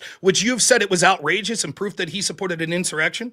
I would have absolutely been. By the way, there are certain crimes that you commit that I do not support a bail fund. And to my knowledge, Kamala Harris did not want people to get bail that beat police officers. Show me that. Show me her saying that. Well, tell me, name me one individual where Kamala Harris tried to get them bail who committed a violent act on a police officer, because you're the one trying to make that argument, not me. What I will tell you is that Donald Trump is the guy who not only, it wasn't even bail, he pardoned 700 violent criminals on January 6th, some of whom beat police officers. By the way, I think we both could agree, you're not a patriot if you beat a cop. He labeled all those people patriots and hostages. There is no comparison, make no mistake about it, with what Donald Trump did after January 6th and calling them hostages and patriots and pardoning people, some who were convicted of seditious conspiracy, Enrique Tarrio, one of them, and what Kamala Harris did. And she has never endorsed in any way, shape, or form violence. Donald Trump is the guy at his rallies who said, I'd like to beat the heck out of that guy. I'll pay your legal fund if you do it. You couldn't name me one statement that Joe Biden or Kamala Harris has ever made in their entire political career that rises to that level of an incitement. If you can, please do so. All right, one, I can, but I notice what happens is we keep interjecting and sort of adding to this. Let me finish my point that I was making here. The point is that we would clearly say that if Donald Trump had promoted this bail fund on January 7th, the day after January 6th, you would have said it was outrageous. You wouldn't have said, oh, no, he was just intending for the nonviolent people that maybe got caught up in the arrest swept there. He was just intending for them to use the bail fund. Similarly, with Kamala Harris, she didn't have to specifically say, oh, this is just for nonviolent people. We saw them burn down a police precinct, and her immediate reaction afterwards was to promote a bail fund for the people that were arrested. How is this not support for people that are using violence? That's not true. That was not her immediate reaction. I don't know where you're getting that from. In fact, her immediate reaction was to say violence is not the answer. We want people to peacefully protest. That was Trump not on January 6th. That was not her immediate. I know, but you just said that was her immediate reaction, and that is false. That's just not true. Show me. Did that tweet precede her promoting the bail fund? The tweet that you are referring to when she talked about bail fund was not immediately after what took place. It's like the day after, correct? Protest. Well, you said immediately after. Immediately what she did. Well, you're laughing, but that's not true. Immediately after, she was calling out an end to violence, and violence should not be. And you're trying to make a comparison between events that took place during Black Lives Matter protest. I've been very clear on this. I don't condone any violence in any way, shape, or form. And I'm pretty confident Kamala Harris doesn't as well. There is a difference between giving someone the funds to be able to defend themselves in a court of law and calling somebody a patriot who beats cops and pardoning them. Do you not understand the difference there? No, I think that is exactly wrong. I think not only did Kamala do that, but then she later went on to Stephen Colbert, someone's show, and said, we needed protests like this to continue. Now, if you combine these two things and you use an objective interpretation, it would mean that she's okay with the people that were being locked up and thinks that they were acceptable, that she's benefiting them. For example, did Kamala Harris promote a bail fund for people for January 6th that were arrested? Why not? Why did she not come up with a bail fund for people on Correct. January 6th? Is that the question? That is the question I'm asking you. Correct. I have no idea. I don't know. You acknowledge there were, she just wanted, she's just magnanimous. She just wanted to help people with their legal defense, right? No, she specifically chose these people because she agreed in the message behind the protest. She did not agree with violence. She never has said anything on Trump. that she agreed with violence. Okay, well, he called those people who beat cops hostages and patriots, so I would absolutely disagree with you. You tell me, what's more effective of a support? Someone saying, hey, I think Rob's a patriot, or someone saying, here's a bunch of money to defend yourself in court? I think the latter is more meaningful support of me. Donald Trump pardoned all those, most of those January 6th insurrectionists. Did Kamala Harris get involved and pardon anybody? You think somebody that has access to money to defend themselves in a court of law is a bad thing? I would say in this country, we have that right. And if people want to raise money, and to answer your original question, I would have much rather had Donald Trump help raise money for January 6ers, insurrectionists, as I would call them. I would have much rather have preferred Donald Trump raise money for their defense fund. By the way, it wouldn't have helped, I don't think, because many of them were convicted in a court of law. But I would have been much more okay with that than Donald Trump calling them hostages and patriots and then pardoning them. Many of those people were sentenced to pretty long prison sentences. So I completely disagree with that. I don't think there's any correlation. Oh, yeah, by the way, there were hundreds of thousands of people that were there in D.C. Most of them weren't violent, but they were there because they believed the BS that Donald Trump won the 2020 election. Okay, they were screaming, hang Mike Pence. Now, I don't condone any of the violence during those Black Lives Matter protests, but there were tens of millions of people that were peacefully protesting across the country. Why? Not because they thought an election was stolen because somebody said so with no evidence, but because they wanted equality, which I think is a good thing. Now, I don't condone any of the violence at the Black Lives Matter protest, but you have millions of people that are there because they want equality. And then you have a couple 100,000 people in D.C., I would call them idiots, who think the 2020 election was stolen, which it wasn't. And you can say over and over again, well, we might see some evidence down the road. We might see some evidence that the earth is flat too. But to this point, there has been zero evidence of widespread voter fraud that would show that the 2020 election was stolen, yet the president of the United States, and you seem to be okay with, keeps saying that it was rigged and it was stolen. How can you be okay with that? So you said a lot. One, we're looking at a binary choice. I think that you're being disingenuous when you say that you wouldn't have been outraged if on January 7th he promoted a bail fund. It is clear. It's clear. Number two, when it came to the pardons, yes, there were many people that were treated unfairly. Wide sweeping as they were, maybe the pardons go a little too far, but let's not act like Kamala Harris was a part of an administration to abuse pardons. Not only did they pardon many people that were convicted rapists, killers, etc., but they actually pardoned people that were in Joe Biden's own family and Democratic politicians, etc., which were outrageous pardons on the end. Number three, the disproportionate in a binary choice, right? In a binary choice between Donald Trump versus Joe Biden, right? The amount of violence we saw from left wingers was extraordinarily more, including on May 30. And that's quantitatively. According to our own statistics, that's not true, and you've been given that in other debates, and you've just washed it over, just like. Show me the stats. From where? What group are you getting those stats from? I will gladly email you those statistics. I don't have them right in front of me, but I've had these types of debates before, and according to our own FBI, they can tell you that there have been more. And even if that was true, let's just say hypothetically speaking, even if that was true, it doesn't condone what took place on January 6th. And it doesn't condone people who beat cops and Trump calling them hostages. And did you vote for Kamala Harris, or did you vote for Joe Biden in 2020? I did. Absolutely. How can you defend voting for a candidacy that, one, promoted a bail fund for people that was using this violence, and second, when they attacked the White House? Okay, let me answer that first.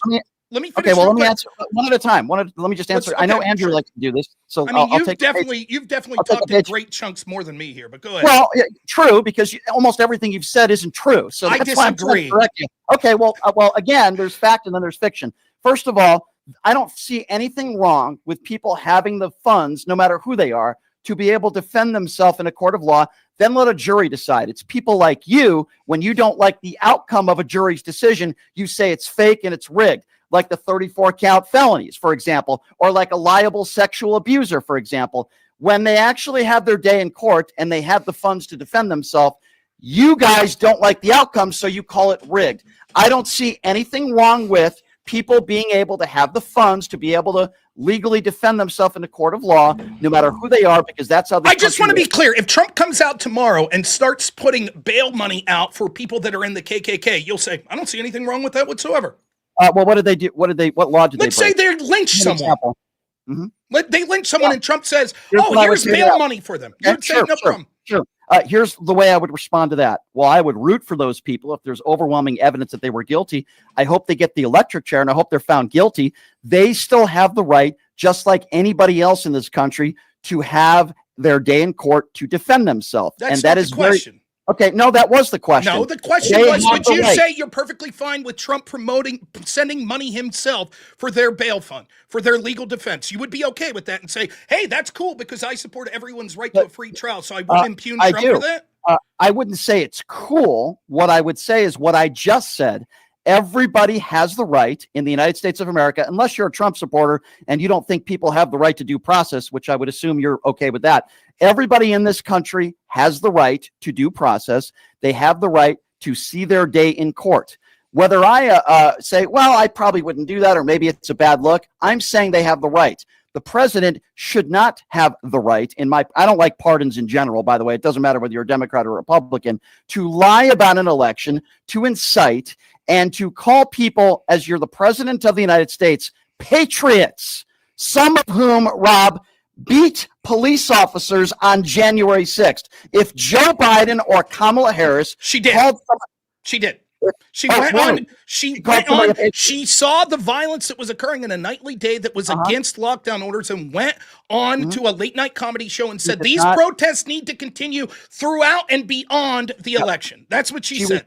She was not promoting violence. In fact, the thing that you're missing is she called out violence multiple times when she was on the campaign trail, when she was vice president, multiple times she called, and when she was a senator, called out the violence and said violence is never the answer. I'd love to find out how many times after January 6th, Donald Trump called out the violence. He did not. It took him 5 hours to tell those people to go home. He called them patriots. And then he called them patriots and hostages, even those who were in jail who committed suicide. Okay, so the point is, as you're sort of going off with all this stuff, I think that it's obvious. It's hard to get into your head like you try to do with Donald Trump and say you know when he's lying or not. I think it's obvious to anyone listening that you would be outraged, as would the average Democrat, if Trump started to promote bail funds the day after January 6th. The idea that you say, no, I think it's acceptable when Democratic politicians I voted for promoted bail funds for the people that engaged in mass violence. That's number one. The other part that I was going to make to this, how could you support a presidential candidate in Joe Biden that watched radical left-wingers on May 30th, 2020 attack the White House, so much so that the Secret Service had to move Trump to a bunker, and then not weeks later in a mainstream media article said that Trump needs to go back to his bunker, making fun of him that radical left-wingers actually attacked the White House, forcing him to be moved? How could you support that candidate? Sure. So what person or persons, what were the toughest crimes that were committed that day and people that were convicted? Can you name me what crimes were committed that day? Yes, arson. They burned down a temporary guard station. 52 Secret Service agents were hurt. They used Molotov cocktails. They physically attacked the police. And why were they there? Why does it matter? No, I'm just asking you. Was it something They were trying to break into the White House. Excuse me? They were trying to break. Yes, in Washington, D.C. They were literally at the gates outside the White House. They burned down a guard station that was temporarily outside the White House. Nobody's trying to break into the White House. What do you think they were doing? They were just marching on the White House with Molotov cocktails to say hi?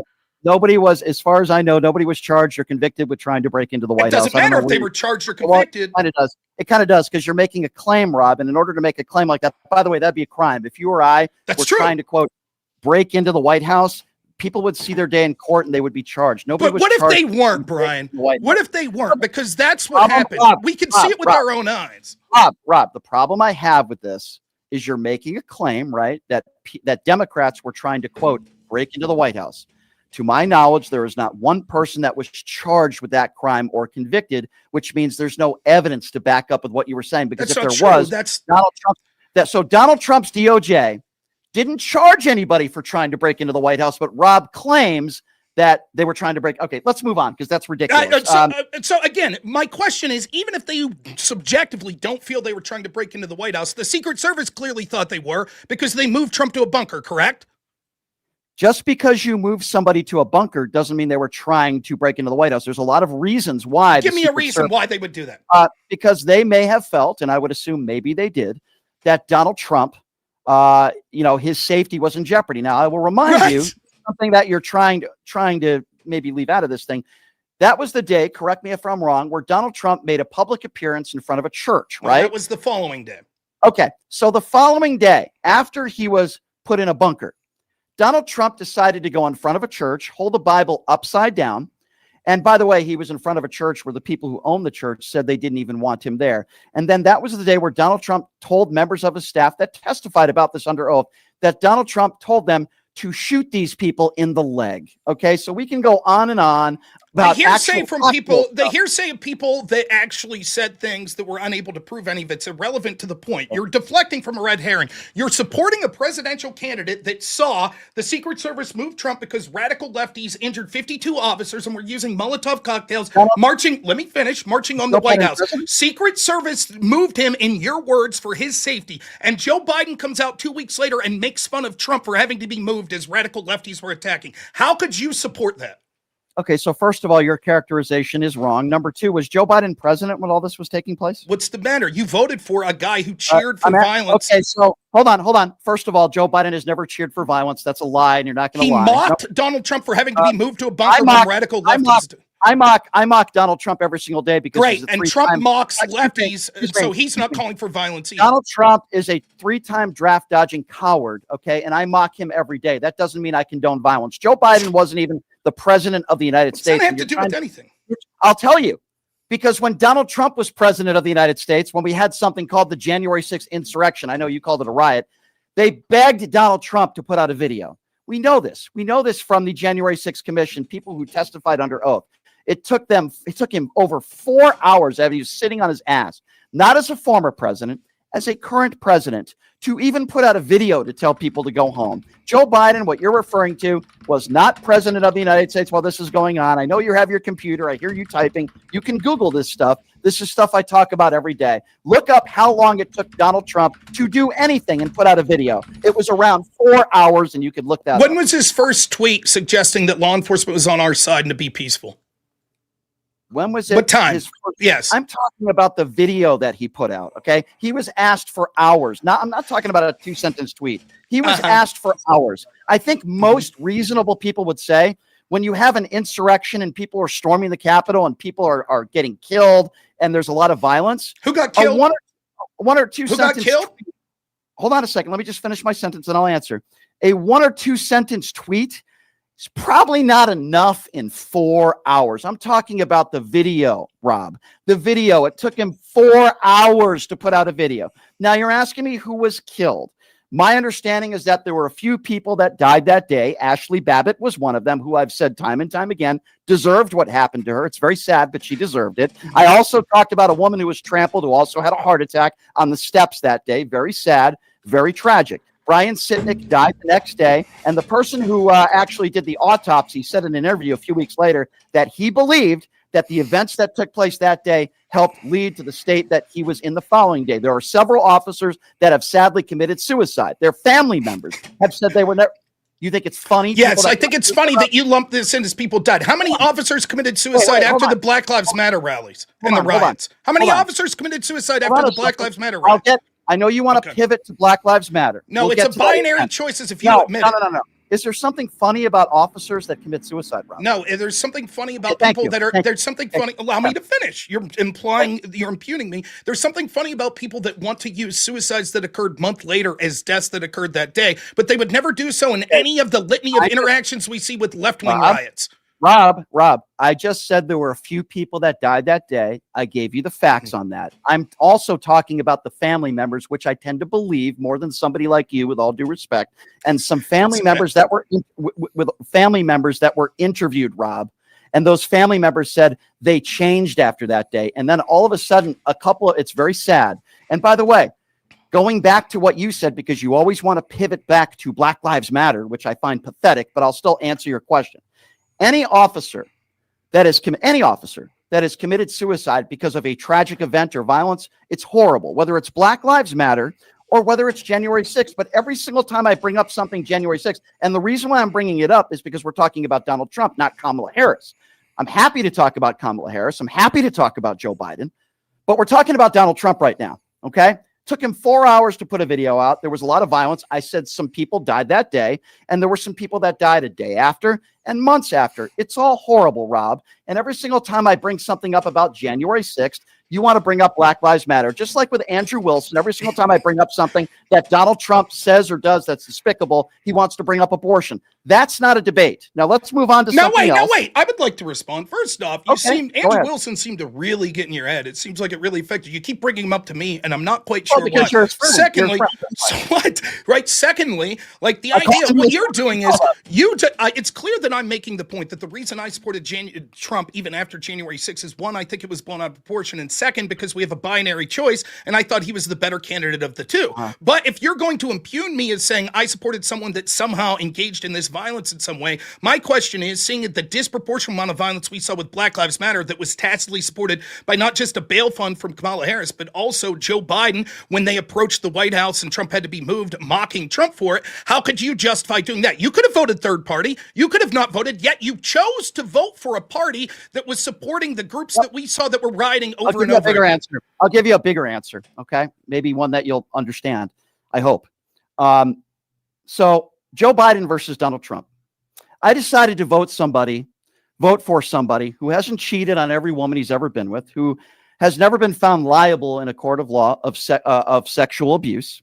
I decided to vote for somebody who I think is a decent human being, who has never attacked, to my knowledge, Gold Star families. He has never attacked, to my knowledge, women on looks. He has never bragged about grabbing women by the genitals. I decided to vote for somebody that is not perfect. My vote was more anti-Donald Trump than pro-Joe Biden. With that said, yeah, I'm frustrated with Joe Biden. I think he should have stepped down much earlier. I've been very open about that. I think Joe Biden did some good things as president, but I will tell you that I think Joe Biden is a decent human being with a moral compass. And I believe Donald Trump has no moral compass. He is a despicable man, a liable sexual abuser, a felon, and I think he's a really bad guy who attacks everybody.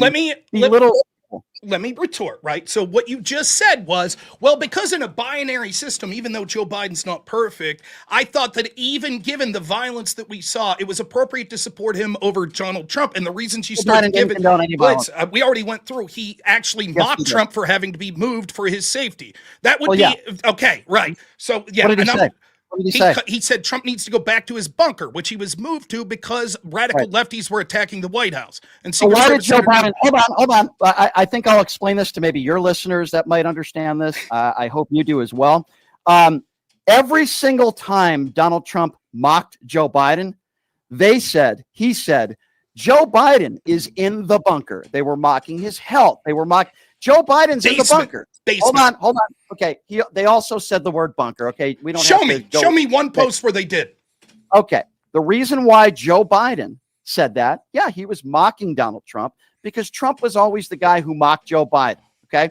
That's why he made that statement. And that statement has nothing to do with condoning violence. Joe Biden and Kamala Harris have never condoned violence. And it's absurd for you to make that claim. I don't know what to say. Just real quick on this point specifically, it's an absurd, and you can see the hoops that you'll jump through to justify. Just say the truth. All you have to do is say the truth, right? Which is, okay, maybe this happened, but I didn't think it was a big deal. That's it. But instead you won't say it. You make these excuses. I don't recall it being a narrative that Trump was saying. So you're comparing. Let me finish real quick. I've been very generous allowing you to talk. I don't recall them saying Joe Biden's in his bunker. They kept saying it was in his basement. The reason he made this bunker claim was because you saw Democrats and media professionals that were out there over and over calling Trump bunker boy, that was mocking him because he had to be moved to the bunker, which is why Joe Biden used that exact reference in that time frame while the Democrats were making this claim over and over. That's why they said it. You supported that guy, and the truth is you did it because you don't like Trump as a human, because he cheated on his wives. I want to talk real quick about Joe Biden.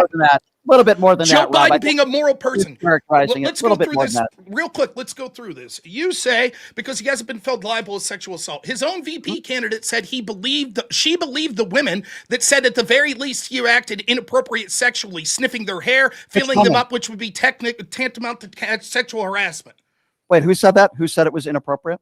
There was 4 or 5 women that came out during the 2020 election. 4 or 5 women that came out. Yes. Got you.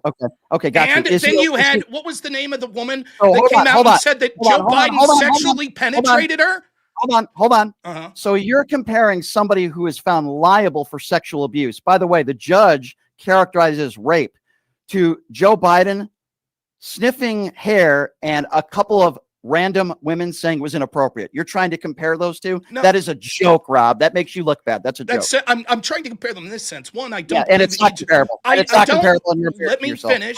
Right. One, with those women specifically, the accusation of E. John Carroll's worse. I don't believe E. John Carroll. Secondly, Tara Reid's accusation. Let me finish. Tara Reid's accusation against Joe Biden was worse. That he digitally penetrated her with his finger. Kamala Harris said she believed the women that accused Biden and then went to work for him. And last point, you could have chose not to support Joe Biden over that, but you didn't. You still voted for him. Why? Let's talk about that. So you're talking about an accusation. I just want to be very clear to clear things up, Rob. An accusation is very different than somebody who's actually found liable by a jury of his peers. That's number one. Number two, there are over 25 women, not one woman. And by the way, the woman that you're referring to that accused Joe Biden of sexual abuse changed her story multiple times. She didn't file. Hold on. And she also didn't file any sort of liable suit or anything. Now, there are 25 women that have accused Donald Trump of sexual assault or rape, including his ex-wife in a deposition under oath. Again, you compare apples to oranges, and a statement that Joe Biden made about go back to your bunker to Donald Trump for 4 hours who did nothing when January 6th was happening. You are comparing apples to oranges. It is a bad faith argument, and you are embarrassing yourself. Now, I'm not embarrassing. It's not just about comparing the two. Let me finish, please. It's not just about comparing. It's about you saying that Joe Biden was a moral person. You could even make the argument that you think that Donald Trump was worse. That's fine. We'll disagree on the specifics of it. You keep giving a litany of things, and we're not going to get into the depth of the specific of any one of them, which I would be happy to do. The point I'm trying to make is you claim that Joe Biden was a moral person. We see what he did there. We see in his daughter's own diary, she said that her father took inappropriate sexual showers with him. When you talk about the Gold Star families, the 13 servants. Hold on. You can't name Okay, 10 things. but I'm going to stop you when you go into multiple points too. Then is that fair? Fair enough. Okay. Fair enough. The diary that you are referring to was in the hands of multiple people on the far right, including a guy by the name of Mr. O'Keefe. The daughter never said that she wrote that in the diary. It was never confirmed in the diary. It was in the hands of multiple people on the far right. In fact, it was her daughter who was up there at the Democrat National Convention that introduced her father. Again, her father was never charged with a crime in his life. And again, you're talking about a page in the diary that has never been confirmed. It has never been proven in a court of law that that was actually in there. And even if it was in there, she didn't say that her father broke the law. She said it was borderline inappropriate. So again, you're trying to compare apples to oranges. And I can tell you just the statements alone that Donald Trump has made about his daughter. I would date her if she wasn't my daughter, talking about her body. We have sex in common. So spare me the BS. Go ahead and go on with what you were saying. I mean, again, the problem is that you go through these things and I think you're disingenuous. For example, let me finish, or perhaps you just don't know the facts of what you're talking about. On April 8th, 2024, in a letter to U.S. District Attorney Judge Laura Taylor Swain, Ashley Biden confirmed the diary was hers and expressed distress over its online availability. What you're trying to do is say, because she didn't specifically say, yes, that one sentence I wrote. Instead, she said, yes, the information that's been made out there was a diary that I wrote. You're doing the exact same. Let me finish. You're doing the exact same thing that they did under the Hunter Biden laptop, which is to deny the reality of what happened by saying, but a right winger got their hands on it, and so now we must deny it, which itself was garbage, and we saw that the laptop was actually accurate. What's in the laptop, Rob? Hunter Biden laptop did all kinds of things. One, it showed that. What's in it? Okay, you want to hear some of the accusations? No, I don't want to hear accusations because that means crap to me. What has been actually proven that is in the laptop? Hunter Biden said that he worked for the spy chief of China. Okay, what is in the laptop, Rob? I didn't ask you what Hunter Biden said. There was electronic evidence of things that Hunter Biden had said via communications. What source was that? Of the laptop itself. What source was that? Where was that proven in a court of law? It doesn't matter if it was proven in a court. It doesn't matter if something. Okay, so we're just going by allegations and what on the right side. Your appeals to authority. So I just want to be clear.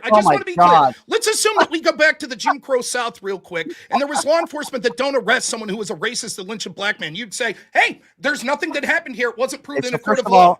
First of all, Hunter Biden never lynched anybody. It's a horrible analogy that you just. Who said otherwise? What is in the Hunter Biden that the FBI provided that Hunter Biden broke the law in the laptop? What has been proven other than allegedly people like idiots like Tina Peters, who's in jail right now, who did this show before? Can you please tell me what has been? I can't even believe we're talking about the Hunter Biden laptop. Sure. I want to get to Donald Trump stuff, but why don't you just answer the question? I did answer the question. It said all sorts of things. Does it have to rise to a? It said that he was with spy chief of China. It showed that he had business arrangements that proved that his tax receipts were a lie, that he wasn't paying taxes because it had emails that proved how much money he made. It showed that he wasn't registered as a foreign lobbyist and was working at the behalf of foreign groups. It was he admitted it. We know that it's proven. We have whistleblowers. Let me finish. Where has he proven? We have whistleblowers from the IRS and the FBI that have both said that they tried to prosecute these crimes, but they were stymied by the Biden administration that wouldn't prosecute the crimes. Gotcha. Okay. So let's just we just don't listen to those whistleblowers, just the whistleblowers you like against Trump, right? Let's just say, for argument's sake, that there were crimes committed with taxes. We know that he already was found guilty of taxes. Let's just say, for argument's sake, I want to remind you, Rob, because some people do forget, Hunter Biden never worked in the Joe Biden administration, but a guy by the name of Jared Kushner did, right? And he received $2.1 billion from the Saudis. What's I'm wondering, he never worked in the Biden administration. What does that have to do with anything I've said?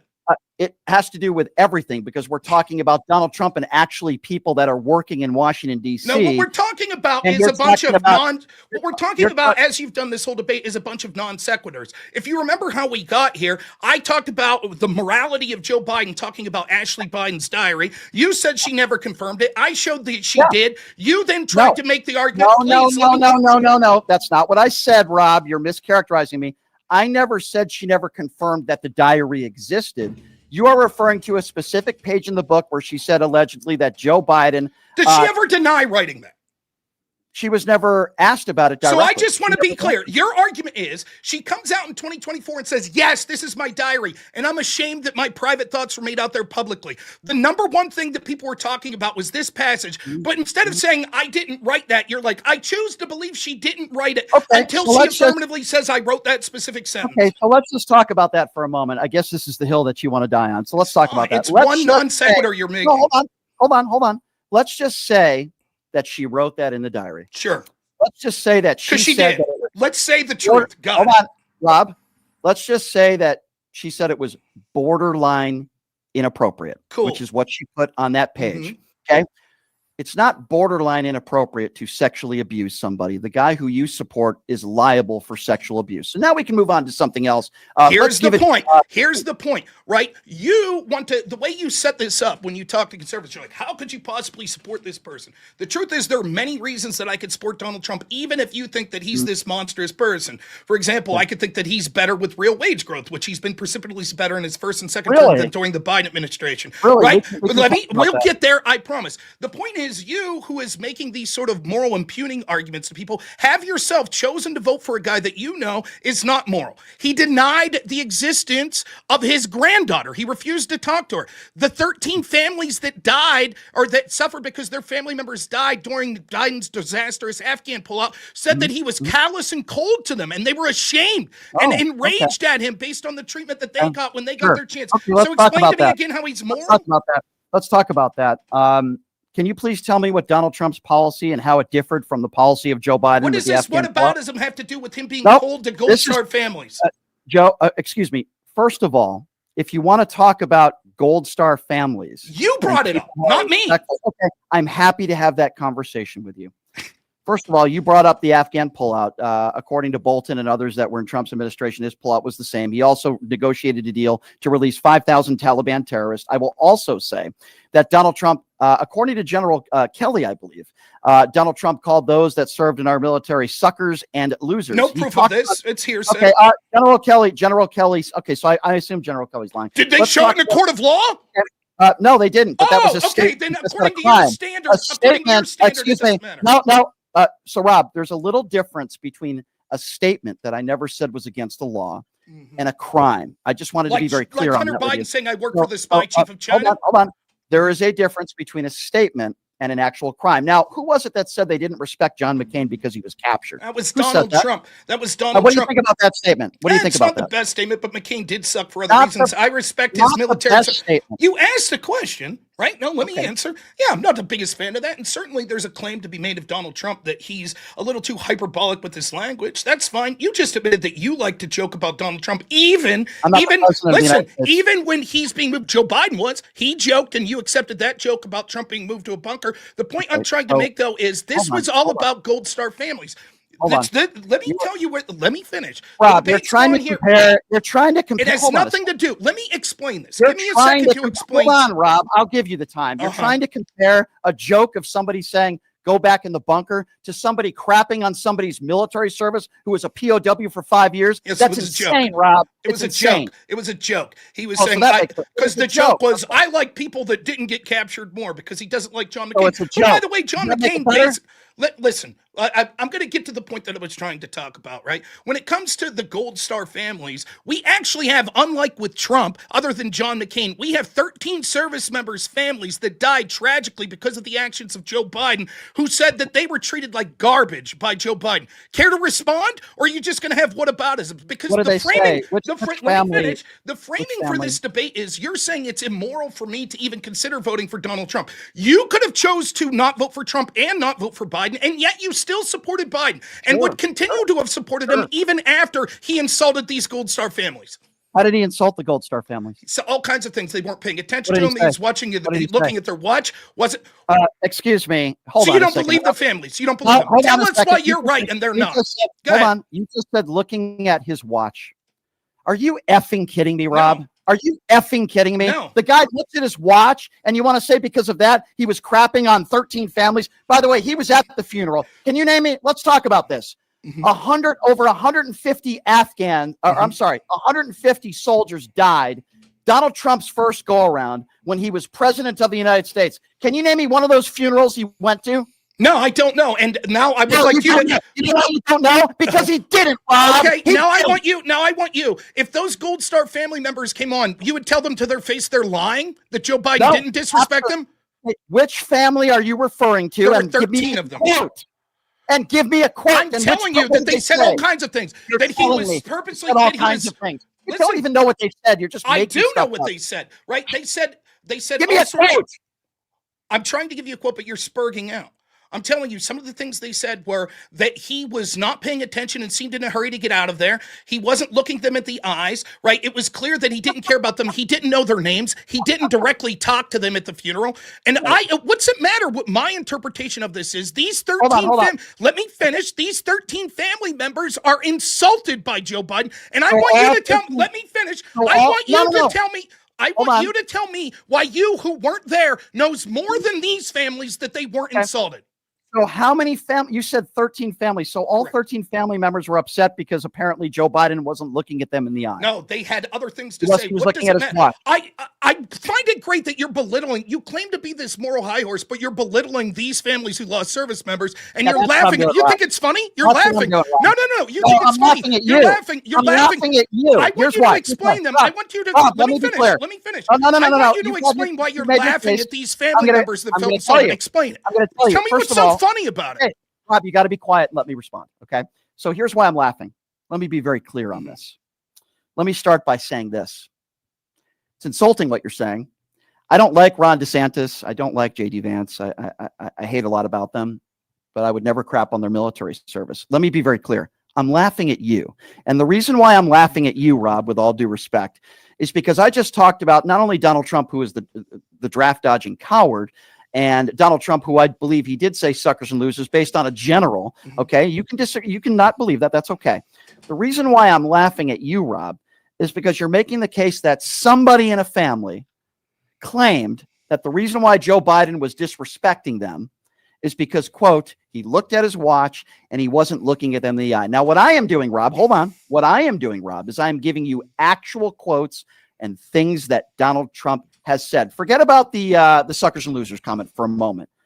Things that Donald Trump has said, like the thing he said about John McCain not being captured, which we both agree was awful. I think you would agree that's awful.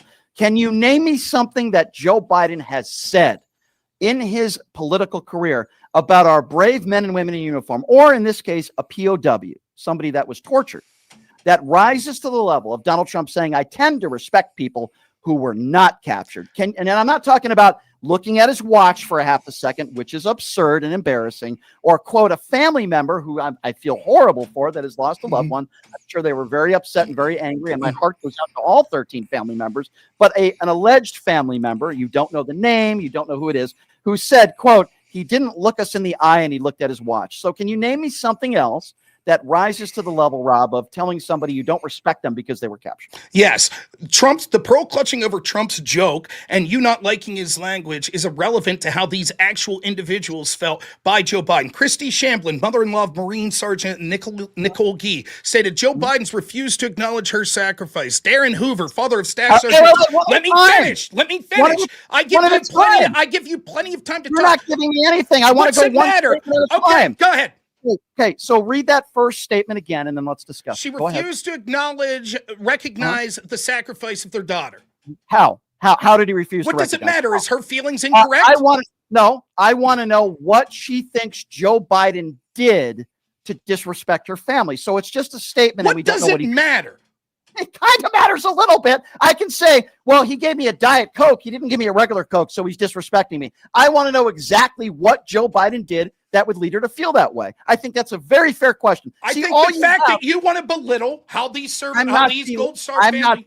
I'm not belittling anybody, Rob. Okay, what I'm doing is I'm actually amazed at that you're trying to make a comparison between the two. You have a family member who lost a loved one that felt disrespected. You don't know what Joe Biden did. All you've given me is that he looked at his watch for half a second and he wasn't looking at them in the eyes, which is insane. Not true. The idea that I don't know the exact behavior and context of everything that he said and did. Let's say he said nothing. Let's say he didn't acknowledge them. Would you say that's okay?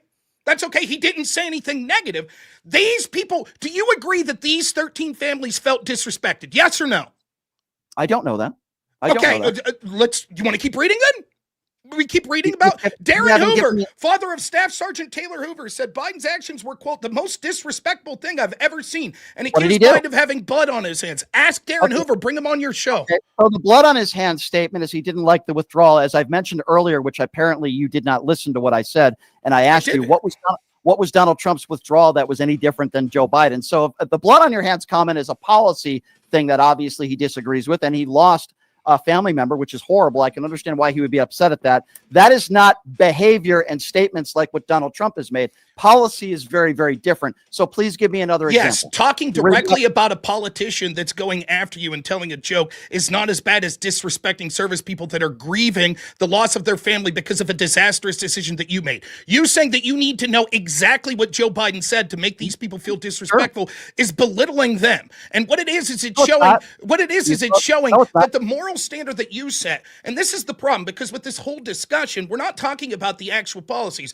You want to bring it back to Andrew Wilson. Let me finish. Absolutely. You want to bring it back to Andrew Wilson so many times as you have. Here's why ethics were so important in that discussion, not to mention it was the topic of the debate agreed to beforehand based on the text that we've seen. But here's why the ethics were so important, because your argument is you're trying to make the point that no one ethical could even support Donald Trump. And yet, even if you think Trump's worse, you supported Joe Biden. You supported... Let me finish my point. Let me finish my point. Yet you yourself chose. Not true. Did you not start off asking me, given January 6th, how I could consider ever voting for Donald Trump? Isn't that the implication that ethically I couldn't? What I asked you is your opinion. What I want is your opinions on January 6th. I believe if Donald Trump wasn't the president, that would have never happened. I never said that. I believe if Democrats wouldn't have been fanning the racial flames in this country. Again, I know you want to go back to black. I know Black Lives Matter. Why is it okay for you to support that and not answer for it? Why is that okay? Because Donald Trump, first of all, I did answer it. No, you didn't. You continued to support them. I support what? The violence? You supported Kamala Harris that promoted a bail fund. You supported Joe Biden that made fun of Trump for being moved. You supported the Democratic Party that pushed the lies that led to this. What lies? What lies? What are you talking about? The lies that the people, Democrats that were polled, said that over 50% of them thought that over 1,000 Black Americans a year were unarmed, shot, killed by police. The real number was something like 12. The systemic, let me finish. You want to go by polls? You want to go by polls, Rob? 70% of Republicans now think that Donald Trump won the 2020 election. So what? That means 70% of Republicans are idiots, and I would imagine you might be one of them. I don't know. Who won the 2020 election, Rob? Who won it? Who won it? Who won it? Who won the 2020 election, Rob? Who won a free and fair election in 2020? Okay, so in 2018 YouGov poll showed that over 50% of Democrats thought that Russia hacked voting machines to cause Trump to win. Okay, so Russia did interfere in elections. That was proven in a court of law. Over 50%. No. Over 50% thought that Russia hacked voting machines. YouGov. Okay, how many people did they poll? It doesn't matter. How many people? No, it does actually. So it doesn't matter. Okay. So you can poll. Hold on. No. Hold on. So Rob, you can poll 10 people, and that is the evidence that you would provide if 5 people said that. And you're telling me right now in a poll, it doesn't matter, according to Rob, how many people are polled. Rob, let me ask you again. In that poll where you're claiming 50% of Democrats claim that Russia interfered in our election, is that what you said? Or what was it? Over 50% said that Russia hacked voting machines. Okay, got you. So how many people were polled in there? Can you please give me that? Yes, you're not going to believe it, but it was the exact same number that were polled in the poll you just cited, saying how many people didn't trust. What poll was that from? At least I gave the name of a poll. Sure. Fox News, CNN, and MSNBC. How many people polled in those polls? According to the Fox News poll, what I recall, 10,000 people were polled. Show it. Show it. Okay, I will happily send you that email, Rob. So in your poll, how many people were do you have that information? I don't believe that you're accurate about the numbers. I think that you're talking right now. You're lying. You brought up a poll. Now I'm remembering. 17,383 people were polled. So in that poll, you're saying that 7,000 or 8,000 Democrats thought that Russia. No, I'm saying it was more than half. So it was actually 8,924 that said that Russia hacked machines. So how do you respond to that? Gotcha. Obviously, they were wrong. Oh, obviously. Well, how did they get that mindset that happened? Was it because of the Russia collusion hoax that was pushed?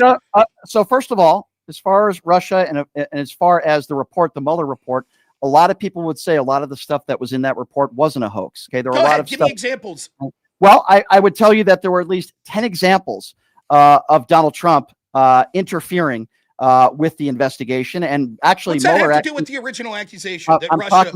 I'm talking about the Mueller report. Russia also hacked into Facebook and other internet media platforms. That was proven by the FBI. In what way did they hack?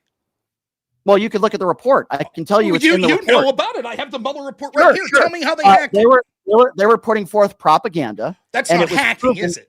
Okay, so it was proven in the Mueller report. Now, I want to talk about... No. Let's now see, this is what you want to do. Let's talk about this. Fine. This is an argument good for you. Okay, first you said that they hacked. Then you said that they were putting forth propaganda. How much money did they spend on that propaganda for Facebook and Pokemon Go? How much money did Russia spend on it? Is that what you're asking? In an election that cost billions of dollars, how much money did they interfere with these ads? What does it matter? What does it matter how much money they spent? That's a really weird question. Because the implication, the money they spent, if you're alleging that this was so nefarious, in an election that had, let me finish, in an election that spent over $1 billion for both sides combined, how can we really claim that there was any amount of credible Russian interference to the extent that they spent $100,000 on ads on Pokemon Go and Facebook? First of all, I don't know why you keep bringing up Pokemon Go. Because that's what the Mueller report says, right? Okay, so the Mueller report also said that Russia did interfere. Here's one way they did. Who do you think interfered more in that sense? $100,000. You're the one who made the case. Let me finish. What interfered more? $100,000 of ads on Pokemon Go or Facebook, or the BBC, official UK media that was all in for Hillary Clinton in 2000? Was that interference from UK? The reason why I brought this up to begin with is because you talked and said that it was a hoax, and I said there's a lot of people. Okay, well, you have the right to believe that, even though that's not true. Did they illegally spy on Trump's team through FISA warrants? Okay, so if you want to go a dive deep into spying and all this other stuff, we can do that. Sure, let's do it. Sounds good. But what I wanted to do with you is I wanted to talk about some policy stuff instead of the Mueller report and Russian interference. I understand wanting to run from it after you've been disproven. That's fine. But listen, I was prepared. Hold on. You just said I was disproven, which is stupid. Okay. Yes, the interference that you could come up with for ads on Pokemon Go. Don't spurge out, Rob. Calm down. Okay. So, first of all, you said it was an entire hoax. Yes. There are a lot of people that would claim in the Mueller report there was a lot of stuff in there that is not. Show me the charges. If you're alleging criminality, show me the charges. Where did I say criminality? Oh, so you're just saying that Russia did things that weren't criminal. People in the Trump administration did things that weren't criminal. You said it was an entire hoax. There's a lot of things in the report, including Russia interfering. Now, I don't think it actually changed the outcome of the election. And unlike people like you, when an election is over, I accept it, even though I don't like I might not like the outcome. Okay, well, when Donald Trump wins, everything is just fine and everything went great. But when Donald Trump loses, it was rigged. Rob, I find that a little strange, don't you? No, every time the Democrats lose a big national election, they also claim that it was rigged. Yes, let me finish. Okay, so let's talk about it. 2000, Gore v. Bush. Rigged? Mm-hmm. Gore conceded after he used all of his legal. It does matter. It's called a democracy, dude. Al Gore conceded the election, and that was down to 100 to 200 votes in certain districts. Was the election stolen? Is the question I have for you. Al Gore has never said on the record that it was stolen. Okay, so do you think the election was stolen? That's the question I have for you. I don't. Great. I don't. Good for you. And hold on. Al Gore conceded. Kamala Harris conceded.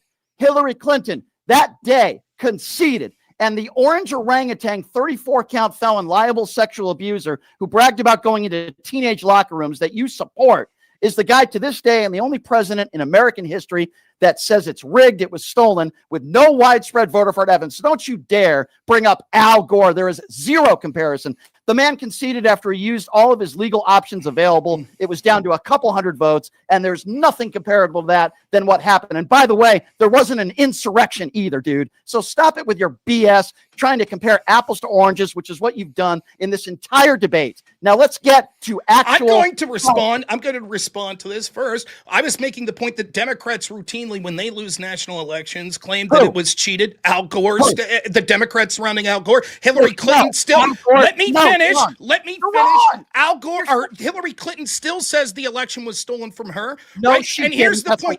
That's a lie. She That is a absolutely lie. did. She absolutely did. And I'll get to the quote. I'll get to the quote in a second. However, what I'll say this is it's interesting that you think that words are magical. Like Hillary Clinton say, I concede, and then concocting a plan that allowed the FBI with her help and her team's help to illegally spy on the Trump administration a hamstring. You say that's perfectly fine because she said the words I concede. It's nonsense. They didn't concede. They just said the words, and then they enacted a plan to basically engage in a coup. Did they illegally spy on Trump? Yes or no? Did they illegally spy on Trump's team? Was Hillary Clinton an elected official at that time? No. So? Okay. So if you're not an elected official, you can still pressure the FBI to investigate somebody? Yes. And where is your evidence that Hillary Clinton pressured the FBI and the reason why they were spied upon was because of Hillary Clinton? Anything proven that you can share with us? Yes, we absolutely know through all the underlying documents that Hillary's team was in direct connection with documents? The Steele report, the Steele dossier. Oh, the dossier report. So you want to talk about the dossier report? Was that from Hillary's team? Very interesting. Wait. You just act like that's impossible. Was the Steele dossier from Hillary's team? I didn't ask you about Hillary's team. You said that Hillary Clinton pressured the FBI, and the reason why Donald Trump was investigated was because of Hillary Clinton. No, it was because of working with Hillary Clinton's team. Correct. Okay, so you said Hillary Clinton, and now all of a sudden so what? moving the goalpost to Hillary Clinton's team. Okay, all right, let's try to talk about some things that are actually relevant. Okay, just to be clear, we're moving on from that. I get it. We're moving on from that. I get it because we do know that that wasn't actually a concession. Her team that sabotaged Trump's administration. Will you at least admit this for your audience? Will you admit that at least 2 of the FISA warrants used by the FBI using evidence that was opposition research paid for by Hillary's team were illegal? They illegally spied on Trump's team. Will you admit that? Who was convicted of that? It doesn't matter. They've admitted that it was illegal. Define illegal. So illegal, if you do something illegal, allegedly, we'll use that term, you're charged, and it has to be proven in a court of law. That's not true. The FBI itself admitted that the warrants were illegal. So, Rob, the way this country works is if you allegedly do something illegal, it has to be proven in a court of law. I can say, Rob, I think you do something illegal. Doesn't make what you're doing illegal.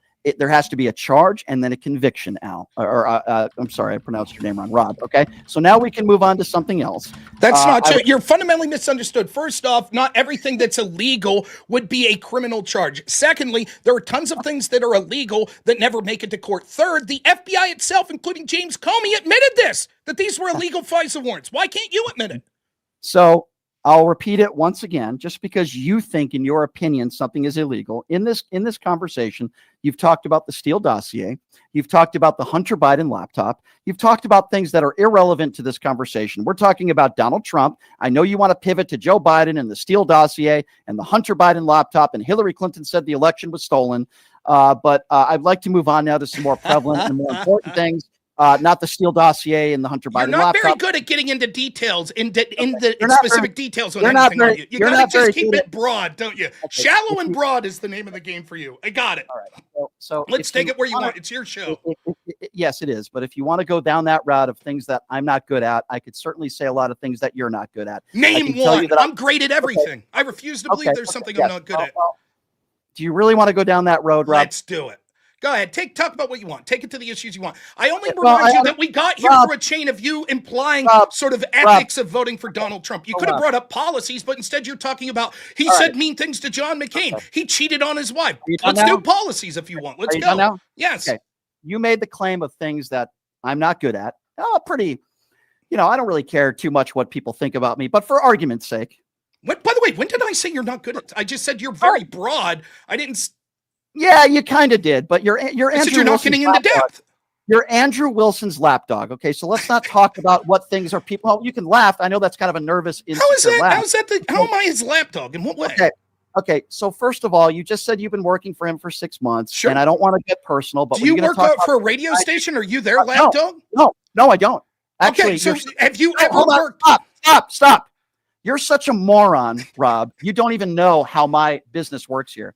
I'm on a radio station, but because you've never done a radio show before, that's maybe you have. Okay, well, you're ignorant to what I'm doing. So let me try to help you out and explain it to you. You see, I have something called an LLC. This means I'm my own boss. Okay. I own all my own content. I do everything on my own. Okay. I have people that work for me. Okay. No, I'm not a lapdog to the radio station just because I'm on the radio station. So now that we've cleared that up, go ahead. Say a racial slur. You're not anyone's lapdog. Say it. Say a racial on radio. slur? Yeah, you're not anyone's lapdog. Go ahead. What the hell is wrong with you? Oh, that means that there are people above you that make decisions that you have to listen to. So you're their lapdog. Yeah, I think you're. So you're their lapdog, is what you're suggesting. I work for myself, and I don't. That has nothing to do with race. That's awesome. It's a very, just because I get paid to work with another industry doesn't mean that Rob, I'm their lapdog. Okay, you're right. What's this personal insult have to do with shit that you're not doing very well in this debate? Rob, you want to bring up Andrew again? He's really in your head. We're on the air, Rob. So I know you've worked in radio before, so you know that there's certain words that you can't say. That's right, because you're a lapdog of the people that are issuing those policies. Thank you. Okay, you said there's things that I'm not good at, and I'm just trying to point out to you that there's probably plenty of things that you're not good at either, like not being able to eat a salad. You're probably not good at that. Ooh, a weight joke. Well, that's not true. I eat salads along with a bunch of other fattening food, but I have been losing. I have been losing a bunch of weight. Now it's interesting because if we're going to go back, I seem to remember that you were the type of person that said you don't like to get into personal insults and stuff. I've said no such thing about you. I've only made the point that I don't think you're getting in depth in subjects, and now you're making it personal. I think everyone that's listening sees why you're doing this, and I could take it personally, but I'm being polite because you're on radio, so I'm being very polite here for you. Okay, I appreciate that, Rob. So, Rob, you were pointing out things that you don't think I'm good at. Okay, now we can move on. The reason why I was saying, I want to talk about these allegations of your ex-girlfriend and how you treated her poorly. Can we talk about that? My ex-girlfriend? Yeah, I saw some sort of allegations that you treated a woman that you had some sort of relationship with poorly. Can we talk about that? Completely not true. Oh, that's not. I see posts online. The problem with people, well, you know what? I see posts online that you're a pedophile. Does that mean you're a pedophile? I don't care. Really? Can you show me the post that said that? Okay, so Rob, have I ever bring been? up the post if you want. Let's read it together. Let's read it together, so right? Rob, no, have I ever you don't want to. You don't want to take it personal. So you're going to read posts that people say about me, just alleged things that they say about me that are I've never been convicted of a crime or charged with a crime in my life, but yet you're going to take the argument of what people say, which, by the way, I don't pay attention to. People could say, people have called me a rapist. They've called me a pedophile. They've called me a woman abuser. People have said some of the worst possible things you could say about somebody, Rob. But the difference between me and you is if somebody went online and said you're a woman abuser or a pedophile, I would say, just like I've tried to say in this entire conversation, and this is the problem with you. It's great radio.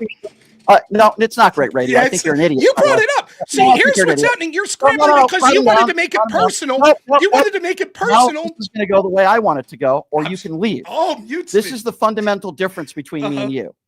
I don't just throw allegations at people because random people, Rob, say things online. That's the route that you want to go. It's a very ugly route, and it's stupid. So, Rob, let me just make this clear to you so that maybe we can move on to something else, okay? I've never been, forget about even being convicted. I've never even been charged with a crime in my whole life. Okay, Rob?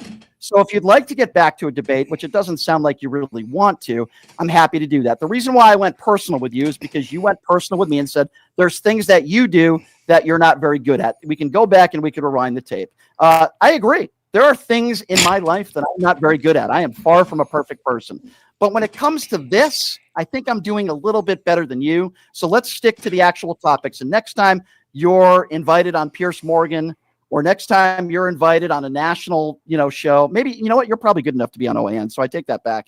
But, again, I want to make this point real clear. You're the person who brought this up. I only said about you're not doing good at going in depth into issues. You then decided to make it personal, which was outrageous. And if we're going to bring it about personal, about who I work for and I'm a lapdog and I don't eat salads, then why wouldn't it be fair game to talk about the things about you that's being said online? Well, because you being unethical doesn't mean you could be unethical and it doesn't have to raise to the level of you being convicted of a crime. Do you want to read it? Do you want to read? Or do you want to move on to policy? Instead of being personal. Here's the difference. So here's the difference, Rob. Okay. I'm not taking something off of social media that some random idiot says. I'm looking at a screen and I'm looking at you and I'm making an observation. Can you take your head off? Can we see your hairline? Will you take your shirt off? If you take your shirt off right now, I'll take my hat off. No, is that a deal? What's that have to do? There's obviously clear implications between. If you take your shirt off right now, I'll take my hat off. Why do you want to see me without a shirt on? Wow, look at that. Holy shit, I can barely see. You just said a slur again. Turn that light down. Turn that light down. Holy shit. Oh my You gosh, just gotta my swear. eyes! You just gotta swear 2 times. Oh I've my asked you goodness. multiple times to not swear on the air, What did and I you've say? swore on the air What did I again. say? I'm showing you that I am not an insecure What swear person. did I say? I Now, didn't would you realize. like to take your I shirt off apologize if I or swore. not? No, I'm not going to take Is my he shirt still off. I on? know that's something that you would be interested in. No, I'm I'm not married. interested. I'm married, Brian. Thank you, though. You're interested in what's underneath. I'm married, Brian. Thank you so much. So now, Rob, why don't you take off your shirt? No, You think look. I appreciate you hitting on me. I'm not I'm not looking for a I had a relationship. fetish. If I had a fetish for overweight middle-aged dudes who don't know how to have debates, who are lapdogs for Andrew Wilson, then maybe I would want to take you're you not out on doing debate. so well in this Listen, debate. this That's has why you're gone bringing up overweight. And very shit like well. I appreciate you coming on, Rob. For the record, by the way, even though I decided not to do it, Rob was one of those people that wanted to debate me in Phoenix, and I said, okay, I'll ask some people around. And many people that I spoke to said that you don't have a following. Nobody knows who you are. And Alex Stein decided to debate me. And I said, okay, Alex is a good guy. He's got a following. You're the one who was willing to go to Phoenix to debate me. And I'm the one who told you in the end, I don't want to debate you because I think you're a jackass. And I'm saying that now live on the air. You're not a serious person. It's okay to have differences of opinions. I certainly don't mind that at all. In fact, that's why I wanted you to come on. But every single time I bring up January 6th, Rob, if you're still there, every single time I bring up January 6th, you bring up Black Lives Matter. You're just like Andrew. Every single time I bring up, the things that Donald Trump has said or done when the debate's supposed to be about Donald Trump, you want to bring up the Steele dossier. How many live viewers do you have right now? Harris, you want to bring up Joe Biden. How much do you weigh, Rob? How much do you weigh? I weigh about 258. How many live viewers do you have right now? And you're like what? You're like 5 feet tall, Rob? I'm 5'8". I'm 5'8". Thank you. Yeah, you're in great shape, Rob. Okay, so, I'm in poor shape. And you said that you have such a bigger audience than me. How many people? Okay, this is what I do. You did again. You did again. And I'm happy to be able to drive to work every day and do this. And I appreciate you coming on. But at the same time, not a very good faith conversation, Rob. So you will not be debating me in Phoenix, Rob. I know you're dying to get some clout and debate some people, but you will not be debating me. So maybe you as the master debater can debate somebody else and you could talk about Black Lives Matter and the Steele dossier and Joe Biden, telling Trump to go back into the bunker. Those are very good debating talking points, Rob. You're very good at what you do. I appreciate you coming on. And, anytime you read something on social media, it must be true. You're a very intelligent person, Rob. I do appreciate you coming on. I'm trying to compliment you, by the way. I'm trying to end this conversation with a compliment. Now, I know you and Andrew will do 10 videos about me, and you'll dissect this because you don't have any other material to talk about. By the way, on this show, I've interviewed Robert F. Kennedy Jr., Caroline Leavitt, Vivek Ramaswamy, just to name a few. What is the biggest guest you've had in the last 6 months, Rob? The biggest guest I had? How about sitting Congressman Dan Muser, sitting Congressman Glenn Thompson? Wow, those are huge gets, Rob. So I'm just telling you, as a left-leaning host, I've had 20 times the caliber of guests that you have. And by the way, I get them on my show pretty much every day. Unfortunately, you're the bottom of the barrel. My goodness, you have it so. Get him off. You have such a low self-esteem that you have to keep. You're not going to be debating me in Phoenix. Eat a salad.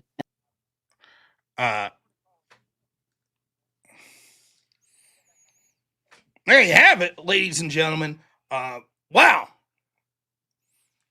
You can see what happened. He knew he's out of his depth, so he starts to make it personal. What an absolute and total joke. I don't know what else to say. He continues to bring up Andrew the entire time. It's just, I don't know what to say. Absolute terrible performance. And clearly someone with low self-esteem that needs to. I've talked to big people. I have a radio show. Let's talk about some of the accusations here. Yeah, I'm fat. Cool. Oh my gosh. Breaking news. Awesome. I work for Andrew. Okay. Yep. And? It's just stupid. He's bringing it there because I made the criticism. It seems like you don't want to go in depth. A lot of breadth, a lot of shallow, but not going in depth. And for him, he's like, well, that's personal.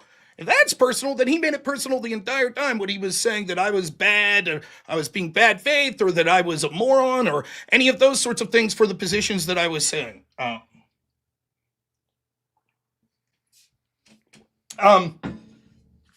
Clearly, when I wanted to start making personal, he didn't like it then. He didn't like that.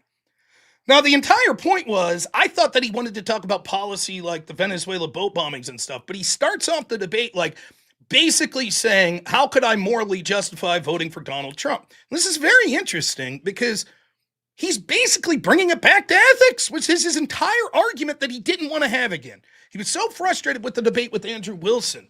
And he says this is a question that I ask people all the time. Okay, so the question is, how could you justify, in a moral sense, voting for Donald Trump after January 6th?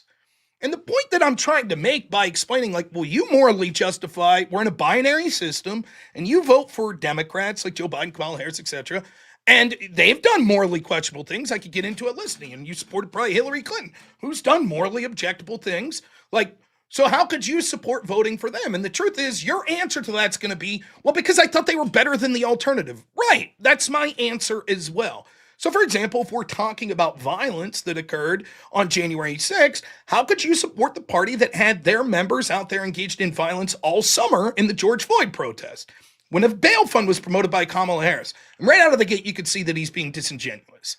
First off, he talks at great lengths, very shallow, and moves the point to one thing to another is what he's doing, right?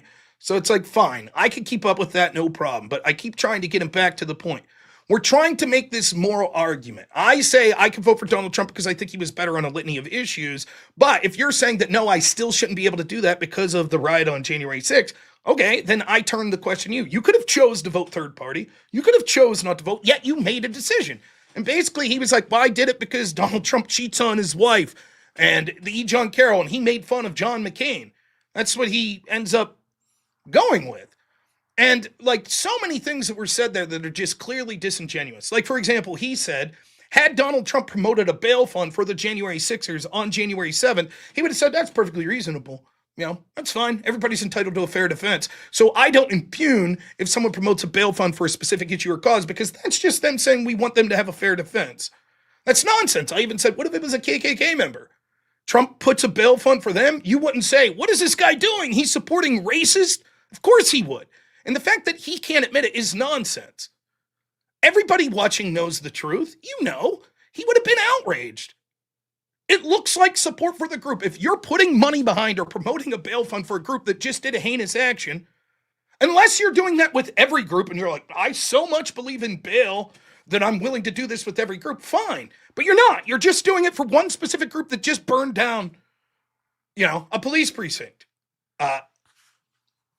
But he keeps going. He talks about the, you know, he just doesn't know. He's just so surface level on all of this stuff. On any one of those issues, anytime I try to get in depth, he has nothing. He'd be like, oh, you know, all the people killed on January 6th. I'm like, who?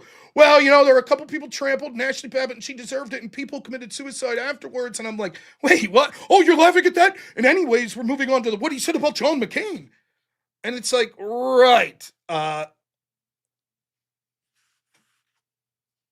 For example, and he continues to waffle from, and you notice these appeals to authority, right? Well, unless someone's been convicted, then no wrongdoing happened. No wrongdoing happened. I mean, sort of a nonsensical point.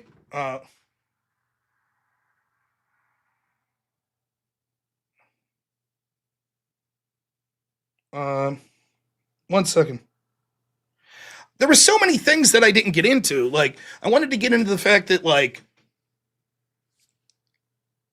the people that covered up for Joe Biden's obvious mental decline, right? The authoritarianism that we saw over COVID that was poor.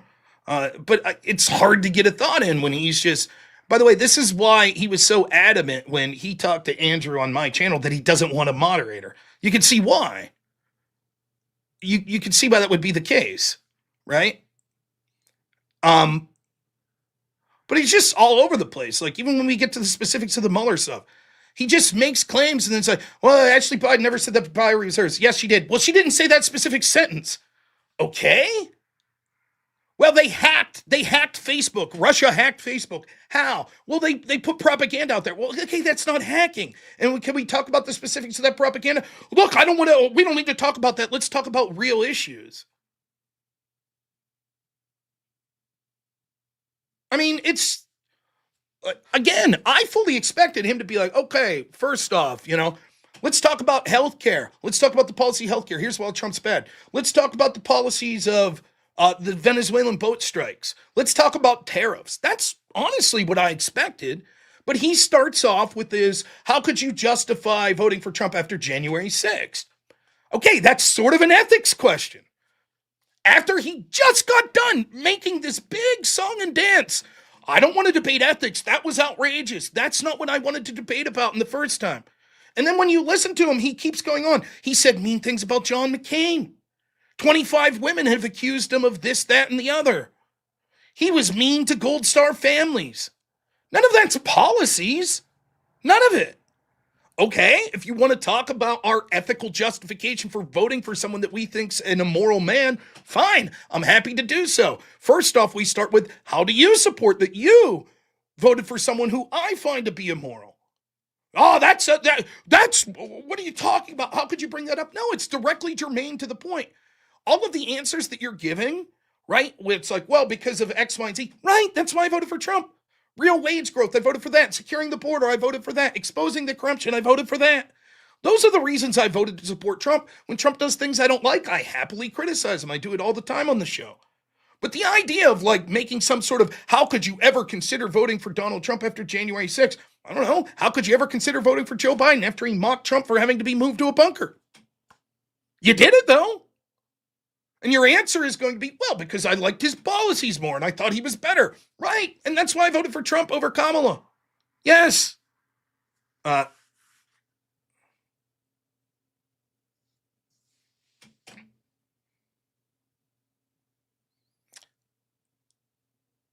So, I mean, I don't know. And then, like, you can see, he just, when it came to, like, the specific, I was happy to talk about policy. But what had happened was he'd say something, I'd respond, and he'd be like, why are we talking about this? Let's move on. He'd give some vapid response. Were the FISA warrants illegal? Well, they're not illegal because no one was actually criminally held accountable. Well, wait a minute. No, that happens all the time. We all the time have law enforcement do actions that are considered illegal and no one gets arrested. Happens all the time. So he's like, no one was arrested. And so, and anyways, can we finally move on to policy? It's like, man, you're the person who's had it not on policy the entire time.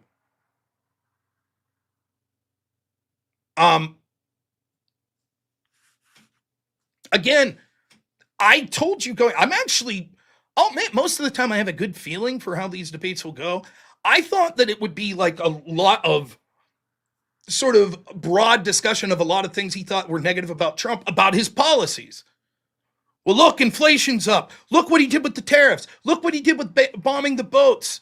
Look what he did with, directing his people to go after these people. That's what I expected, but he took it right back to the same sort of ethical conversation that he said he didn't want to have.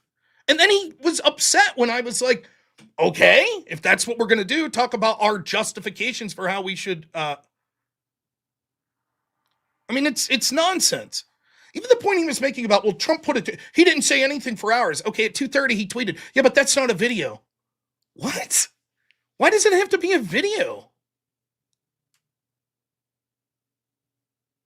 And then I think the proof's in the pudding, the fact that he was like, gonna insult my weight or say that I'm a lapdog for Andrew. I think that it's evident that he acknowledges that he's not doing so well there.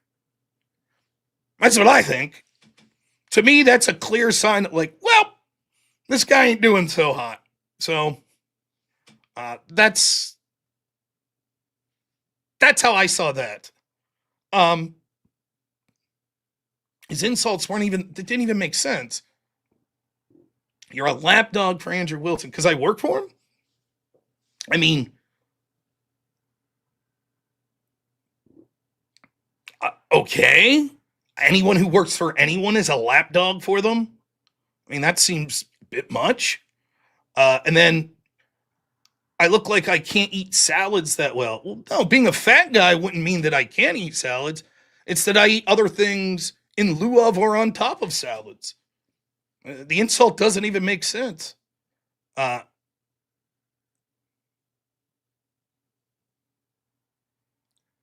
the Gold Star family thing, like, what does it matter, the specific things?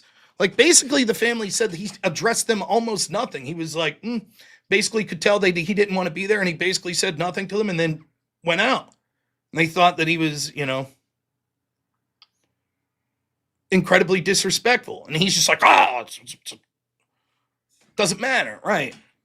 And then did you notice I used the same tactic in him? When I started chuckling when he talked about suicides being when I asked the people that died in January 6th. And the reason I'm chuckling is not because someone killed themselves, but I'm chuckling because the fact that people lump that in. We would never do that in any other event.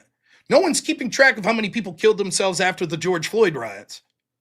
No one keeps track of that. It would be laughable if you said, well, 6 months later, after one of these riots in Portland, this officer killed themselves. You wouldn't say, well, there you have it. Because George Floyd riots. Because Black Lives Matter, right? No one would say that. No one's even bothering to look into that. But they did it with January 6th because it was a propaganda tool.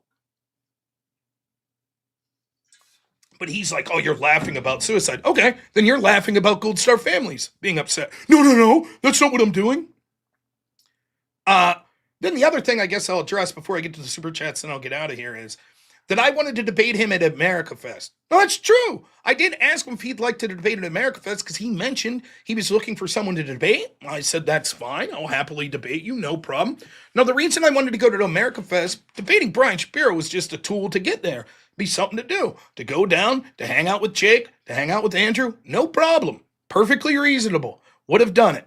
The idea that that was somehow me acknowledging that Brian Shapiro is better than me in some way, shape, or form is laughable.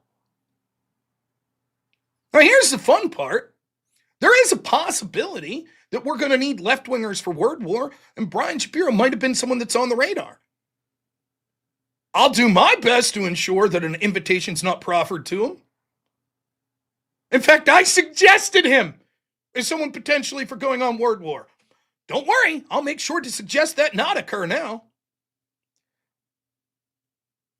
That's on him. So, hey man, you're right, man. You're the big man. You're the big man. Yeah, Andrew didn't even make a video about him. You're the big man, man. You're so big. Your audience is so huge. You're so fantastic. Okay, man. More power to you. Now, I'm assuming my editor will clip this out and I've done the live stream, but I don't plan on paying attention to what the guy's up to or any shape or form. He belittled me like Andrew belittled the Panelverse. In what way? Go ahead, Paul Cognac. Explain. Explain how he belittled me like Andrew belittled the Panelverse. Him saying, you need me? I don't need him. By the way, then he would ask with guests, and I talked about Congress people. He's like, oh, those are so big. Okay.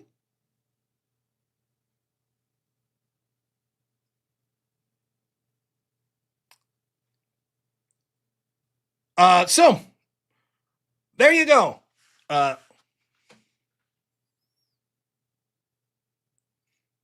Interesting debate. I hope you all enjoyed it. Yeah, I'm going to leave the live stream up, of course. So, you could review it, but, another thing that was funny was the polling question. How many people exactly were polled? Dude, this guy's talking out his ass. He didn't even cite the name of the poll that said Trump supporters thought the election was stolen.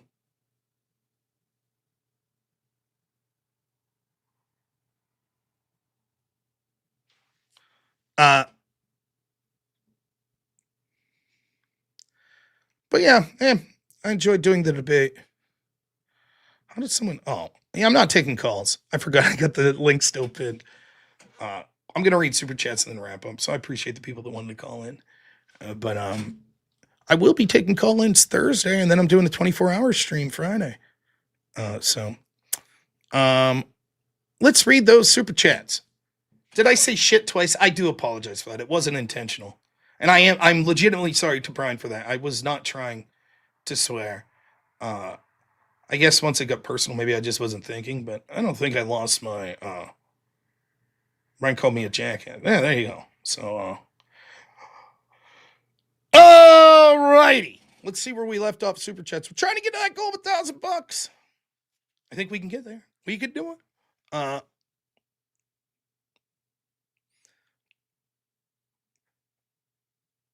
We already read this, so here we go.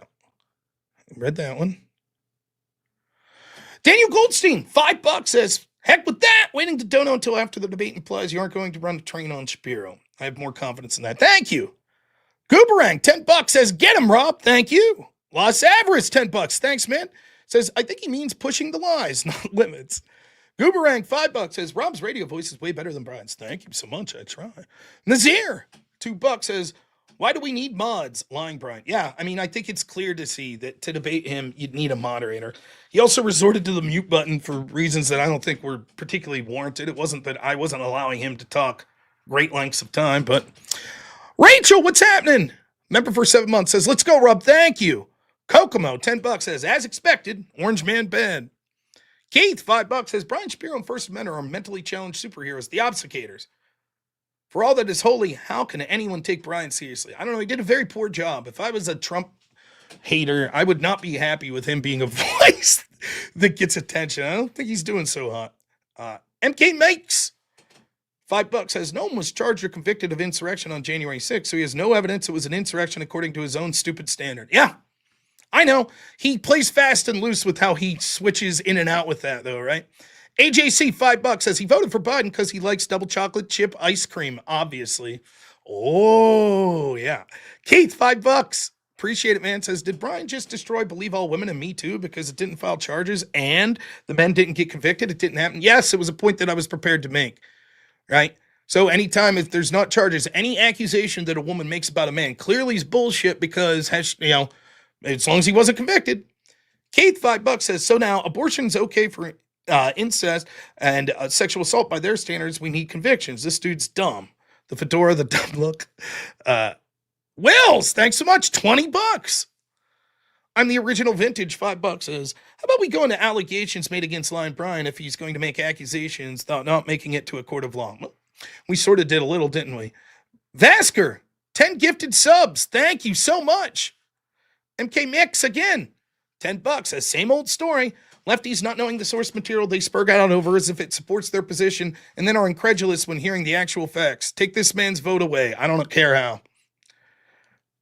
Trix Laser, $10 says, love how you need a court to confirm your claims, but when Brian makes a claim, he goes, well, I really didn't bring you to talk about this. I want to talk about this other red herring. Low tier. Yep. AJC, $5 says, are we living in the Minority Report? People are guilty and arrested before the crime or something happens. Yes. Rachel gives 10 memberships. Thank you so much. And then $5 says, hey, Brian, not only are you not very good at this, but you are really, really bad at it.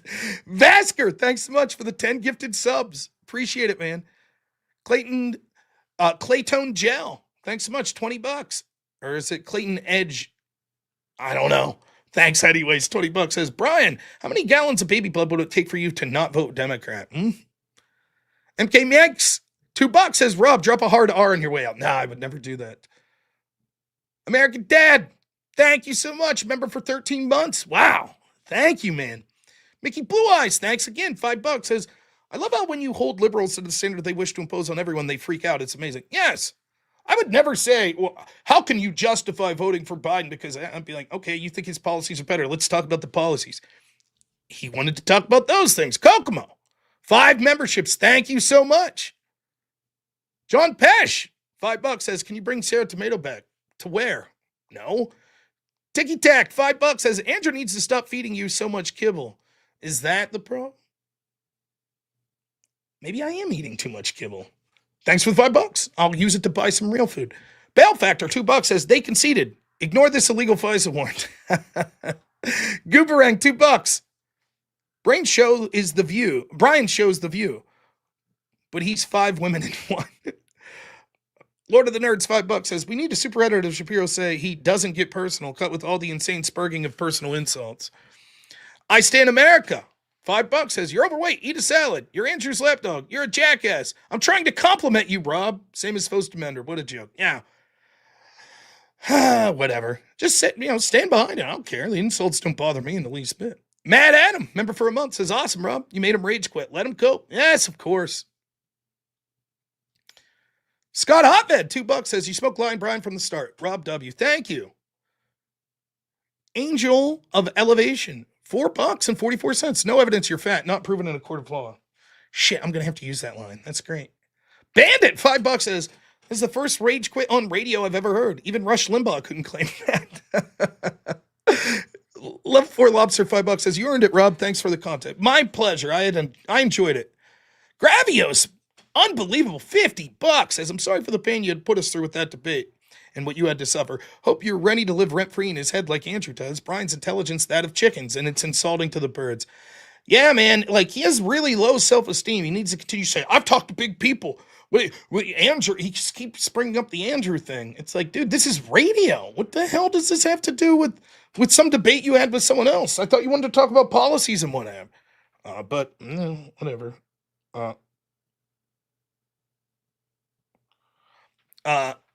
Nonetheless, Bandit, $2 says, I had my radio mine engaged and no question you won. Thank you. Vigo, $2. Thanks so much. Gooberang, $5 says, the fact that anyone could take back their voting for Biden after his miserable so-called presidency tells you all you need to know about a person. Yeah. Chase Haggard, what's happening, my friend? Here's $1. You're my lapdog now. Actually, Chase, it's closer to $2. Thank you, though, I guess. A name that I'm not even going to pretend. X will say, $5 says, Brian was just upset because he couldn't see you shirtless. You know, I can't blame him for asking, though. Gooberang, $5 says, if you're a lapdog, I think Andrew owes you some tummy rubs. Dano, thanks so much, $5 says, he began with moral outrage and you beat him down so badly with his own standard, he can only resort to calling you fat and ADS. Beautifully done. Thank you. Bruce, $5 says, he didn't mention Biden's draft deferments, but wants to impugn Trump because of his. What a joke. I didn't even know Biden had draft deferments, so there you go. Marky Mark, $5 says, almost never super chat, but this one's well-deserved. You cleaned up and had him spinning the entire time until he blew up. Thank you. Pat Fricker, $10 says, are you going to play Metal Gear Solid for 24 hours? Then probably not. I do have a 24-hour stream starting 8 a.m. Friday, so tune in. It'll be a lot of fun. Hunter Killer, $5. I don't like Brian, he says. Cal Emmett, $10 says, thanks for the debate and the rage quit. As always, thanks for the big W, not one step back. Thank you. Wicked Wally, $5 says, just wait till Brian finds out it's almost impossible for him to crush Rob because another fat guy who's also smarter than Brian beat him 2 weeks ago. That is true. My epic loss to Wicked Wally. Well-deserved loss, though. Beatrix Rumford, $10 says, I find the left's moral superiority laughable, becoming the monster they fought in the 2000s. Yes. Yoshi, $5 says, is Craig a better debater than Brian? Yes. CMC, $2. Who doesn't like Scooby Snacks? There you go. Fair enough. And then Jason Mayer, $10. I see you won. See, you won. You're better than him. He went to Adams the second he lost. He brought up January 6th and then lamented the fact you wouldn't talk anything else. Yeah. Thank you. We're only $200 away. One $200 donation gets us there. Now, let me defend Brian a little. Oh, wait. Not yet. First, I want to read Super Chats on Rumble. Okay. Over on Rumble. Mangozi, $5 says, if he only had a heart, poor cowardly Brian. Thanks so much for the $5. And then another 5 from Mangozi says, that went better than expected. It was an absolute shit show. It almost appeared like he wouldn't make personal attacks. Then he was getting pinned down and went to rule number 5. Yep. And then finally, another 5 from Mangozi says, Brian the Spurginator is only out to smear. That's all. Now, let me say this. The best thing that I could say. Remember, $200 more to get to our goal. I got to get running soon, though. I got dinner waiting downstairs. I think I'm having salad. By the way, my insult of his bald head and I couldn't see,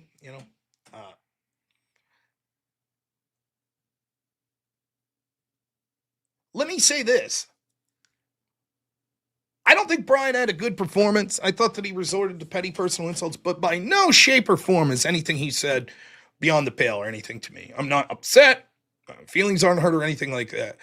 As far as I'm concerned, people making weight jokes or jokes about my parents or jokes about, being a lapdog, so that's totally above board. I didn't say anything about my family or anything like that. So as far as I'm concerned, I don't really care. To me, it's just like a sign of weakness that he brought it to the personal like that.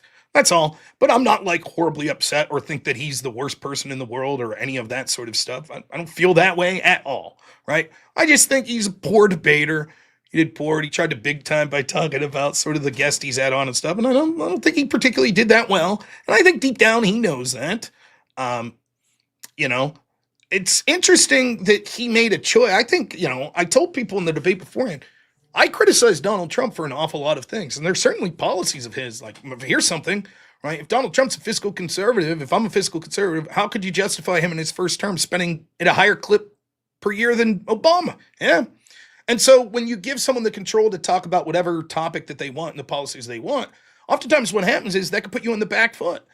If I was controlling and I said, hey, listen, whoever your favorite politician is, I get to control what we talk about with them, I could probably find a handful of things that aren't good policies that they've supported. And you'd be like, well, yeah, but I like these other policies. Nonetheless, though, I'm asking you about these specific policies. And so it sort of puts you in a position where you have to argue more defensively.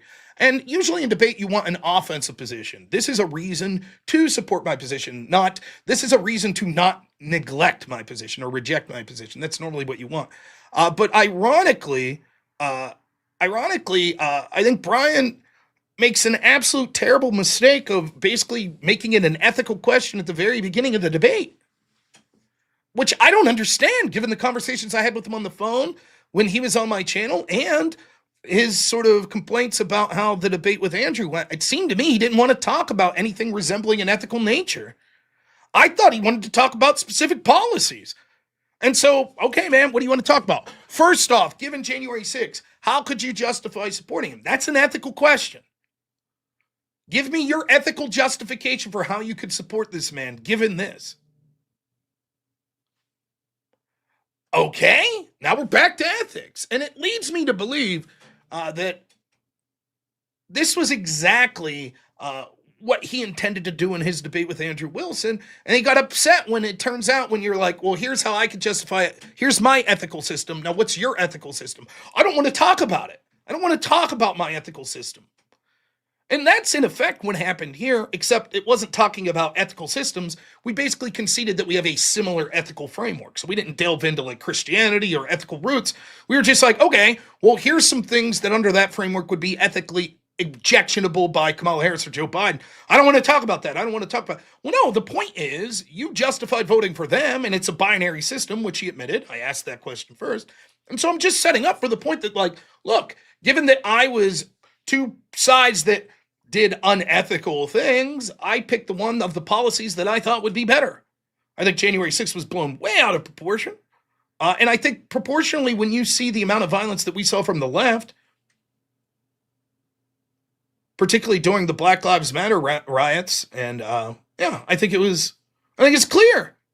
It's absolutely clear that proportionally and with the severity that the left's violence going into that election was worse. And yet he still supported them in that election. That's the point. So, we're getting super chats in. I'm going to go to the restroom and then I'll be right back. And then we'll read the rest of the super chats. Hopefully we get to our goal. And then I'm going to go spend some time with my family. I'll be right back. Get him, chair.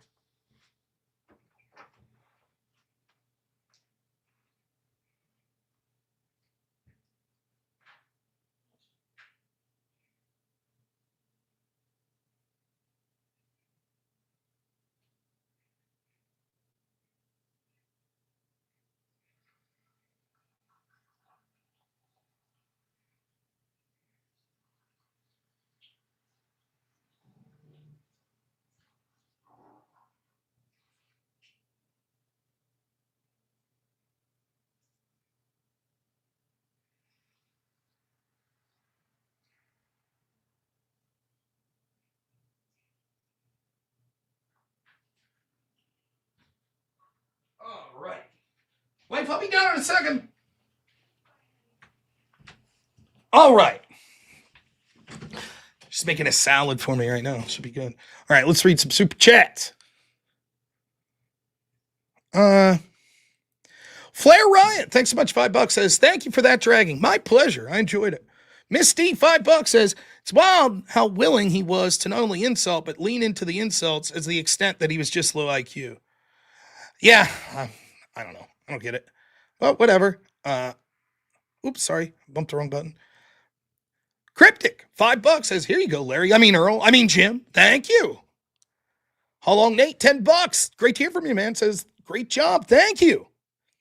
Unforced Ego, $10 says, I'm way behind, but that guy you're debating is so disingenuous, it's painful.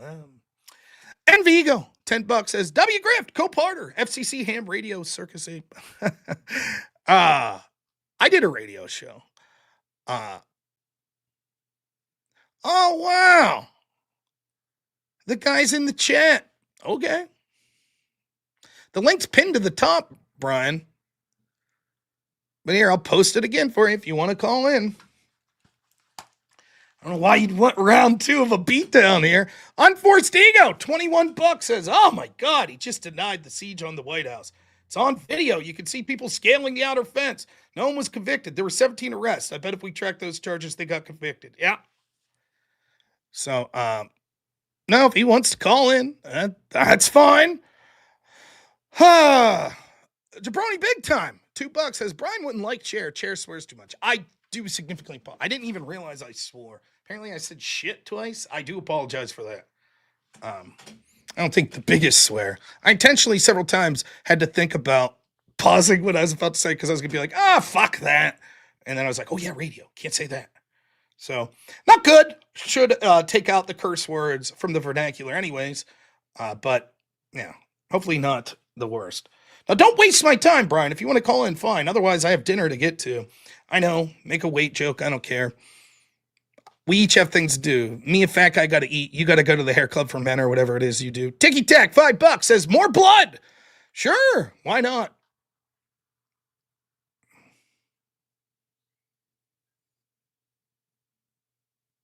Is he going to threaten to sue? For what? What is he going to threaten to sue me for? It's like the end of Rocky V. I'm going to sue you. For what? Because he has no money.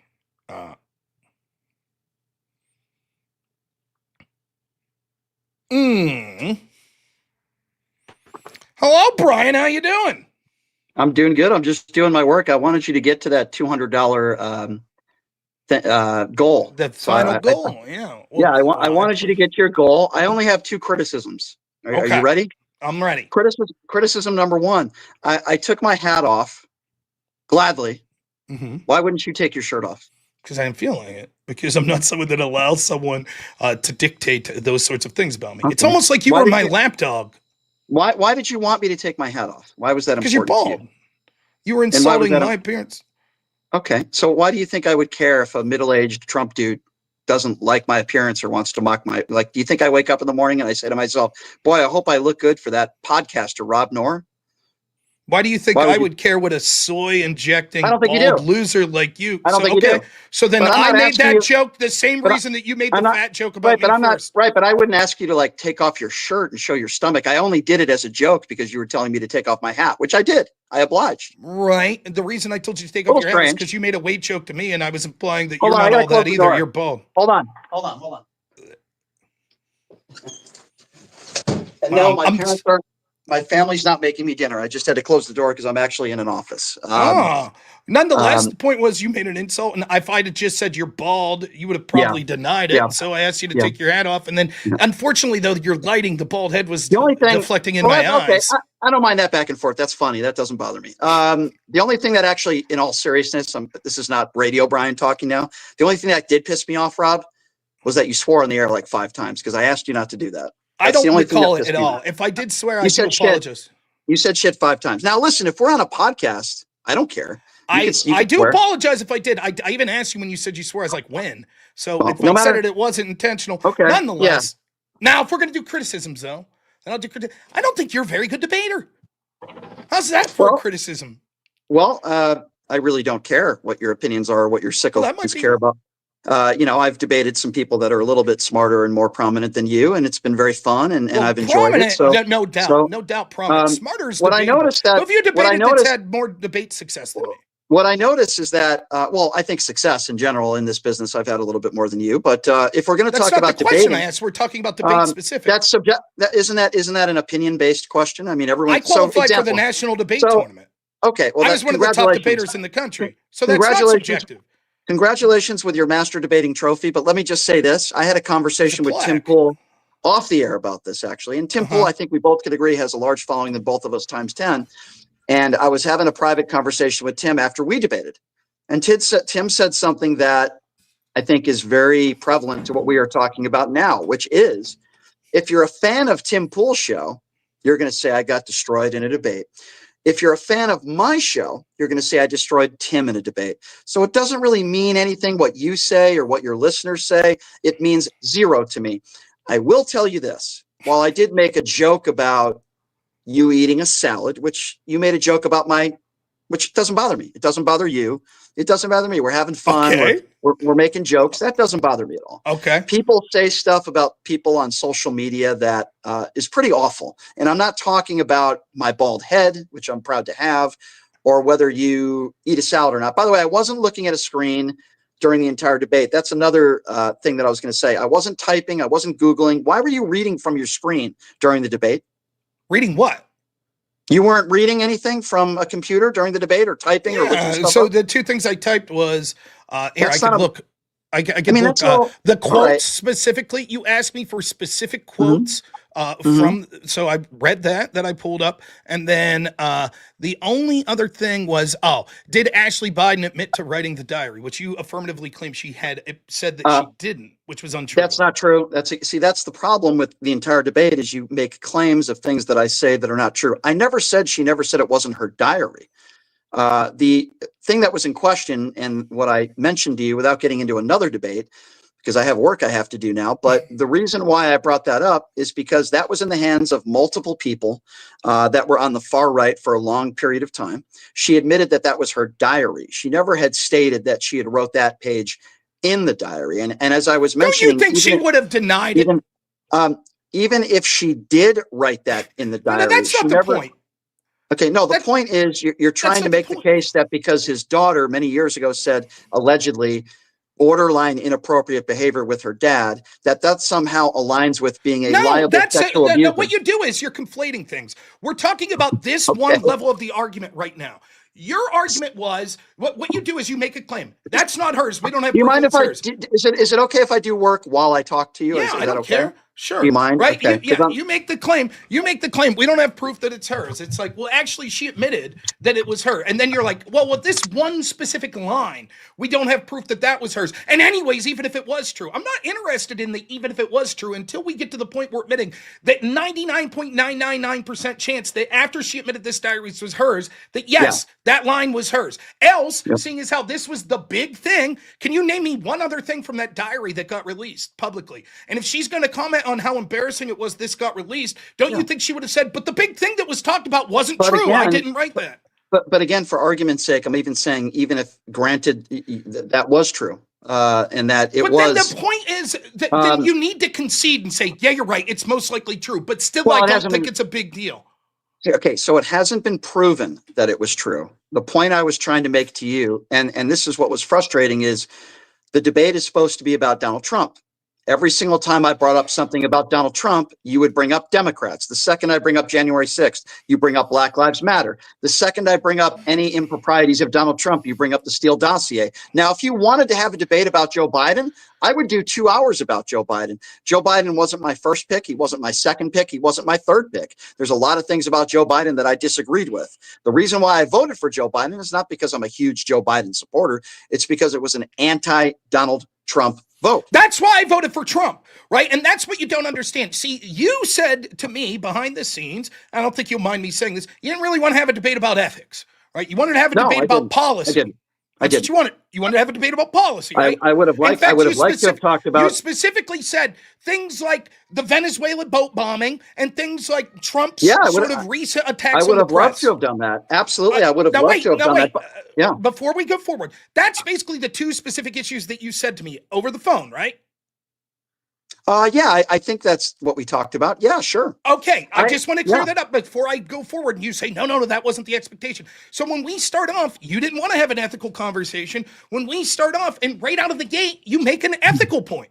How could you justify voting for Trump after January 6th? Now, the answer is I could justify it because, one, I don't think it was that big of a deal for reasons that I get into. And second, in the same way that you could justify voting for for Joe Biden or for Kamala Harris when they did things that I think were endorsing riots, etc. Same thing, because you think they were better than the alternative. That's why I said we're in a binary system, right? What did Joe Biden endorse? What did Joe Biden endorse that rises to the level of January 6th? May 30th, 2020. God. Okay. All right, Rob. Whatever you say, bud. I mean, So the that's point just so is that absurd. you have this. So What you want to absurd. say is like this one event. You can never support anyone that does that. And when you point out the ethical failings or other things that are similar that occurred with the other side, Well, no, I'll start with it's this. not direct apples to apples. I'll start with this. I could never support anybody that is a liable sexual abuser. Couldn't do that. I mean, couldn't do that. Is everyone who's ever been convicted guilty? Is everyone would that be a defense if O.J. Simpson was still alive? Would you vote for O.J. Simpson? No, you'd say you think Was he's O.J. a double murderer. convicted? He was found liable. He was found liable for murder, double murder. Okay, well, OJ I was. personally think based on what I saw of the evidence that he was guilty. Gotcha. I'd seen based on what do you know about the E. John Carroll case? Go ahead. Sure. Well, here's what I know, and I think it also is a basis of Donald Trump's life. But if you just want to start with E. Jean Carroll, a jury of his peers found that he digitally, I don't know what platform we're on, digitally penetrated her in a dressing room. There were witnesses that testified of things that she said to them in the hours and days after. The jury had far more evidence than any of the evidence that we had. What?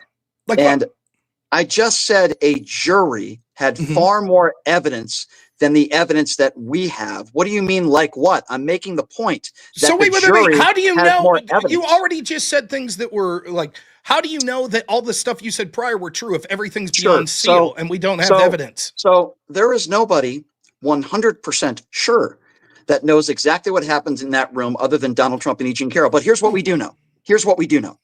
A jury, no matter how much you disagree with the outcome, found that he is liable for sexual abuse. This also comes from a man that hasn't had one woman that's come forward, that has had 25 plus women that have come forward that have accused him of rape or sexual assault, including his ex-wife, in court documents. This is a man who bragged about grabbing women by the pussy. I played 2 Division I college sports. I don't think that's funny. I played 2 Division I. Okay, well, I'm not shocked that you think that's funny. I think it's funny that you're clutching your pearls about this. Okay, I'm not clutching any Yes, pearls. you are. I think Say that's the whole what you quote. do. Say the whole quote. I think that's Say what the you whole do quote. Say when the you whole look quote. at my picture. Say the whole But anyway, quote of Donald Trump. Go ahead. Say the whole quote. To grab by the say pussy. the- Go ahead. Say the whole quote. Okay, sure. And by the way, I won't have to Google like you because I actually do know what I'm talking Then about. say the quote. He You said got it. they let you do it because you're a celebrity. Grab them by That's the pussy. not exactly what he said, but sure, close Okay, enough. yeah, I think that's pretty close. So Yes, going back they to what I let was you. saying. In other words, it's not an assault because they allow it. I understand that. I Right. did not say he was bragging about sexual assault. I said So the then comments what's the that he problem makes. with that statement? What's the problem? Yes. First of all, in my personal opinion, it's despicable and it's disgusting. You've never heard people talk like that. You should see the women that I've hung around with. Okay, so first of all, his excuse was locker room talk. Yes. Now, I played Division I, 2 college sports. I played 5 sports in high school. I played sports my entire life. I've heard people say some pretty awful things. I've never heard anybody say grab them by the pussy. But listen, You must have grew up in an elite area because I've heard much worse. The opposite. Again, you're completely wrong. I don't in another believe you, judgment. by the You way. have I don't no believe idea what you're talking about. Okay, well, I don't care whether you believe me or not. Yes, So you believe that's Donald Trump, great. but you don't. Right, you believe Donald Trump that's and everything exactly he what says. I'm saying. I also Gotcha. don't believe you. Gotcha. You've given me Okay. reason not to believe you. Like, for example, when you Sure. said that if Donald Trump promoted a bail fund for January 6th, you'd say that's reasonable. Yep. Okay. It's just So promoting a I legal didn't defense. say- You're a liar. Let me be very clear. Again, you have no idea what you're talking about. So let me course give you I an do. example of what I'm talking about. No, you don't. If Derek, so the day after Derek Chauvin and all that stuff went public, I do believe Derek Chauvin murdered George Floyd, right? So if a group of people or politicians or Jack Posobiec or another white supremacist raised a lot of money Serious for Derek Chauvin, accusation. White supremacist. yeah, I stand by it. I called him that on Pierce Morgan. So let me just finish. If they rounded up a group of people to raise money for Derek Chauvin's legal fund, I'd be like, okay, I hope he's found guilty, but they have the right to do that because in this country, I do believe no matter how much you hate somebody, different. No one's saying hold that on. they didn't have a No, right. it's not. No, it's not. What you're making the case is if Donald Trump did that for certain people, would you have a problem with it? No, I wouldn't. I can hate somebody and I can think they're a murderer or a rapist. But in my mind, I say, well, he still deserves a chance to defend himself in a court of law. So no, I am not a liar. You don't know what you're talking about. They're not a patriot if you beat the shit out of a police officer. Why can't you admit you're not a patriot I if you don't beat a believe cop? you could be a patriot and beat up a cop. You don't think so? Define patriot. He called those people on January 6th. You know what I think a patriot is? Yeah. My definition is probably very different than yours. Let's hear it. I think patriots, in most cases, are people that I think put themselves before themselves. Police officers, firefighters, brave men and women in uniform. That's where it starts with me. Now, you can also be a patriot if, you're a teacher making $25,000 a year and you dedicate your life to educating kids. You dedicate your life to service. I think you risk something for the better of America. Now, I don't think if you hold a Trump sign or flag up in a boat, that makes you a patriot. Okay, let me ask you this.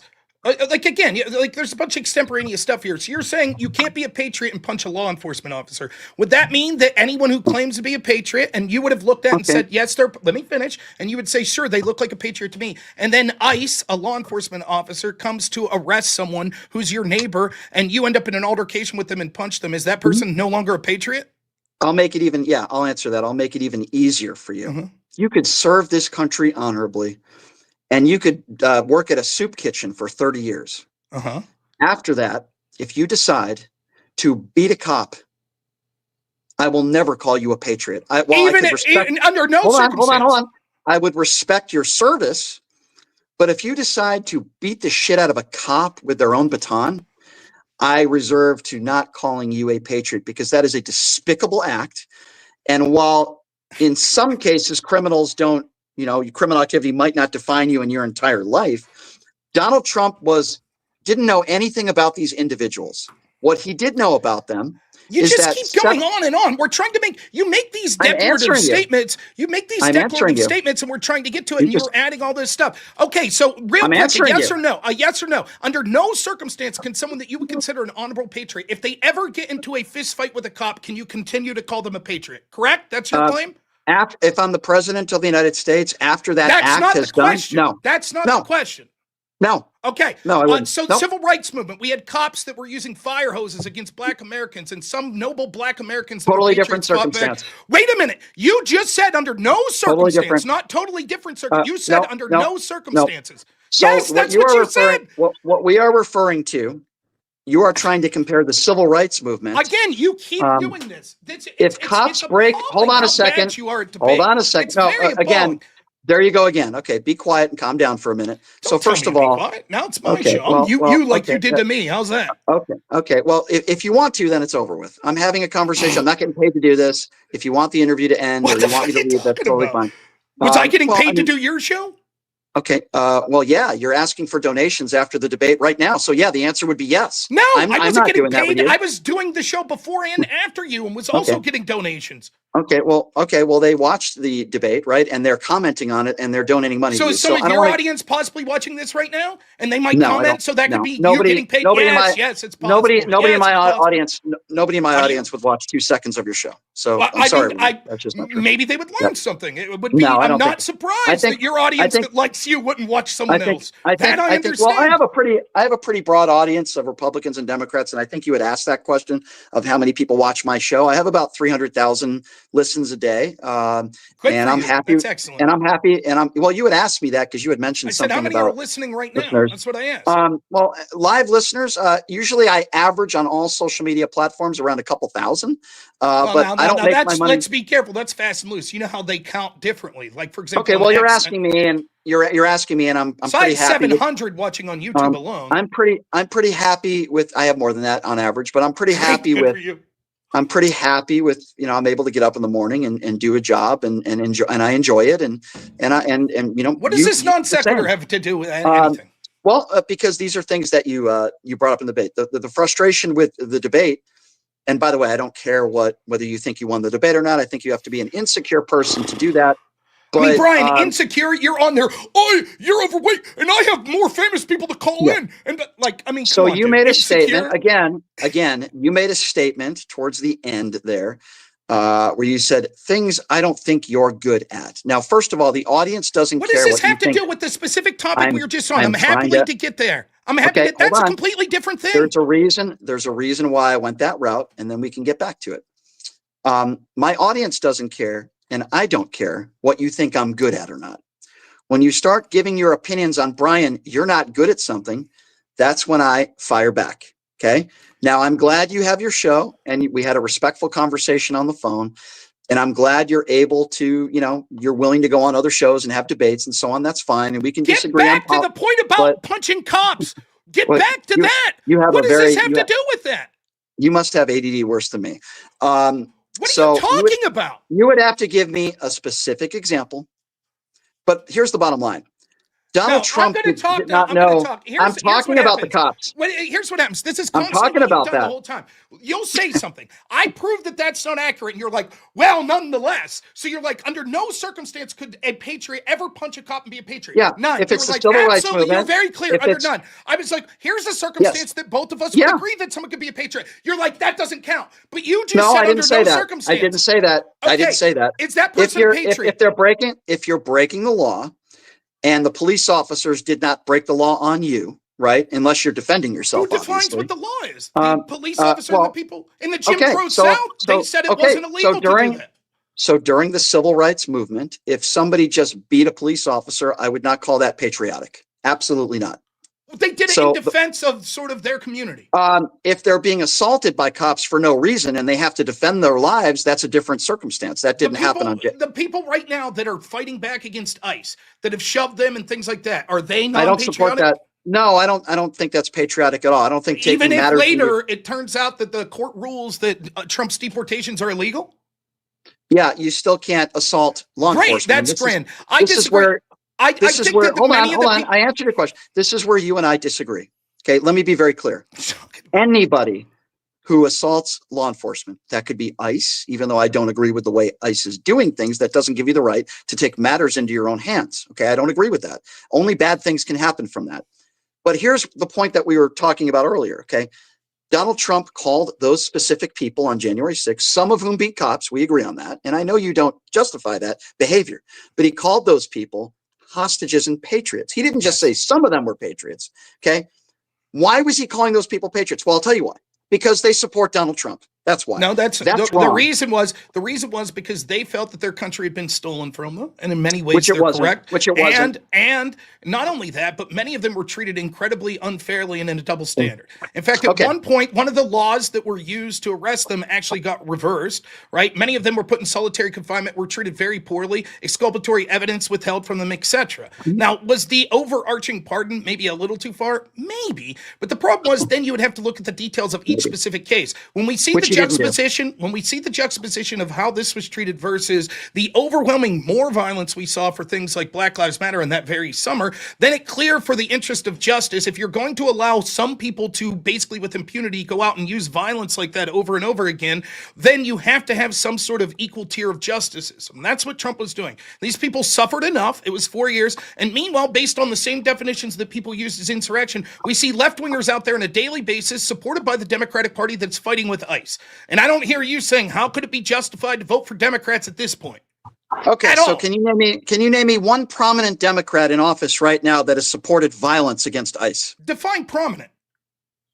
Any elected official that's on the left. I know that there's one official that said something that one election, it was a month or two ago, an African-American man. I don't support him at all, and I think he's a clown. Can you name me? Can you name me any other prominent elected Democrat official that has openly said violence is okay against ICE?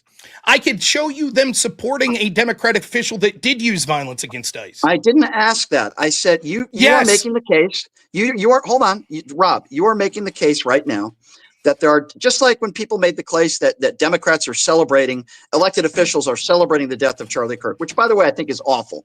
But then when I say that on Piers Morgan and I say, can you name me one Democrat elected official that has openly celebrated the death of Charlie Kirk?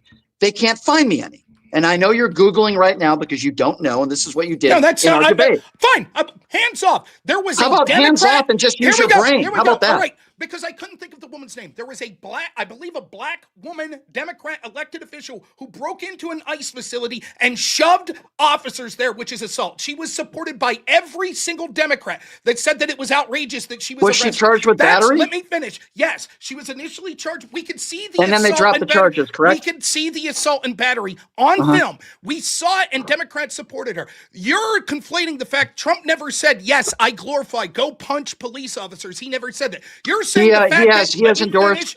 You're wrong. Finish. You're saying the fact that after that happened and there were some people in the group that fought with police officers, that's him glorifying it. By the same token, the Democratic Party that supported this woman shoving law enforcement, attacking them while trespassing, is supporting violence against law enforcement. Sure. So what you're saying is not categorically accurate. First of all, originally she was charged, and then the charges were dropped because she did not assault someone. Now you can Google, not true. like we can see the video. Now. Okay, so what was she convicted of? What was she? It doesn't matter.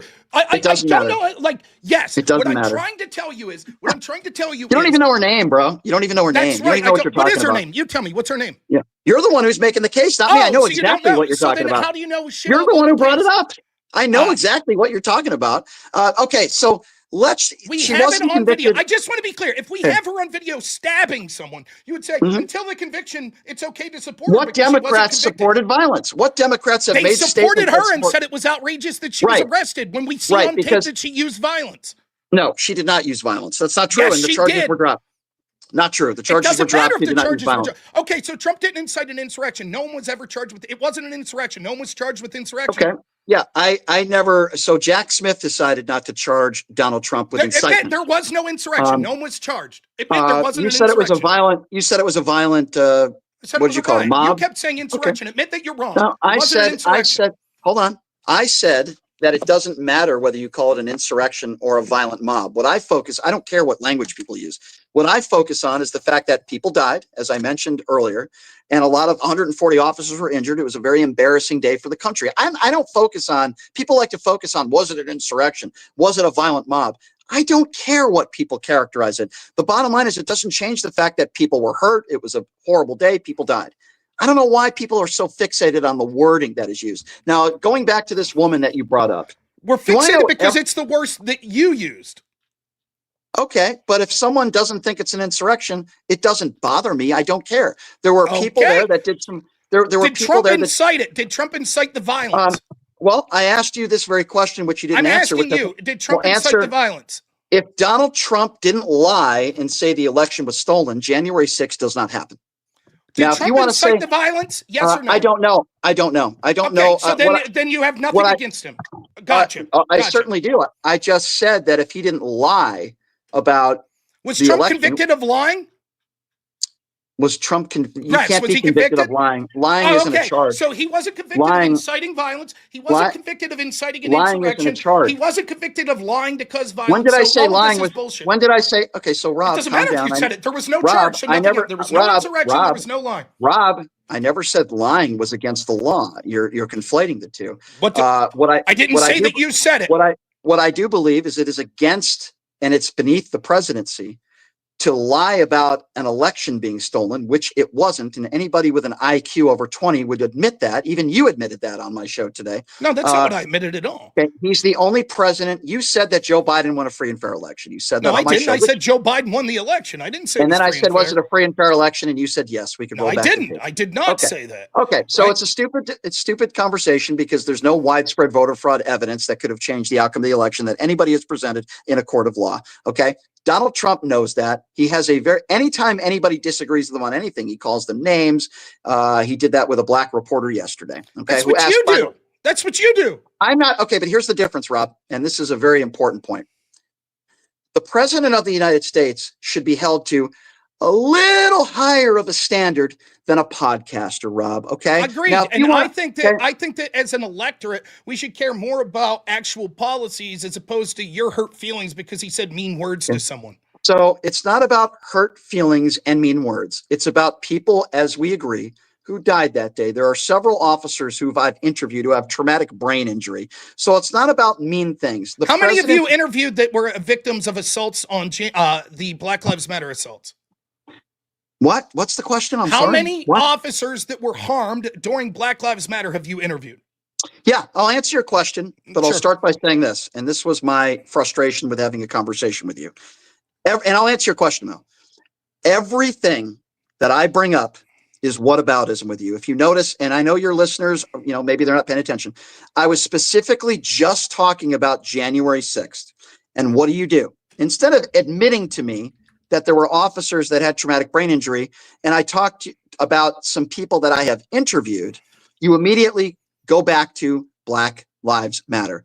This is that's not what happened. Rob, what happened was you made an ethical claim and asked how I could ethically justify voting for Trump after January 6th. And my claim is the same way you could ethically justify voting for Kamala Harris after the far more expansive and more law enforcement agents injured. In fact, how about agents that were formerly of law enforcement that were security, like David Dorn, killed by Black Lives Matter, an organization. I'm glad you brought up David Dorn. I'm glad you brought up David Dorn because I'm glad you brought up David Dorn because I actually interviewed a member of his family. Wow. This was like 5 years ago or something. That's amazing.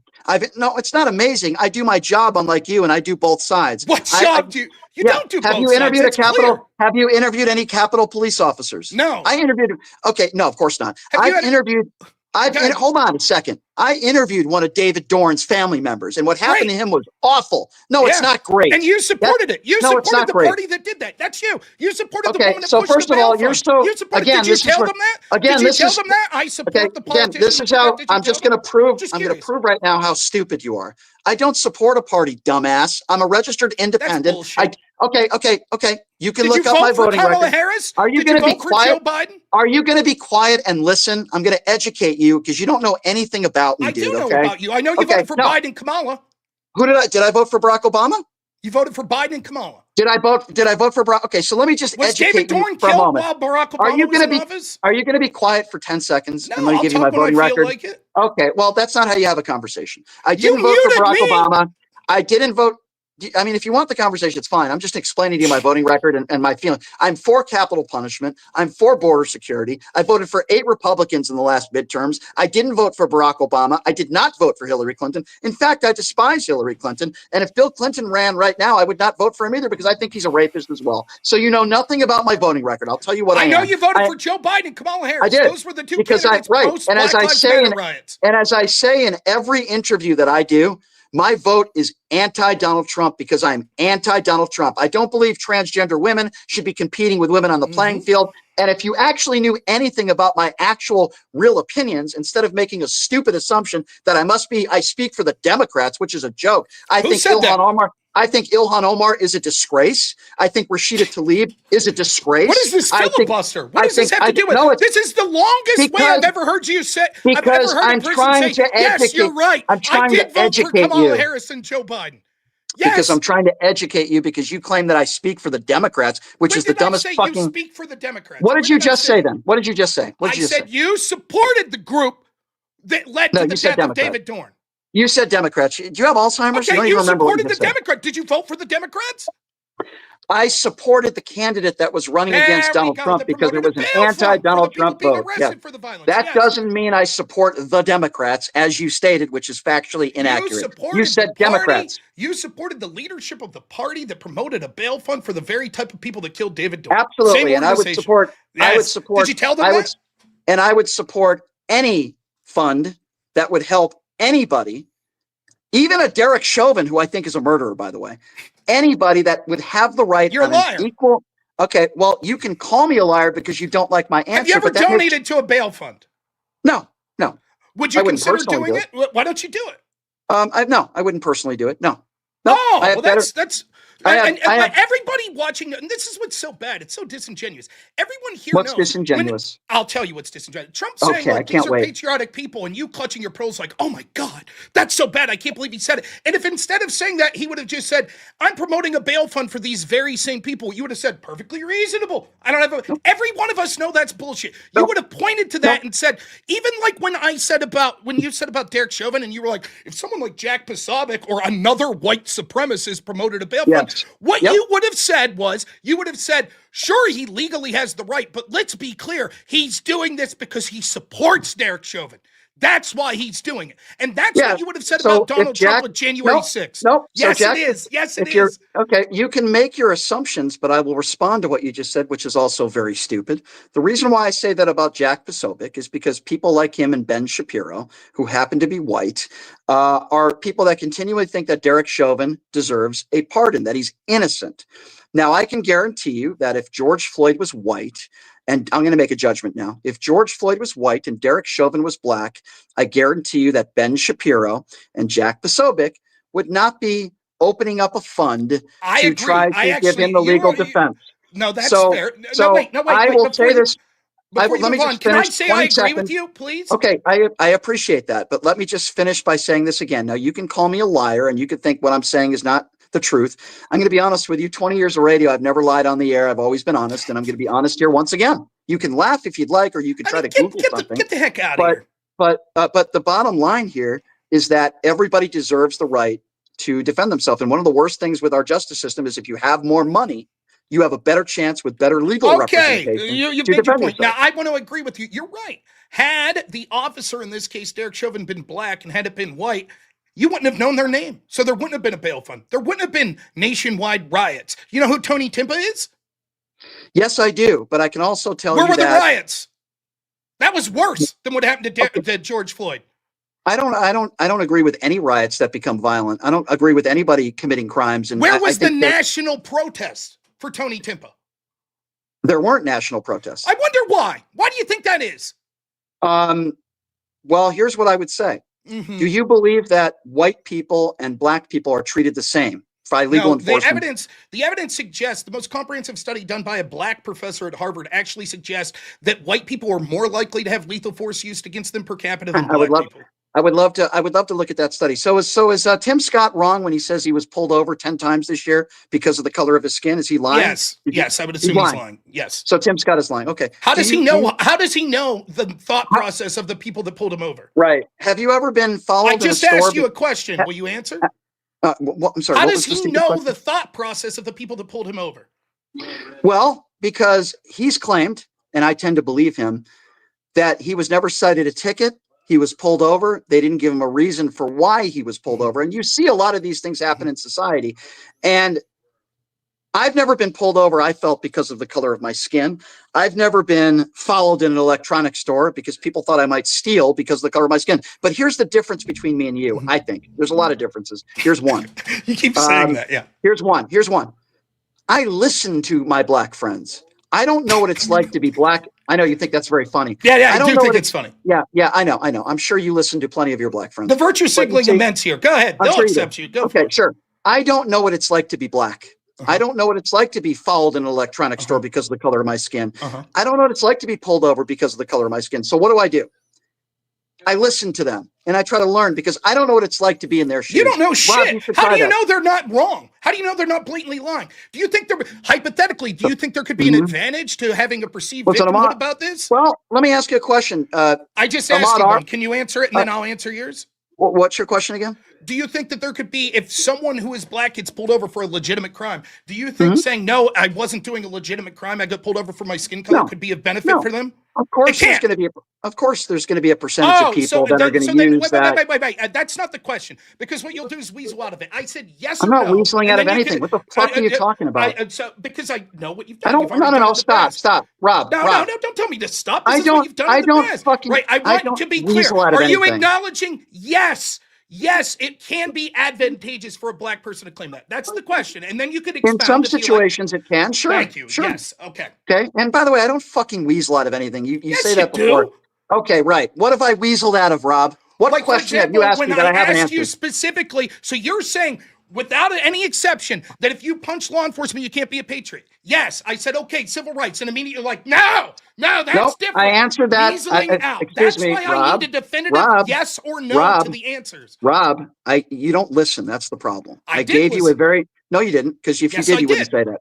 I will give you the definitive answer again. If you are breaking the law, which some people in the civil rights movement did do, I don't call that act of patriotism. It's wrong. Anytime you asked me about ICE agents and people taking matters into their own hands, I gave you an honest answer there. So I'm not fucking weaseling out of anything. That's not true. What you did was give an answer. The answer that I'm talking about, what happened is in real time, before you expounded on that, you gave the answer exactly as I said. That's why I need a definitive yes or no. Do you think it's by the way, you even changed there. Saying that something's an act of patriotism is different than saying you can't be a patriot and do an act. Those are two different things. Okay. Like, again, going grocery shopping's not an act of patriotism, but it doesn't mean I can't be a patriot if I go grocery shop. That is okay. Listen, after that act took place, I would not call those people patriots. If you break the law or do one of the worst things I think you could do in society, which is beat a cop, I don't care how that person's lived their life. I would not call them a patriot. Now, I want to ask you about Ahmaud Arbery, for example. You know, because apparently you think that black people make excuses for everything. Tony Tippo, we talked about first. Why did he get killed? I would have to look at the case in more detail. Why were there no mass protests? Just curious. Will you let me ask? Yeah, you're going to talk about a case where you're going to say, here's a case where a black person was a victim. Okay, yeah. Without even getting into the details of the case, I could say this. The case isn't as you seem, but even if I accept 100% your interpretation, and so what? There's a few bad cops. You don't even know what I was There's a few bad cops to white people, too. And Tony You don't Tippo even got know- murdered. Where's the protest? You don't even know what I was going to ask. Go ahead. Rob. Ask Okay. So an innocent black man jogging down the street. He's lynched by 3 white people. It wasn't just a few cops. In the trial, which I did cover, there were at least 30 officers at one point within 24 hours that were on the scene that saw the video of the crime that was being committed, which was murder, by the way. Let's be honest. They convicted 3 of them. Those officers all saw the video. They went to Ahmaud Arbery's mother and were told that he was the aggressor, that he started it. The only reason why those 3 white supremacist pieces of shit who are murderers are behind bars right now, the only reason, okay, and I know you're Googling this again because you're not familiar with the case, and most things that I bring up you're not familiar with, which is fine, Rob, but I'm not Googling anything. Because you're making claims that are most likely bullshit. I want you. Okay. How many Sure. officers? I want So you to go tell ahead. me the specific amount of officers that saw this and only agreed to say he was the aggressor because they were white and he was black. Sure. Tell me the Based on exact the amount trial, of officers. Sure. Based on the trial, I'd there like were their names as well. okay. Based on the trial, there were at least 30 officers, Let's legal have their names. personnel Let's that were start. Number 1. Okay. Number 1, for argument's sake, why do you need their names of the officers, and Why how did would I I need the memorize exact- their names? Why did I need the The exact number is quote what's of the important. Gold Star families that felt disrespected? But that's Okay, what you I- said. Why okay, did I I wanted need to the know- exact? Let me finish. Sure. Why did I need Sure. the exact number of people Sure. pulled in a YouGov poll? So I want their exact names, or I don't believe you. Sure. So the reason why, when you were talking, because you said all 14, now you gave a number, right? And you said all 14. Now, my question to you was, where's your evidence that all 14 family members were saying things? Now, you didn't list me 14 people. That's true. why. Okay. I said now, 13 were killed and their families felt disrespected. Right, I didn't you said say all their- nor did you ask this question Right. and show me proof and that you all said, of them. and That's you not said what you all, said. You said all of them, and then you brought up a few quotes of him looking at his watch and not looking them in the eye, which is fucking insane. But going back to the Ahmaud Arbery case, there were law enforcement officials that told the mother that he 30 was the of them. aggressor. 30. That's what you said. No. I need you to listen. I said at least 30 people that were on the scene that saw the video. This is the problem. You don't know how to listen. I never said 30 people went to Ahmaud Arbery's mom's house. There were several law enforcement officials, I think 2 or 3, that when the mom wanted answers, they lied to her and they told her that he was the aggressor. Now, 3 people, the only reason why they're in jail right now is because the third guy who videoed it 3 months after the murder, after Ahmaud Arbery was 3 months under the ground, released it to a local news station for cash. Okay. That news station showed it on TV. And the only reason why these 3 white men are behind bars is because one of them gave it to a local news station. Hey man, dude, that's great. Tony Timpa, those Not officers great. aren't behind There you go again with your whataboutism. Right. What you're can't- saying is this. I just want to be clear. Your argument here is here's an incident where I think racism occurred. So therefore, and my point is like, okay, given the same thing, we could see exact inverse situations where white people were the victim. And unlike your story, there was no justice. No one was arrested. White people So can be will you victims. admit, will you admit systemic racism against white people from law enforcement? You'll admit it. No, I don't believe that's the case. outrageous. What about Tony Timpa? So tell me what happened to him. Explain it to me. They put his knee on his neck. They made fun of him. The officers, as he sit there and expired. Were the officers black? No. So I think They one weren't. was, but not the one that had an knee. So your argument so is you can't white. be racist against your own skin color? Okay, so hold on. So I just want to get your argument right. A bunch of white officers did something horrible to a white man, and you're saying they did it because he was white? No, I'm saying that there was I'm saying that when the victim is white, there is no justice. Okay, so there are victims of all skin colors. No. I want you to explain. What's this? No, what hold about on a second. This is what about You're making. This is what You're making. What You're about, making you hear the. this, everyone? You're making What the about idiotic. Now he's You're making. here we go. What about? You're making the idiotic. What about whataboutism. You're not whataboutism. You're making this the idiotic rank whataboutism. That's all. Was it proven in a courtroom in testimony no, that he these did not white get officers? justice. That's right. Okay. He did not get justice. Yes. Okay. So here's what was proven. That's your opinion. Wasn't proven in a court of law, but here's what was proven in the Ahmaud Arbery case. Nope. Here's what was proven. What about? What's Ahmaud Arbery have to do with Tony Timpa? This is what we're talking about race. By the way, no. We're talking about Tony Timpa. Don't talk about another case. That's whataboutism. There is no evidence. Let's talk about this, Tony. We can see the footage. We can see the footage. Okay. A heinous crime might have been committed, but what is your evidence that they did it because of the color of his skin? It doesn't matter what the evidence. It doesn't matter. Oh my God! The whole fucking conversation. The whole listen to me. My evidence is the same that you have. That the law enforcement officers saw the footage. Here's why. Not true. Where's your evidence? In the Ahmaud Arbery case, I'm going to ask the question. No. Can you listen? I'm going to ask the question, then you can answer. You have evidence that the reason that initially law enforcement saw the footage of him did not arrest the people that shot or killed Ahmaud Arbery because they're white supremacists, because Arbery's black. That's your argument. First of all, I never said anything that there were white supremacists that were there. Again, you're putting words in my mouth. You said the three guys that killed him were white supremacists. You literally said that. In the actual trial. You said that. I believe they were racist. White supremacist pieces of shit. That was your exact words. You're talking. Okay, you were talking about the officers. I never said that law enforcement were white supremacists. Clearly, the three people who committed this crime were. Now, how do we know that for sure? Because the of officers, the trial. Why are they racist? Hold on. Wait. You were mentioning the officers. I didn't know you were referring to the three individuals that are in jail right now. Yes, the three individuals. Now, how do we know that they were white supremacists? Well, constantly in witness testimony, because I actually followed the trial, they openly used the N-word referring to black people. The last few words out of one of the individuals who shot him, he called him the N-word. We know that this was race related in this crime. You could look that up. One of the last Wait. The cops said that? They used the N-word? I'm not talking about the cops. I'm talking about the three people who committed the crime. I never said that the officers were white supremacists, but what I will tell you is this, and I will ask you a question. Again, if Ahmaud Arbery was white and those were three black people, do you think the cops would have not made an arrest that day based on the evidence? Yes, I think that there's a solid chance that the same thing could have happened. There's no evidence that the race had any influence whatsoever. Then I can't have a conversation with you, Rob. It's outrageous. You're begging the question. You're like, clearly the reason. Wait, if you're telling me that if Ahmaud Arbery was white, and that three black men killed him, and they had video of it and 30 people saw it, they would not have made an arrest that day. You're fucking ridiculous, Okay, Rob. so if You're I can ridiculous. find you any case of a black man with video evidence of shooting someone and there wasn't an arrest made, you'll admit that that's white supremacy. I'm specifically talking about the Ahmaud Arbery case. That was the question. Which was a whataboutism from the Tony Timpa case. You have zero evidence that Tony was killed because he was white. You have zero evidence that Yes, I did. Not true. I just gave you evidence, dumbass. Pay attention. You have zero evidence. Okay. You have zero evidence. I'm going to repeat myself once again. Trust me, bro. Trust me. Ahmaud Arbery. The people who killed Ahmaud Arbery were racist, who openly used the N-word. It was proven in a court of law. It was a race hate crime.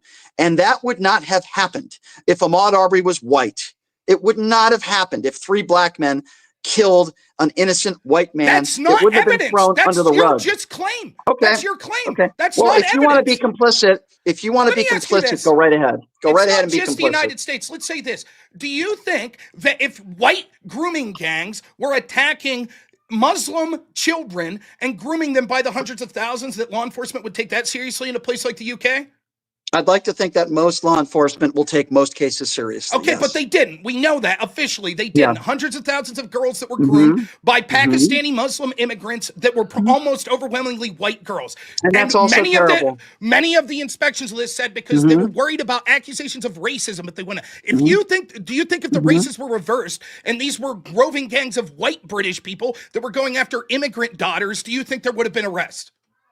I don't know anything about that case that you're talking about. See, nothing. And so conveniently, you're like, you just have to accept that had the perpetrators been black, I'm not asking you. White, I'm not asking you. You have to accept that law enforcement would have treated it differently. And when I point to an example of law enforcement doing the exact opposite, we can see that they officially said the reason we didn't do anything was because we were afraid of getting called racist. So let me be clear here, just so I understand your position. Are you meaning to tell me that in the history of this country, when it comes to law enforcement, you think black people are treated just as good as white people. Is that your opinion, Rob?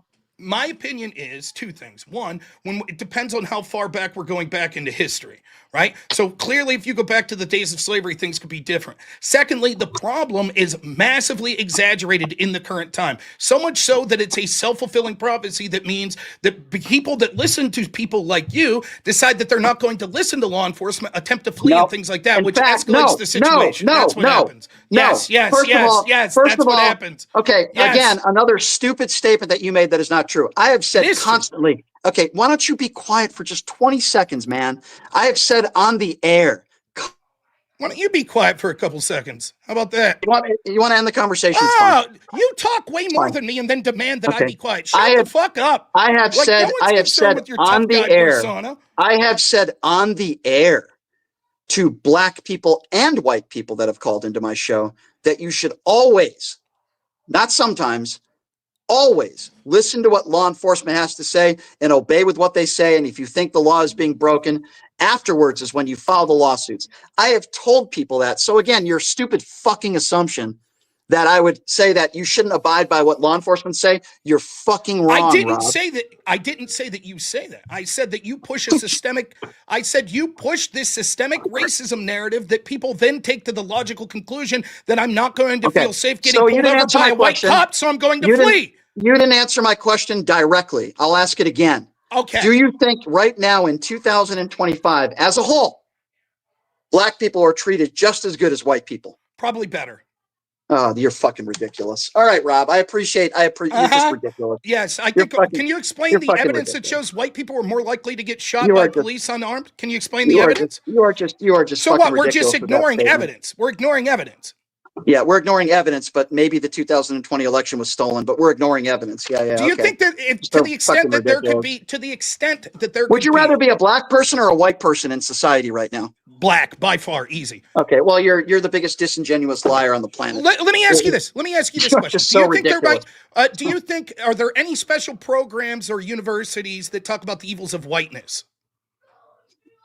Are there any programs that talk about the courses that talk about whiteness, the problems of whiteness?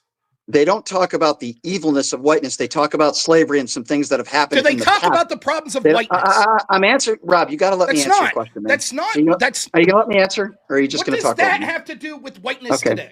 Let me know when I can answer, Rob. That's the question I just asked. What's that have to do with whiteness today? And that would mean that you'd have to be quiet for 10 seconds to allow me to answer. Let's hear it. Okay, thank you. There are not classes that, quote, just talk about evilness in general terms of whiteness. What they talk about is they talk about slavery. They talk about some atrocities that have happened in the past. What they don't do is say is all white people are bad or there's an evilness in white people. There's an evilness in everybody of all different races and backgrounds.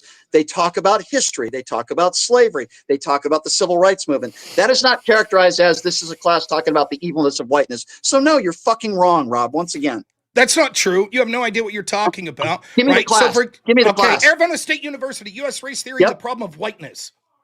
Yeah, that's not the evilness of whiteness. There are problems. Do we have courses about the problems of blackness?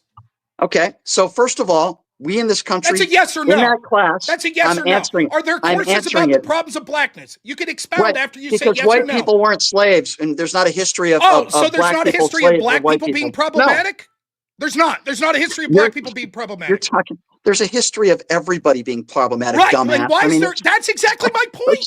Yes, yes, you make the point. You are right. There's a history of every racial and cultural group being problematic. But black Yet there's people, only one that you can denigrate. Yes, that's right. First of all, it's not about denigrating. If you could just pay attention for 10 seconds, it's about teaching people history. Okay, the civil rights movement.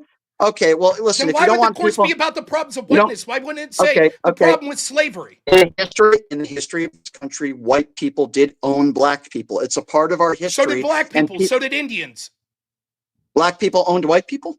Black people owned black people. Black people owned Indians. No, hold on. Indians owned black people? Help me understand. Maybe I need to be educated. And when in our history did black people own white people? You fucking dumbass. Is that what I said? You fucking idiot. Is that what I said? I said black people own slaves. Uh-huh. They own slaves. Did black people own slaves like white people? Yes. The first big black slave owner, they owned slaves. What does it matter what color the slaves were? Because we're talking about the United States of America and the history of this country, and you're making the case that black people weren't the people that were discriminated against. The civil rights movement. There's things that people need to learn about our country. That's not what the issue. There were also white people that sometimes were treated worse than slaves in the form of indentured servitude. Okay. Irish, for example. So we don't have systemic racism. Black people are treated better than white people. You're moving on from the point. If the point was when you said that we could talk about the problems of whiteness. That's Rob. I think you said it best. I'll be honest with you. See the constant interruption. I'll give you credit. No, I'll give you credit. I was going to compliment you. I don't want to hear your bullshit fake compliments. I don't want to hear. I'm going to finish my point. If you're leaving, then leave. Better than white people. The point was, you said the reason that we could have courses against whiteness was because white people own slaves. Black people own slaves in this country. So why not have a problem? The problem of blackness. Okay, so what you found, by the way, is one class in Arizona. Again, you're incapable of answering any question. No, you're incapable. I've answered every question, and you keep interrupting me. You don't give me the opportunity to answer. Well, Tony Tippett. Well, Ahmaud Arbery and blah, blah, blah, blah, blah. You ever talk about Tony? Well, I'm asking you specifically. Why isn't there, of course, the problem of blackness if blacks own slaves as well as whites? By the way, it's not the problem of blackness, okay? The problem is that you fail to recognize and understand that slavery and what took place during the civil rights movement is something that most people should learn what it is. It's not that they are saying that inherently all white people are bad. The course is called The Problem of Whiteness. Okay, so have you been in that class? Do you know what they're teaching? Or I have been in university debate settings where they talk about this quite frequently. And you know what they say? What do they talk about? Oh, you want to hear what the problem of whiteness is? It's not just about slavery. It's that white is an in-group that we've all identified as white, and that's where the power structures are. And blackness is otherization, that we treat people as the other because white's So that just was a debate, though. But that was a debate. That literally is what these courses teach. Oh, okay. Were you ever in the class? Do you know what the curriculum actually is? Was I in that specific class? Yeah, were you in the specific trial of Ahmaud Arbery? You're just. Do you know exactly what they said? No, I watched the trial. You weren't there. No. Here's what I do know. Here's the difference. You're saying basing it on a title of a class.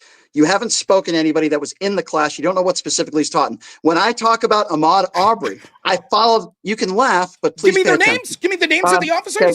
When I want Ahmaud Arbery, will you let me finish? No, I'll talk when I feel like.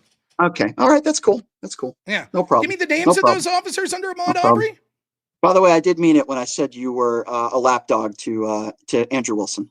I did. Well, you're not even that. No one. Do you live with your family, by the way? Do you live with your parents, or what's the deal? Just be honest. Married. Don't lie to me. I'm married and have a son. How about you? Okay. Isn't your salad waiting downstairs? Through his podcast and radio show, Shapiro presents himself as an opinionated, educational, and educating voice for the left and right in between. His relationship with his ex-girlfriend, whom he allegedly took advantage of, $38,000. You took advantage. Can you talk about that? Do you live with your ex-girlfriend? That I'm reading here that allegedly you took advantage of your ex-girlfriend. Haven't lived with a girl in 8 years. You allegedly. So explain this to me. Do you live with this girl that you allegedly took $38,000? Who are you talking about? About? I'm talking about the woman that allegedly. Look, victims of behavior like this don't have to announce their name. I'm asking you, do you live with this ex-girlfriend? What are you referring to? Do you live with this ex-girlfriend? I'm trying to answer your question. I haven't lived since I was engaged. Were you going to let me answer? Because I'm going to show you how stupid you are. Okay. I haven't lived with a woman in 8 years, so I don't know what you're referring to. So you just insulted me. You just insulted me. Do you really have a family? Do you really have a wife? And you yourself haven't had a woman for 8 years, and you're going to insult me? And you think that's some kind of defense? No, wait. Do you know the woman I'm specifically? I've had plenty of women. Do you know the woman I'm specifically talking about? I haven't lived with a woman. Having a woman, no, I don't. Having a woman is very different than living with a woman. I don't understand what you're. They can't stand to live with you. God. So now, I'm not sure what you're referring to. Let me get to the specifics. Let me get to the specifics because I don't want to get confused with other women that allegedly you ripped off. So let me read the allegation of the specific woman. So you're reading a random. His relationship with this ex-girlfriend, who he allegedly took advantage of for more than $38,000. Here, wait. Let me give you some more specifics that maybe you'll understand. Allegedly took advantage of for more than $38,000 is the main focus purpose of the expose. Okay. Like, let me finish. Sure. Let me finish. No, I don't know if you know what woman we're because now I talking know who you're about. talking about. A I'm going to man respond. who coerced this I'm woman going to into sending him. respond. Would you like me to respond? Let me. Yes. I just want to make sure you Okay. know the woman I'm So talking you about. want to It read? says You a want to read man what who some random coerced dude this is saying on woman social media? I'll into respond sending to him it. thousands of dollars via PayPal and Venmo under Sure. the pretenses of personal crisis, Yep. from car Yep. towing problems to his sister's funeral, is depicted in court documents and receipts shared with this thread. Now, I wasn't at that trial. Tell me about that court trial. Tell me about the trial you had there. Ripping a woman off allegedly for $38,000. Please talk about it. Okay, so are you going to let me respond now, or are you going to interrupt? I just wanted to make sure you had the right woman. You've had a lot, you said. Right? Okay, let me know when you're done talking, Fatty. Are you done? Thank you. So there was no court trial. All that you are referring to is a restraining order that I had to file against someone who sent me death threats. Now, there are no official court, quote, documents. There was no trial. A judge ruled in my favor. For a restraining order. Who sent, I had to file the only time in my life. Now, I'll give you more details if you'd like. So about 3 years ago, maybe 3.5 years ago, after the Uvalde, Texas shooting, I had people on my show. One of them happened to be an attorney who lives in Texas. This woman, when I just started doing my show 3.5 years ago, 3.5 years ago, we had a verbal agreement that she would be a sponsor of my show. And in return, she would come on my show a few times. She developed a romantic interest in me, never kissed her, never touched her. In fact, I was asked that under oath with a judge, because when you file a restraining order against somebody, a judge asked you that because there's a to go in. Never touched her, completely platonic, told her that from day one. She lives in Texas. I live in Las Vegas. When I told her that, and I said, listen, I'm not interested in romantic. Let's just make it, professional, platonic. She decided to say things about me online. She harassed my parents. She harassed my friends. And I have the death threats. And by the way, I presented those death threats in a court. Yeah, it was one of the worst things I've ever had to go through in my life. That's fucking terrible. Death threats are no joke. Hold on, let me just finish because this is important, Rob, because I don't mind talking about it publicly. And by the way, I've talked about it on my radio show. Good. It is one of the worst things I've ever had to go through in my life. Now, because of that, my family was harassed. My friends were harassed. I never broke the law. I never did anything wrong. I never, said, hey, you better give me money or I'm going to do this. Not once. Did you ask her for money? No, I never said, hey, you never asked her for money, or did she send you money? She did. And the reason why she did, as I mentioned before, and I mentioned again, is because she was a sponsor of my show. We had a verbal agreement. She told me that she was interested in my show. She wanted to grow my show. This is when I first started doing the show. By the way, it was like maybe $4,000, $3,000 or $4,000. It wasn't even close to that amount of money. Okay, $4,000. That's a lot. And by the way, I presented that. And for $3,000 or $4,000, it's not a lot to have somebody appear on my show multiple times, which, by the way, she did. When she realized that and from the beginning, I told her I wasn't interested in her. She was not even a girlfriend, never somebody I even went on a date with. I never touched her. Did she continue to show you advances after that? After you told her that? What do you mean? You mean sexual stuff? It's clear that she wanted more, is what you're saying, correct? Of course. She wanted a romantic. She called me. So when she called me 10 to 20 times a day, which she did, and I presented that to the court. When she sent me death threats online, which I presented to the court, plus voicemails, which I saved, the judge ruled in my favor. Now, That's the reason fair. why. Now, listen. Let me finish. This is important because this is the hell that I've had to go through. Okay.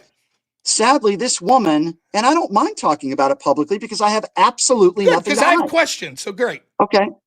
This woman, who actually is an attorney, which is amazing to me, went to some high-profile right-wing social media influencers and made claims about me and actually showed screenshots that are completely fabricated and made up. And I told that to the judge, completely fabricated.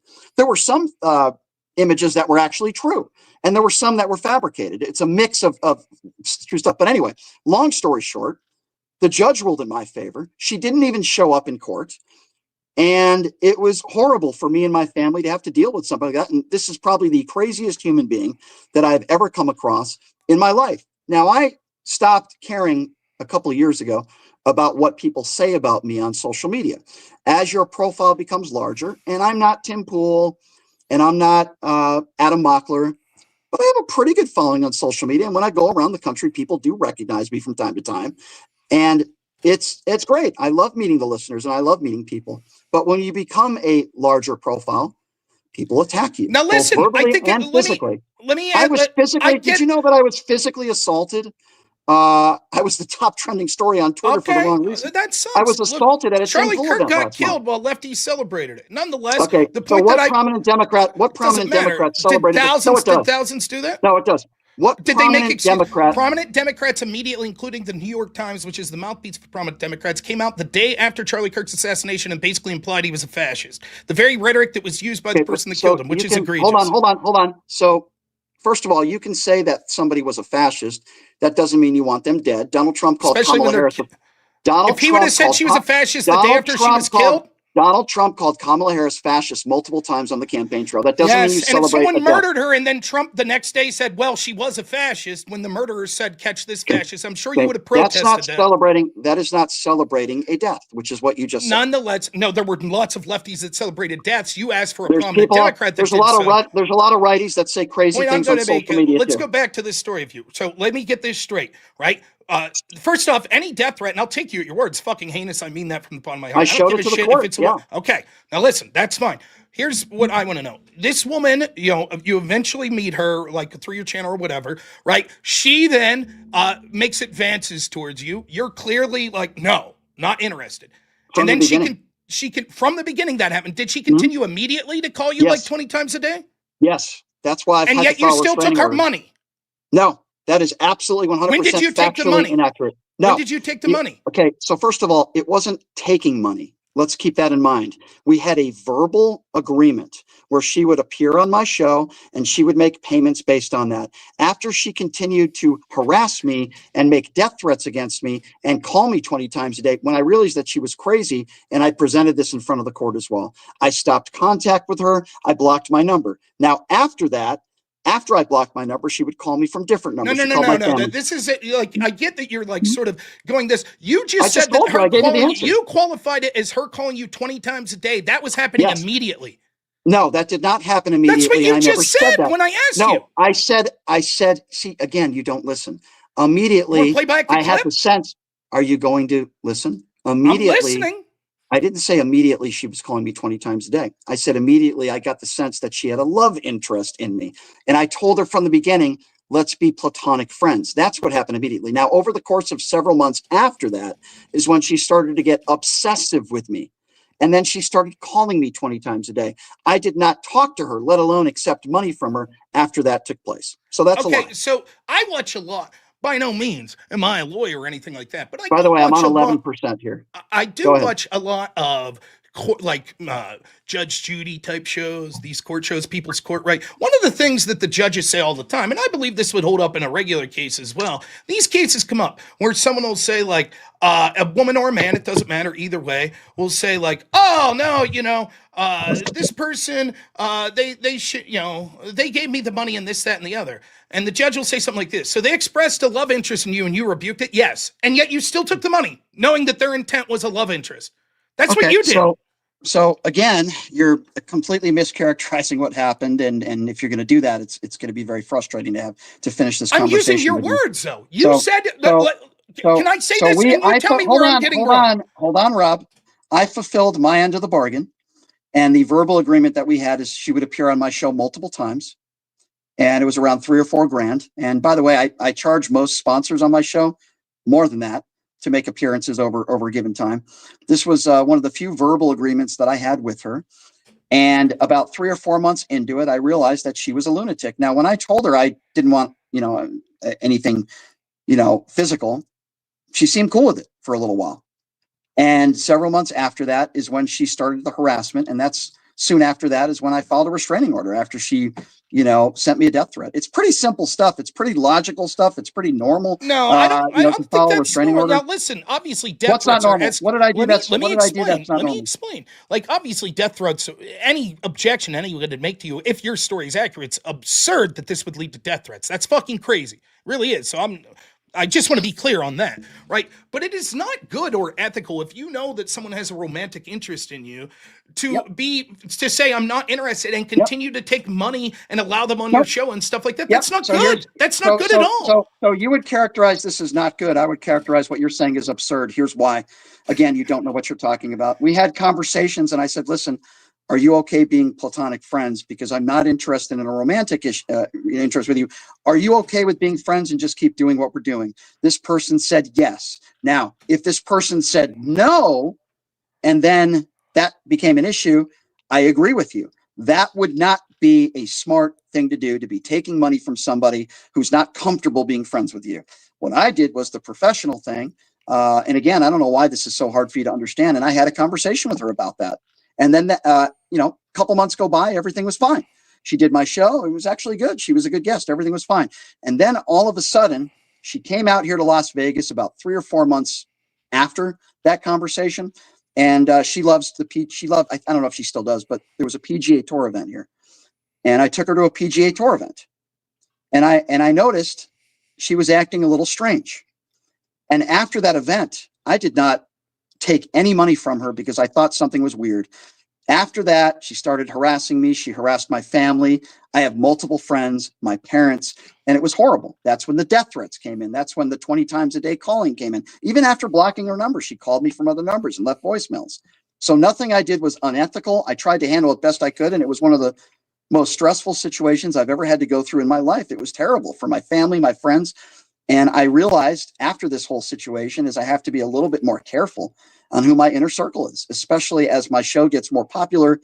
And that was a horrible, this woman needs help. She's a lunatic and she's mentally disturbed. I believe she's severely depressed and she has nothing other than her ex account. And, so that's really the whole story nutshell from top to bottom. Now, the only court case, which I don't even believe is available to the public with, when it comes to filing restraining orders, the only court case is me filing a restraining order against her where I had to provide evidence and she tried to retort it. She couldn't. The judge ruled in my favor. That's it.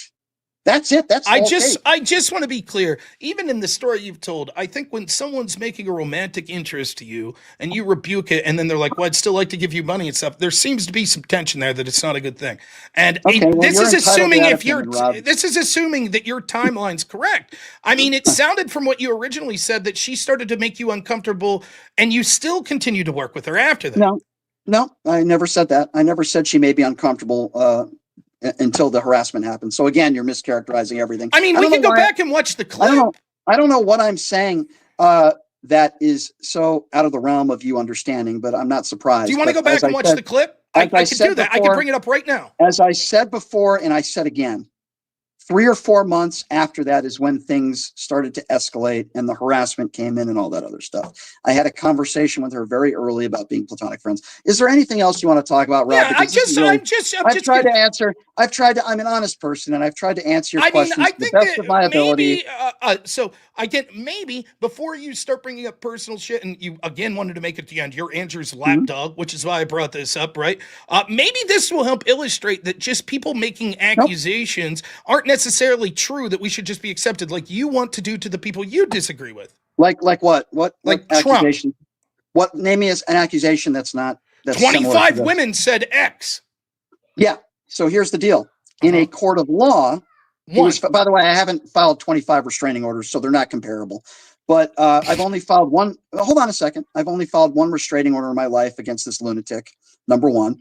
And number two, I've never had any issues with the law. I've never, nothing. Donald Trump's a liable sexual abuser. Okay. Donald Trump is a 34 count felon. So don't try to compare me to Donald Trump. They're two completely different circumstances. Is there anything else, Rob, that I can clear up for you? Anything else? No, I think that, that it's been just so the text messages that are online, are you interacting with this woman or photoshops, your claim? Mm-hmm. Some of them are. Some. You want to go through them? You can tell us which ones are? The documents that were presented to the court, which you can gladly read to your listeners. I'm sure many of them are just bullshit, but you can go ahead and read them and go through them. I just told you in a nutshell what it is. It was a restraining order against a woman who sent me death threats. Fine, great. So go ahead and analyze it all you'd like. But I'm just saying text messages have been brought up. Like, for example, you telling her to kill herself and stuff. Did that happen? Yeah, I never said that. First of all, that is completely false. It's Photoshop. That's all. And by the way, your piece of shit, Andrew Wilson, who I think was a piece of shit for saying that, said that I told her to kill herself, which is a complete. I've never told anybody that before. Okay, I'm just saying that you are aware. And I'm just saying, I can go online right now and say, "Oh, I saw someone that says that you like underage boys." Okay, this is horseshit. This is horseshit. But the difference is people are providing what they're claiming are text messages. I'm asking you if those are photoshopped. Right. And I'm telling you that the stuff, most of the stuff that she said about me is completely false and made up. And if she would like to do discovery in a courtroom, I would gladly sue her for defamation, and I would love to do discovery. I've never told anybody to kill themselves in my life. And by the way, I never would. As much as I despise Donald Trump, I don't wish that upon him, and I don't wish that upon anybody. And I've never said that. So if you want to go through more of your notes and you want to talk to your listeners about it, I'm not really interested in doing that with you. Was this fake? I don't know what that is. I know you said you were suicidal. If you need a gun permit, let me know. Yes, Did you that say is. that? Yes, that is. Okay. That is completely false. I can show you my Facebook account. No. I'll take you at your word. I don't even know. I don't even know who is that directed towards, but that is completely I just want to be clear. It's not that people are pulling this out of thin air. There were actual articles that were written about this. I'm giving you a chance to rebuke it. There was an article that was written from somebody that you had referred to who has 5 followers, who did a space on X with this crazy lunatic who, is a nobody, and they're trying to get clout. I would imagine just like you are right now. So is there anything else that you'd like to bring up, Rob? I've answered all of your questions honestly, even though it's not really your business or your listeners' business. I have nothing to hide. It was a restraint. Is there anything else? When it comes to that specific case, I'll leave people decide what they want. I don't think that you should be I really impugned. don't care. Let me finish. I don't care what your listeners think about me. I don't think that you should be impugned without having a day in court or anything of that nature. There was a day in court. Listen, the point is the day in court didn't address all of these allegations. Actually, it addressed you getting a restraining order with her death threats. Actually, it did. So you got a court document saying this was all bullshit, everything that she said. Okay? So I would love to see it. There was a judge that presided over the case. She didn't show up in court. She made up a ton of lies about me. I was asked questions under oath. A judge made a decision and ruled in my favor, and I told her under oath that these things that you were bringing up are completely fabricated and not true. And I played her. But that's no, come on. Even you reason. I played. I don't know what you did, but I played a number of different voicemails of death threats and all these sorts of other but those two things could be simultaneously true. Okay. For example, okay. So is there, Rob? Is there any other questions you have? No, listen. Let me explain. I got work to do, and this is a waste of my time. Let me explain though. Like them ruling in favor of you for a restraining order, that could mean everything you said about her is true. That doesn't mean that judge said, "Oh, all of these documents that are coming forth, the supposed text message you had with her, etc., are false." That's not what the judge said. First of all, if you it doesn't warrant death threats, for God's sake. If you tell somebody to kill themselves, correct me if I'm wrong, but I think that's against the law. I think that's a crime. Am I wrong? So. No. Okay. Well, if you coerce somebody into trying to take their own life, I'm pretty sure that's against the law. Okay. Well, I'll tell you what. Well, yeah. Well, that's what you're claiming. So no, that's not what I'm claiming. I'm saying that Rob, it says that you said that. That's not against the law, but not the best thing to say to someone. Okay, so Rob, what are your other questions? I already addressed that. I've addressed everything when it comes to this. I've been very transparent. The point that I'm trying to make is I didn't think that the judge ruled that those things didn't happen. They just ruled in your favor for a restraining order. A judge ruled in my favor that she was certainly made some threats. That's fair. If you have the documentation to back that up, I believe. But I don't think that the judge said, as you were claiming, that everything she said was untrue. I don't believe that. All right. So nonetheless, the point was, are you happy that you brought up personal shit? Am I happy that I brought up personal shit? Yes. Don't you think the time would have spent more productively talking about like policies and shit? Well, you're the one that decided to listen, Rob. I hope you become extremely popular. Thanks. I have nothing against you. I hope you get 1 million followers. I hope they invite you on Piers Morgan. I hope they invite you on Fox News and CNN. Those are the shows that I'm on. Okay, so I'm probably doing something right. I think I'm pretty good at what I do. I think I get some pretty. Okay, well, you know what? There's more let me say, you might be good at what you do. I don't think you you did good in debates that I've Okay, seen. well, I don't care what your opinion is on my debate. Do you think that you can still be successful without being good at debates in your line of work? Your opinion about my debating skills means about as much as my last bathroom visit. So, Rob, hopefully healthy, thank you for important, right? Thank you for such a wonderful conversation, Rob, and embarrassing yourself. I didn't embarrass myself. I hope you get to that $200. I hope you get to that $200 goal. 1,300. That's about the amount you took from the woman that you claimed that had the love interest in you. I didn't have to be in a situation with someone that was like threatening me in some way, though. By the way, he didn't even shut off his phone. He just set it down. let's exit out of here before he takes another one of those restroom movements. Yeah, I mean, he brought it to the personal shit. I don't know why. Even after the first time, I was like, yeah, whatever. And we started to talk about specific issues. I don't understand why he, again, wanted at the end there to be like, and I do agree you're Andrew Wilson's lapdog. All right, man, if you're going to keep doing it, then I guess if that's what it's going to be, personal shit. All right. Right? He's a joke. He's a poor debater. Now, if he wouldn't just totally like spurg out like he does and go into a million non sequiturs, what I was going to say when it came to the specifics of whether being white or black is that there's different times for different situations where you'd rather be one or the other. For example, if I'm applying for a university, I'd rather be black than white. If I'm applying for a government grant, I'd rather be black than white. There's all sorts of situations I'd rather be black than white, given if my entire personality would have been the same, my entire biological makeup would have been the same, other than just my skin color. Can anyone truly deny this? If I'm accused of a crime and offering a defense in court, I'd rather be black than white. I think that ultimately that's something that could be used. We just saw a man that stabbed a white man, a black man, who got off because after the stabbing, the white man used the N-word. Does anyone for a second think that if someone used an epithet to a white person after they stabbed someone, that would cause a jury to be like, you know what? Not guilty. Anyone? Anyone remotely think that? Anyways, we are going to go downstairs and eat here soon.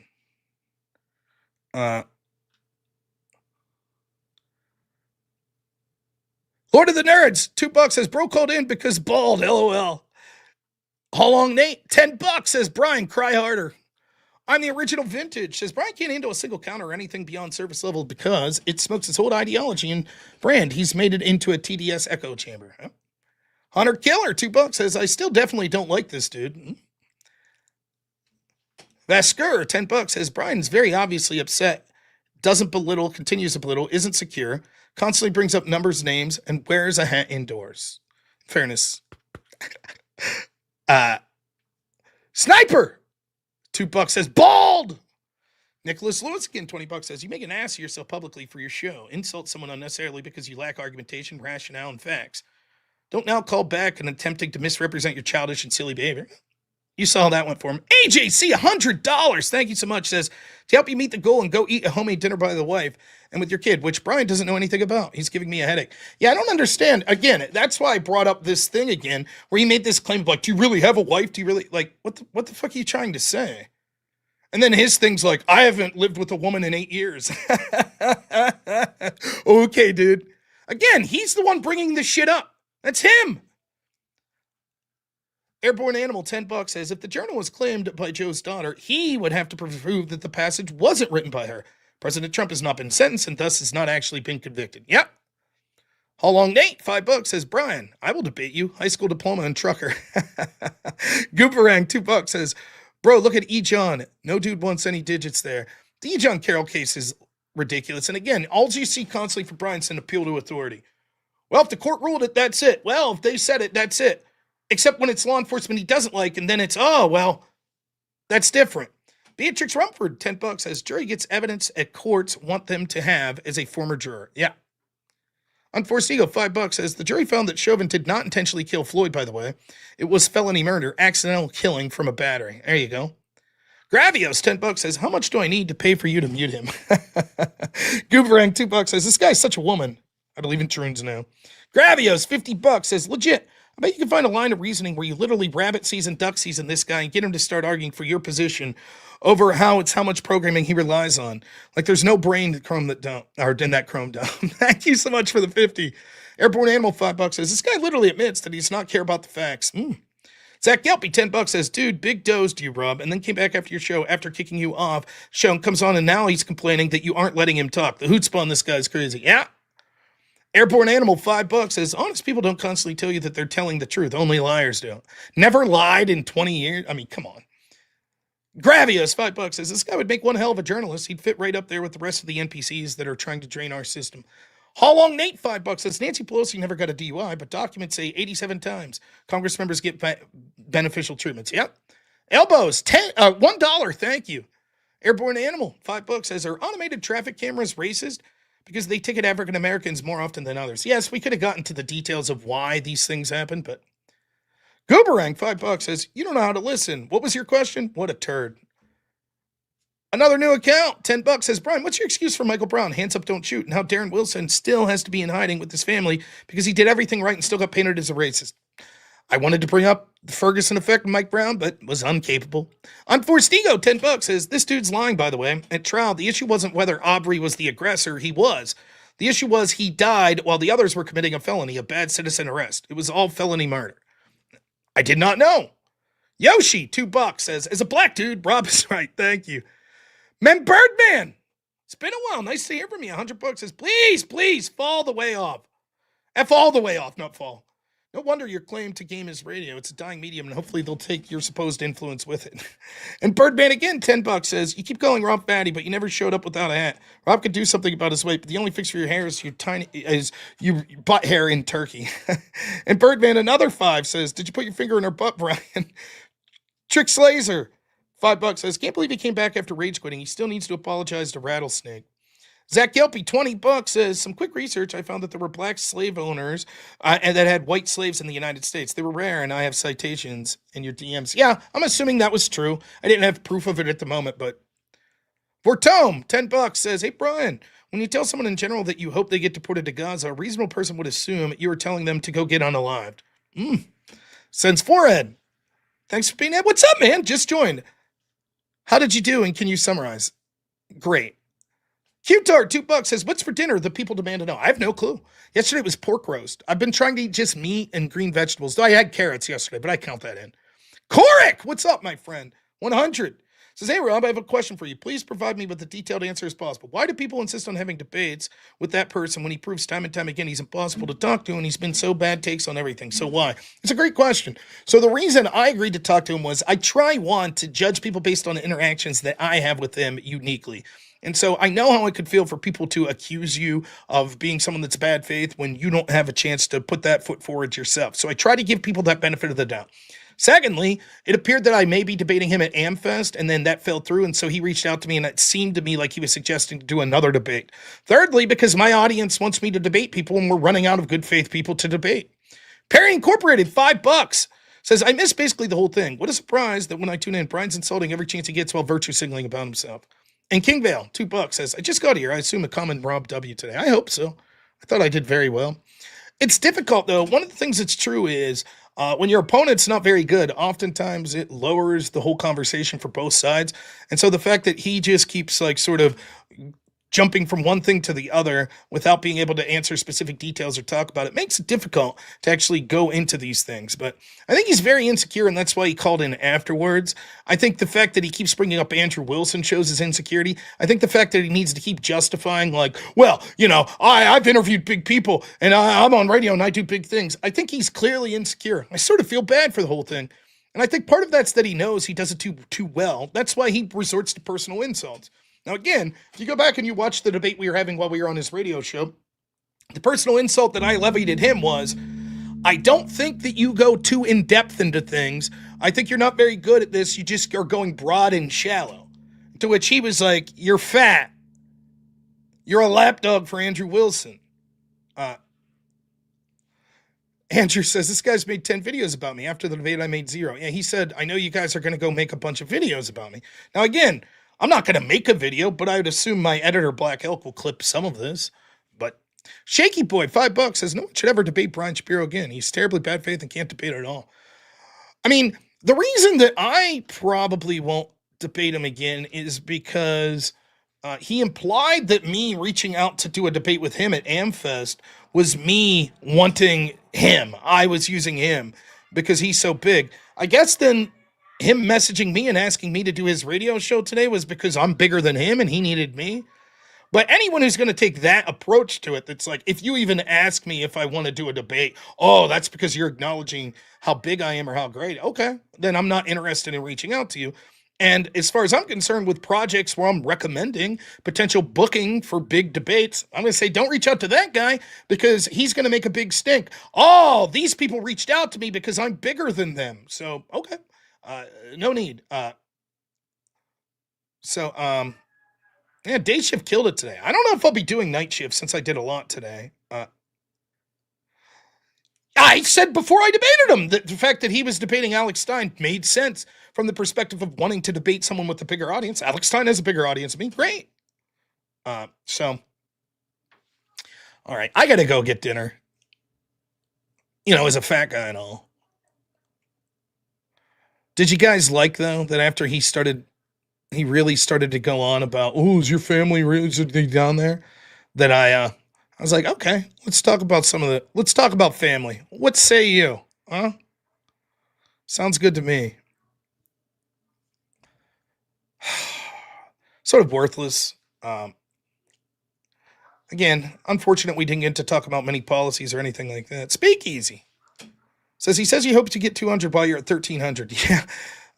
I mean, if he wants, I guess we could look at the playboard numbers to see who does better on YouTube. I don't really understand the importance of it, but good for him. He gets good people, big people on his show. That's cool. I don't have a problem with that. That's great. Korik, another 100. Unbelievable. Says that's fair. But in your own estimation, did you see anything different that he did this time that was different with every other debate interview? I get that the audience might want to hear the debate with him, but do you actually debate, or is it more like insults exchange?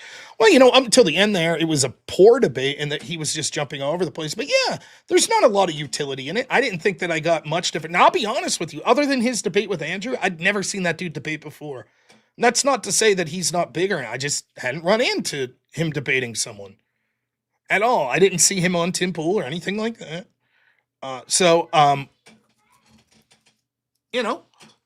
I didn't think it was any different than what I saw with Andrew. And I tried to approach it differently. He had no reason to be hostile to me.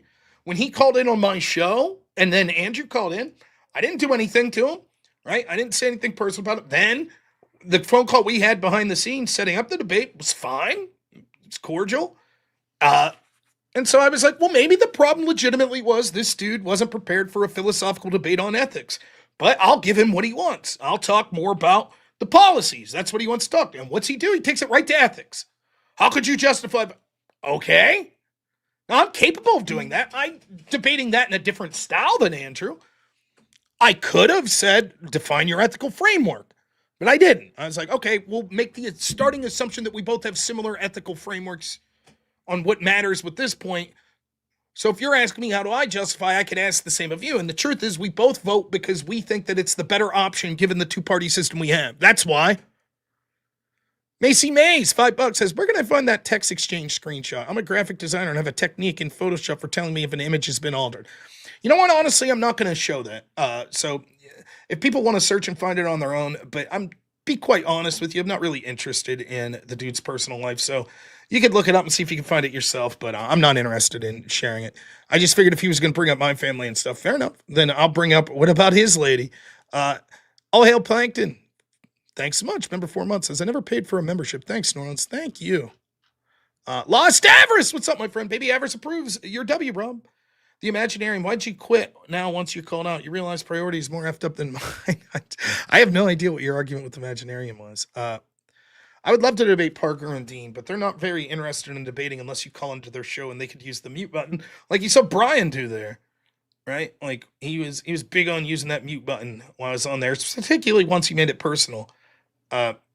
So, anyways, well, we're $27 away from 1,500. We can get there. That's an even 150%, right? We could do it. I'll probably be taking tonight off. And the reason for that is I have a 24-hour show that's going to be Friday. So Friday at 8 a.m. Eastern time, I'll be starting a 24-hour show. We'll see if I can get some guests, some debates. We'll take call-ins, all that good stuff. The Speakeasy, you'll be doing verbal combat at 10 p.m. Eastern, so I'll join that. Try to go through to the wee hours of the morning with that. Yeah, he did tell Andrew he never mutes his guest. He muted me, and I wasn't doing anything. So that's going to be Friday at 8 a.m. So because of that, I'll probably take some time to enjoy my family today. It's something that I would like to do. But, yeah. I hope you guys enjoyed this. Now, $27. A mere $27 donation will get us to a nice even 1,500. Yes, I'll sleep well Thursday. Yeah. Yeah, he wasn't very good. I just don't think he was very good in the issues. I think you could see what he's doing. It's just super surface level shit, and then he just bounces back and forth. I tried to look at that unforced ego, $27. Thank you so much. Right to $1,500. Now, a mere $1,500 donation, and that'll put us right to $3,000. Right? What a legend! All of you guys are great. Look at this, Masker. $20 says, congratulations on reaching your super chat goal, Rob. You earned it. Thank you, man. I'm glad you guys appreciated it. So, honestly, I would love to do more debates like that. I really would. I thoroughly enjoy it, even if he clowns himself. But thanks so much, Chris. Chris Elmer, $20. Thank you. Look at that. Yeah, he's been on Piers Morgan. Maybe I'll be on Piers with him someday and watch him just spurg out and, yeah. Yes, I made my $200 tonight. Thank you. All right. We're going to raid over to Jay Dyer. He's streaming. Jay's a great dude. I'm sure he's going to have some awesome stuff to say. So tell Jay I said hi. The bro that had a meme made about him getting shit on was on Piers too, yeah. I don't know. I'm sorry, Adam. I'm so sorry. I saw you were back there. I just thought you didn't know it wasn't a call-in show. Go ahead real quick, Adam. What's happening, man? I'm sorry. I didn't notice that you messaged me. Can you hear me? Hello? Am I on? Yeah. What's happening? Yes, I can. One thing, I figured this is the best way to... So, Brian, the reason Brian is talking about you and Andrew making a bunch of videos about him is because it's really stupid. And I'm going to explain why.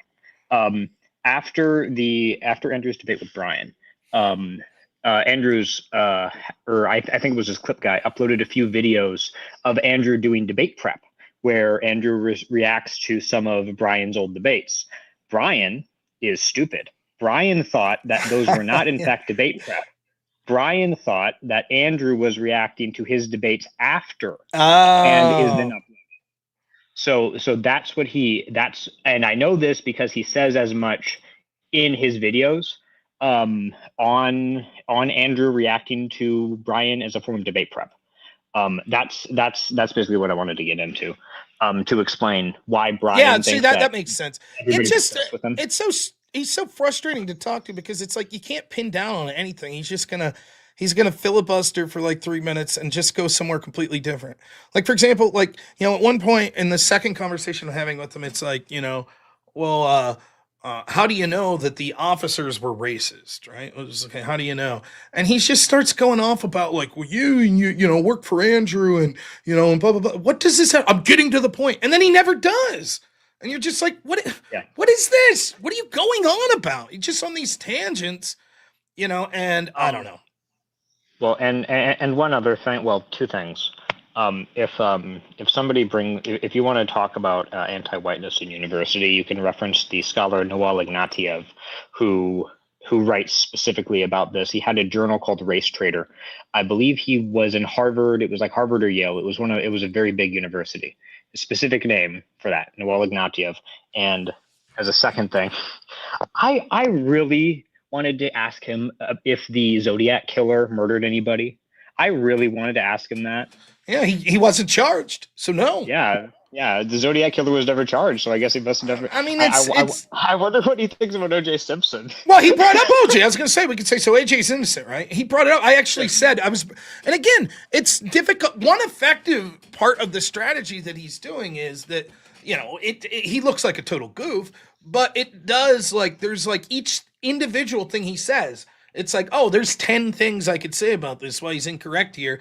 But then he just moves on to something else. And it's like, oh, so there was all kinds of, for example, at one point in the first conversation I was having on his radio show, I was like, there was way more instances of violence and riots with the Black Lives Matter into the election of 2020 than just the one incident of January 6th.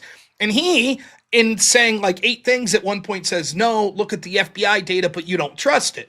But my response to that would be even if you're right that FBI data says overall, it is not undisputable that there was more violence for the Black Lives Matter George Floyd protest than there was January 6th, quantitatively, even if it wasn't charged, right? And he continues like, but you'd never get a chance. Like another thing he said that I didn't get to harp on, where he makes the point, well, all races have engaged in bad things in the past. Right, that's my point. But we only hyper focus on the wrongness of one of them. But you rarely get to, because he's so all over the place. You rarely get, and that's exactly the point. Now, listen, people could say I talk a lot, and that's true. But what I'm doing is talking a lot in specific details on specific things.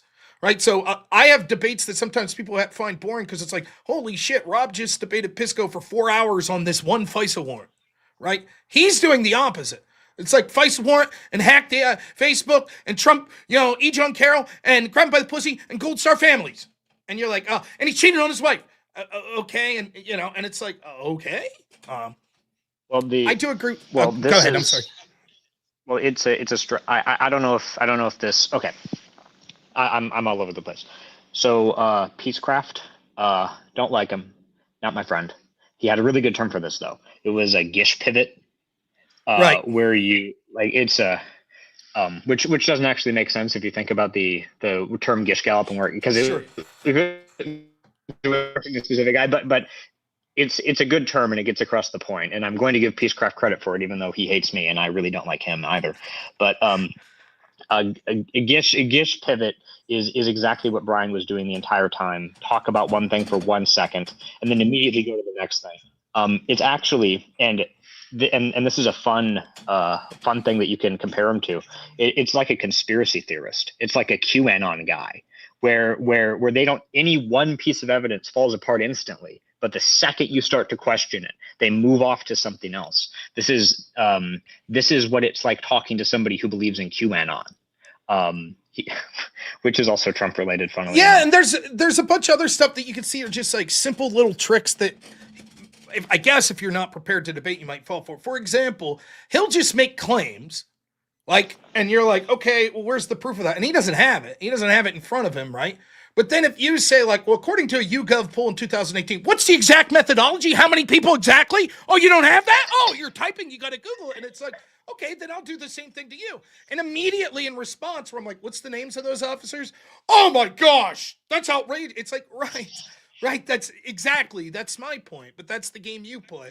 Or, when I start to chuckle when he goes off about the suicides on January 6th, and I'm like, come on, that's not people that were killed on January 6th. Oh, you're laughing at that? But then when I employ the same device, it's like, oh, you're laughing at Gold Star family members being upset about Biden? No, how dare you? Same sort of idea. And he just, he's as vague as possible and then demands you be as hyper-specific as possible. And then even if he says, he's like, well, what's the name of that person? You're like, here, let me look it up. Oh, you have to look it up. And it's like, right. Like, I don't know. Like, for example, his claim that Ashley, and it's just little things that are so frustratingly disingenuous. Like, here's two that come to mind. The first and the most obvious is when he's like, well, Trump saying that they were patriots that were there January 6th. That's unforgivable. That's horribly offensive. And that means he's glorifying violence. And yet, if he would have just put up their bail money, it wouldn't be. Well, Rob, get the fuck out. That's so ridiculous.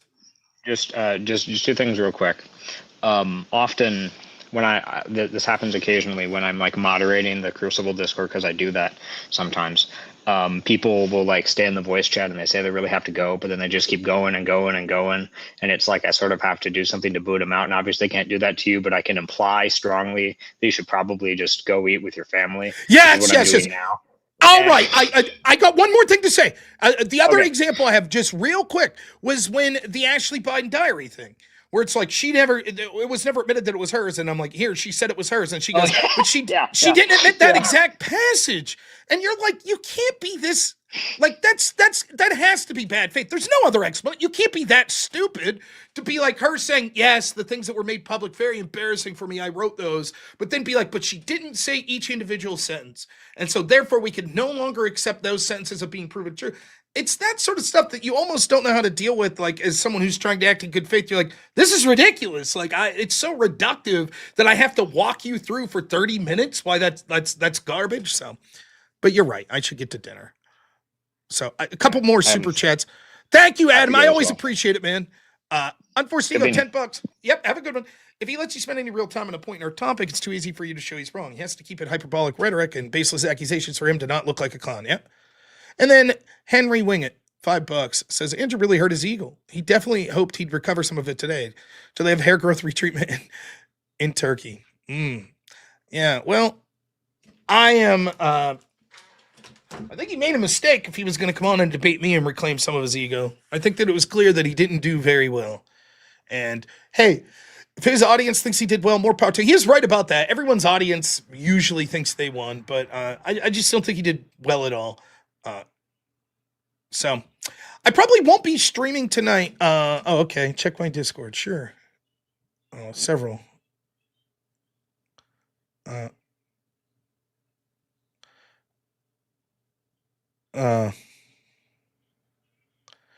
All right, I'll respond to some of this stuff later. I will on Discord, but are we not men? Do you think? All right.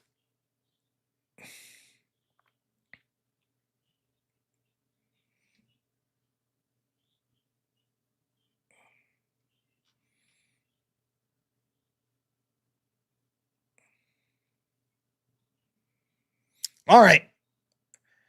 I'm out. We're going to go check out Jay Dyer. So please, please, please go check him out. I think he's a great dude. Tell him I sent you. You guys are the best. Thank you for all the support. Excellent day today. I can't be more happy with you. So probably going to take tonight off. I've been streaming for 7 hours on my normal daytime show that's only 2.5 hours. So I think that accomplishes everything I wanted to stream tonight. Please, if you do one thing, come to my show at some point Friday. I'll be streaming 24 hours starting at 8 a.m. We're trying to raise $5,000 for a computer and greed for me. So the computer's probably roughly going to be about $2,700. But after YouTube and the tax man takes the cut, we're just going to shoot for $5,000. That's what we're going to shoot for. So we're going to have a lot of fun, debates lined up, things like that. So please tune in. I promise to keep it entertaining for you. All right. Thank you so much, everyone. I appreciate you all. Please, first off, thank you to all of my moderators. You guys are the best. Thank you to everyone who donated. Thank you to all the people that called in earlier in the show today. Thank you so much to my editor, Black Elk. Thank you to my friend Avarice, and congratulations on the birth of your son yesterday. And prayers are going out to you, your son, and your wife. I hope everything's going swimmingly. And also, in addition to keeping him in your prayers, please keep in your prayers the memory of Charlie Kirk. And don't forget what they did. Do not forget that they assassinated him and so many on the left cheered for it. And that they've tried to make the real victim of this situation Jimmy Kimmel. Please say a prayer for his family and keep them in your thoughts. All right, thank you so much. Enjoy this raid of Jay Dyer, and as always, have a good one. Only in America is it possible to say, you know what, I don't like the way the country is going, and to do something about it. Take that risk. Take that leap of faith. Stay involved. Trust God and act obediently. Romans 12:2 verse. That God will use all things for good for those who love him. It's bigger than you. I want you to remember that. It is bigger than you. It's bigger than me. You are here to make somebody else's life better, the pursuit of liberty and freedom. You know what gives me strength? The hundreds of thousands of you that say, Charlie, keep going. 1 Corinthians 5 and 15. So that's all pretty amazing evidence, not just intra-biblical evidence, but extra-biblical evidence that Jesus Christ was a real person. He lived a perfect life. He was crucified, died, and rose on the third day, and he is Lord and God of all.